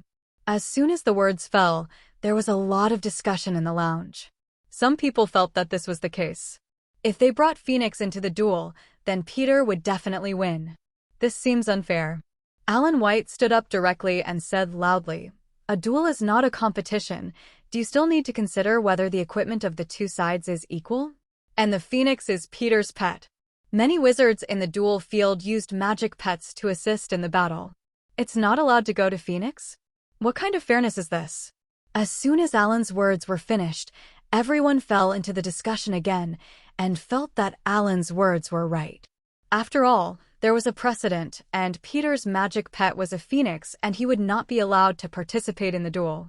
Several senior students who presided over the duel gathered to discuss and announced, since the phoenix is Peter York's pet, it is normal to participate in the duel. Mr. York, do you want to bring the phoenix to the duel? In Earl's terrified expression, Peter said a few words directly to Field on the shoulder, and then the phoenix disappeared directly into a flame. Then Peter smiled and said, "I don't need Phoenix. Let's start the game." The audience below was in an uproar. They didn't expect Peter to choose this way. If they did, they would definitely not give up such a god as Phoenix. In particular, Alan White and Flora Shacklebolt, who were full of confidence, looked at Peter on the stage anxiously and worriedly, not understanding why he did this. But it's too late now. The two people on the duel stage were erected by several senior students with a protective spell, and no one could disturb the two people on the stage until one of the two sides in the duel conceded defeat. Neither of them made any shots on the stage. Earl was full of confidence and said to Peter with a grinning face, "Mudblood, you didn't choose Phoenix is a fatal mistake. I'll make you mute first, so you can't drive. Admit defeat. Then treat you well. By the way, Derek taught me a torture spell. I want to see if it works on you." Peter looked at this 15-year-old man who was about the size of an adult strong man. A smile appeared on his calm face, and then when the other party was stunned, he directly wrote, "Remove your weapons." Earl, who had recovered from the magic of this blow, escaped in a thrilling manner by rolling a dog. There was no disappointment on Peter's face. Instead, he threw out another weapon to remove you, followed by another. Then a strange picture appeared on the field. Peter kept throwing the disarming spell, chasing after him. Carlson Earl was running around, and from time to time a donkey rolled around, making him embarrassed. Dodging a disarming charm, Earl roared at Peter with messy hair, "Are you only using this one magic? Are you humiliating me?" When Peter heard this, he stopped immediately, then pretended to think, and then said with a smile, "This is a good spell. Maybe it can defeat the life-threatening spell. But since you don't want it, change it to another one. Asterisk." Then, the picture of Earl being all petrified and chasing after appeared again. Peter's spell was released almost continuously, leaving Earl with little chance to fight back. Everyone outside the field looked at the scene in amazement. A 6th grade student couldn't believe it and murmured, "This Earl is too rubbish." He was beaten by a first-year student. The 6th grade chief, one of the people who presided over the duel, looked at the picture on the field seriously, heard the words of his classmates, and denied, It's not that Earl is too bad, but this Peter is too good. Did you notice, he only with the disarming spell and petrification spell, but it is a continuous casting, so that Earl has no ability to fight back. I probably counted, and he released these two spells more than 50 times in a row. If it were an ordinary first-year student, I am afraid that the magic power would have been empty long ago, and he would not be able to release magic. But looking at how calm he is now, it obviously has no effect on him. And he's teasing Earl right now, or the disarming and petrifying charms would have hit him long ago. Speaking of the 6th grade chief, he sighed and said, "What a talent." At the age of 11, he has so much magic power and the speed of casting spells does not stop. If I had not come into contact with more magic knowledge than him, I would be ashamed. I think as long as there are no accidents, he must be able to become a character like Dumbledore. So we have to let go of our old ideas. If we can get along with him before he grows up, it will be good for us in the future. The classmates next to him did not expect that the chief would be so optimistic about Peter and immediately observed Peter on the stage more carefully to see if it was really worth investing in. And Alan White and Flora Shacklebolt, who were worried about Peter in front, excitedly watched Peter on the stage crush unilaterally. Let's cheer up secretly and beat this nasty Earl down. A group of people standing in Earl's team on the other side looked at each other at this time. They thought that as long as there was no help from Phoenix, this first-year Peter would be able to be ravaged by Earl. But I didn't expect that now it was Earl being chased and beaten. Derek off the court was very anxious to see this situation. He didn't know why he hated Peter York so much, but he never wanted to see Peter York win. He saw that everyone around him was staring at the stage. No one was paying attention, so he secretly took out a snake-shaped pendant from his chest and quietly aimed it at Peter on the stage. Gently chanting the spell, then a dark and ominous magic shot straight on the stage, smashing the protective barrier directly and then heading straight for Peter. Peter was playing with Earl when he suddenly felt a chill behind him and turned around to protect himself with a super armor.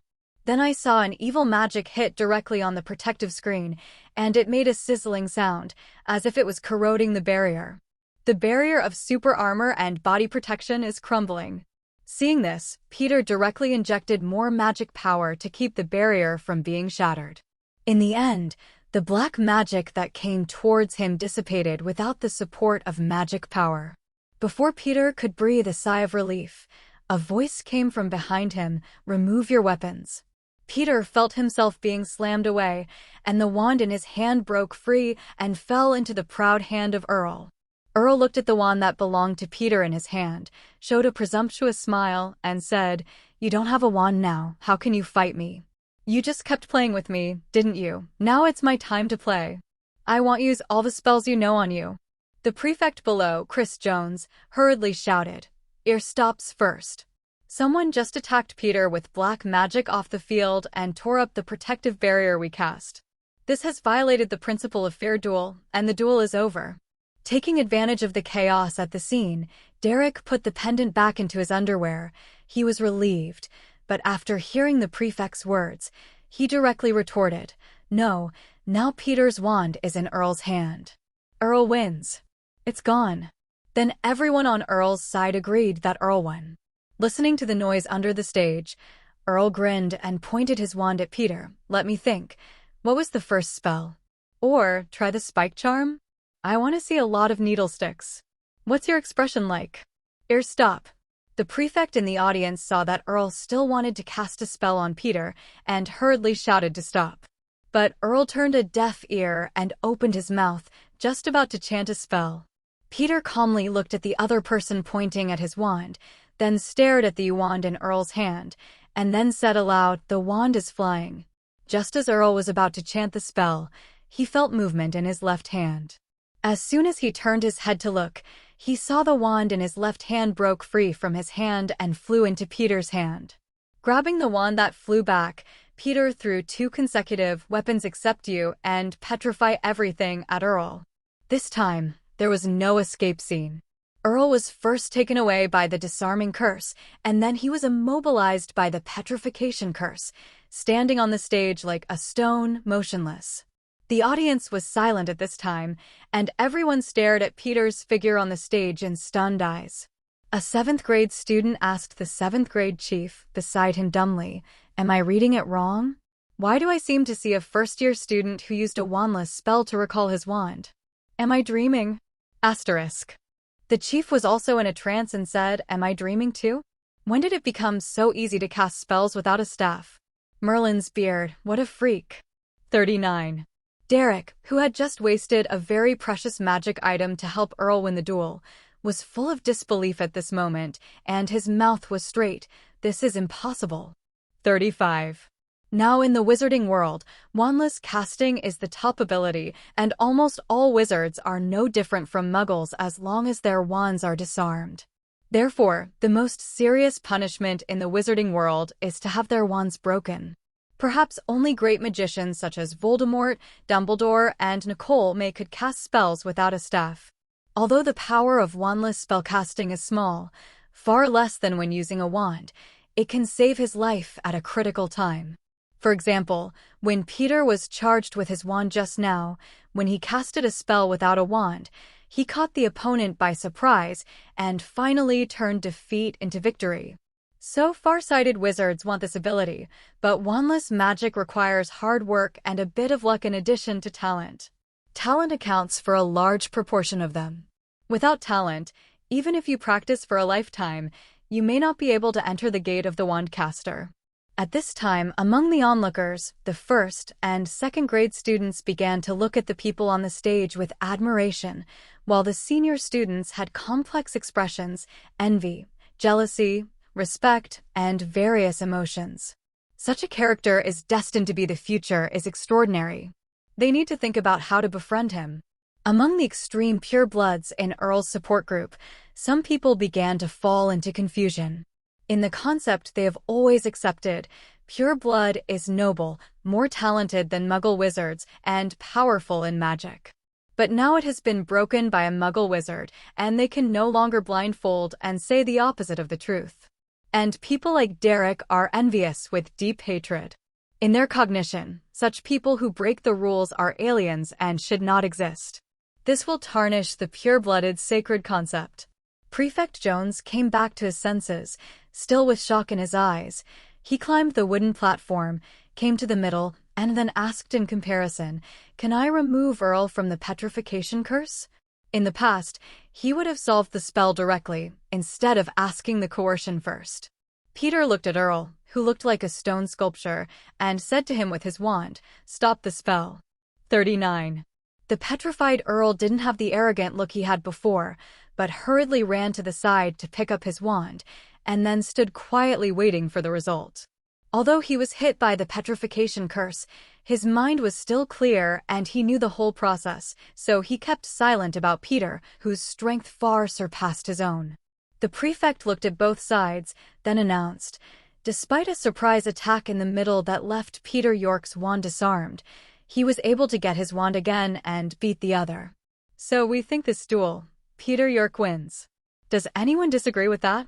There was no objection off the court, and those who had a heart to object also died down. After all, this duel was plain and simple. Peter York always crushed his opponent. Even if there was a change in the middle, Peter did not lose, so no one can open their eyes and object. Even Earl on the stage bowed his head in silence, acquiescing to the result. Seeing this, the prefect declared again, "Then the duel is won by Peter York." Then he looked at Peter and asked, "Mr. York, what do you need to ask Earl?" "It can be money, but the money can't exceed 1,000 galleons. It can be an isolated pureblood magic book, but it can't exceed 5 taels. Ben, or some other requirements are fine, but not too much. Because this is only a duel within the Academy, and the Ministry of Magic has abolished duels, so it is not good for both parties to make a big noise. In the past, in wizard duels, one party was killed, and then the property of the losing party belonged to the winner. But this situation can no longer happen in the duel now, so the winner can ask for some compensation from the losing party. Mr. York, what is your request?" Everyone looked at Peter, wanting to see his options. Peter thought about it carefully, and then said, "I want 5 copies of the Earl family magic books, but I need him to promise not to fool me with other magic books." The prefect was stunned for a moment. He thought that Peter would choose 1,000 gold galleons or some other requirements, but he didn't expect to choose a magic book. Although magic books are precious, unless they are people who like to study, pureblood wizards generally only use them as collectibles to show their family heritage. Some poor pureblood wizards even sell magic books on the black market. So most pureblood wizards don't take magic books very seriously. The prefect asked again, grave accent, "Mr. York, are you sure you want 5 magic books?" Of course you don't have to worry about being deceived. All of us who participated in this duel know it. So unless the Earl family is willing to carry the reputation of the Oath-bearer and be spurned by many purebloods, they will definitely bet about 3 complete handed over to your hands. When Peter heard this, he nodded happily. I need 5 magic books from their family. After all, knowledge is the ladder of human progress. 99. The prefect nodded, then looked at Earl on the other side. Mr. Earl, are you sure, good, that you can hand over the 5 magic books in your family's collection to Peter York? 35. Earl nodded in surprise at this time. He thought he would lose 1,000 gold galleons. For the Earl family, whose family was not too wealthy, this sum of money was cutting meat. But the twists and turns, Peter actually chose the magic book that was the least valuable in his eyes and could only be used as a collection. This made him very fortunate and even looked at Peter with kind eyes, and he directly assured that he would bring 5 orphans of magic books when he returned to school at Christmas. At this time, Peter's face suddenly showed joy, which made others think that he was happy for the 5 magic books, and they all thought that he should go to Ravenclaw.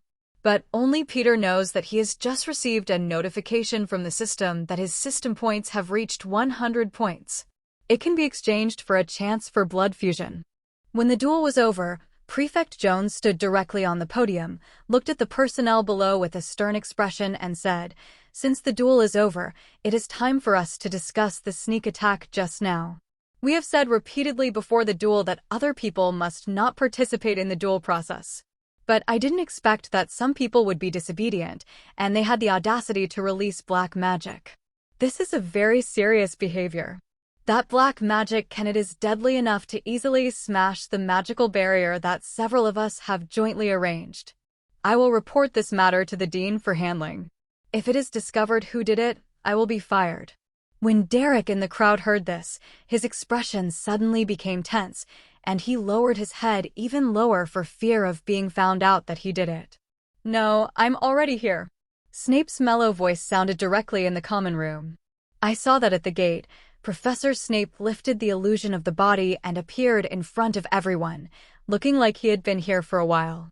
As soon as Derek saw Snape, his face turned pale, and he kept praying that the sneak attack just now was not seen by him. Under the awe-inspiring gazes of the crowd, Snape walked from the aisle formed by the students to the competition stage, waved his wand, and the wooden stage returned to a carpet. Then looking at the students around him, he said indifferently, "Since the duel is over, what are you doing here?" When the students heard this, they hurriedly left. Snape's aura was not something anyone could bear.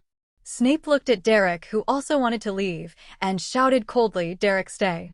When Derek heard this, he turned his head to look at Snape's terrifying eyes, and stood there with a bleak expression, not wanting to be stared at by everyone's astonished eyes, and now he only wanted to finish it.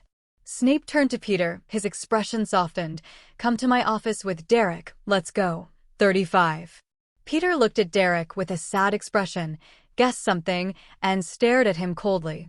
The black magic, after smashing the magical barrier arranged by several senior students, could still be used as it takes a long time to dissipate under the super armor protection body. This is the idea of killing yourself. Follow Snape out of the common room and into the office. Snape closed the door as soon as he entered the office, then looked directly at Derek. "Do you know why I called you here?" I. Derek stood uneasy, hesitantly speechless, and cold sweat broke out on his face. "You used a very serious black magic on your classmates." Snape yelled at him angrily. "Did your brain get stung by the billywig bug?" Such black magic is strictly prohibited by the Ministry of Magic. And you still use it on your own junior. If Peter Yerk didn't respond in time, there is a corpse lying on the ground now. Do you want to be locked up in Azkaban for the rest of your life like your father? Under Snape's rage, Derek trembled and begged for mercy. Professor Snape, please don't put me in Azkaban. I was wrong. I won't dare anymore. Peter on the side sneered, Derek, if an apology is useful, what else does Aro do? Is it possible that killing someone can be forgiven just by saying sorry? Derek said bitterly, you have nothing to do, and I just want to interfere. I want you to lose, but I didn't expect the power of magic props to be so great. Looking at Derek, who still didn't know where he was wrong, Snape said disappointedly, I will send a letter to your parents, and then you will decide whether you want to go private with Mr. York or go public. But I suggest you better ask Peter York's forgiveness to drop his charges against you, or you'll be expelled from school and even jailed in Azkaban. 55. After speaking, Snape said to him impatiently, go back and think about it. It's better to explain the situation to your family first with an owl and come back tomorrow night.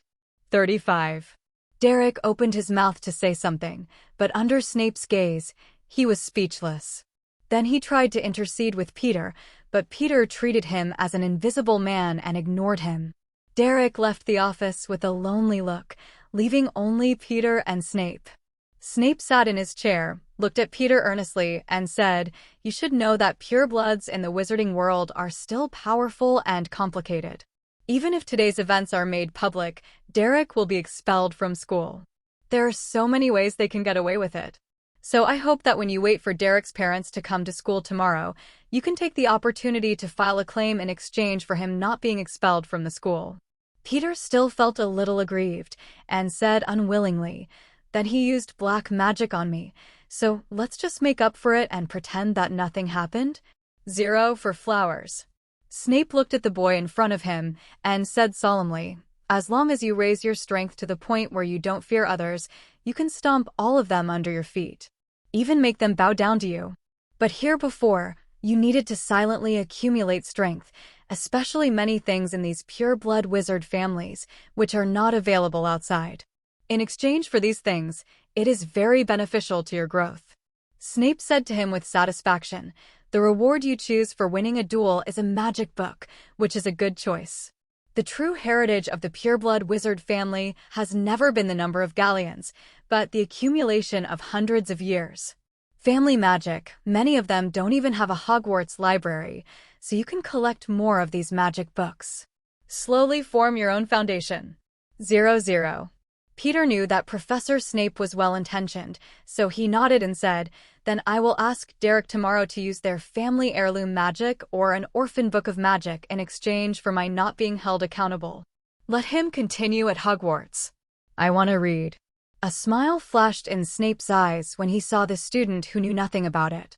Such a talented, cautious, and sane person, as long as he grows up, he might be able to match or even surpass Dumbledore.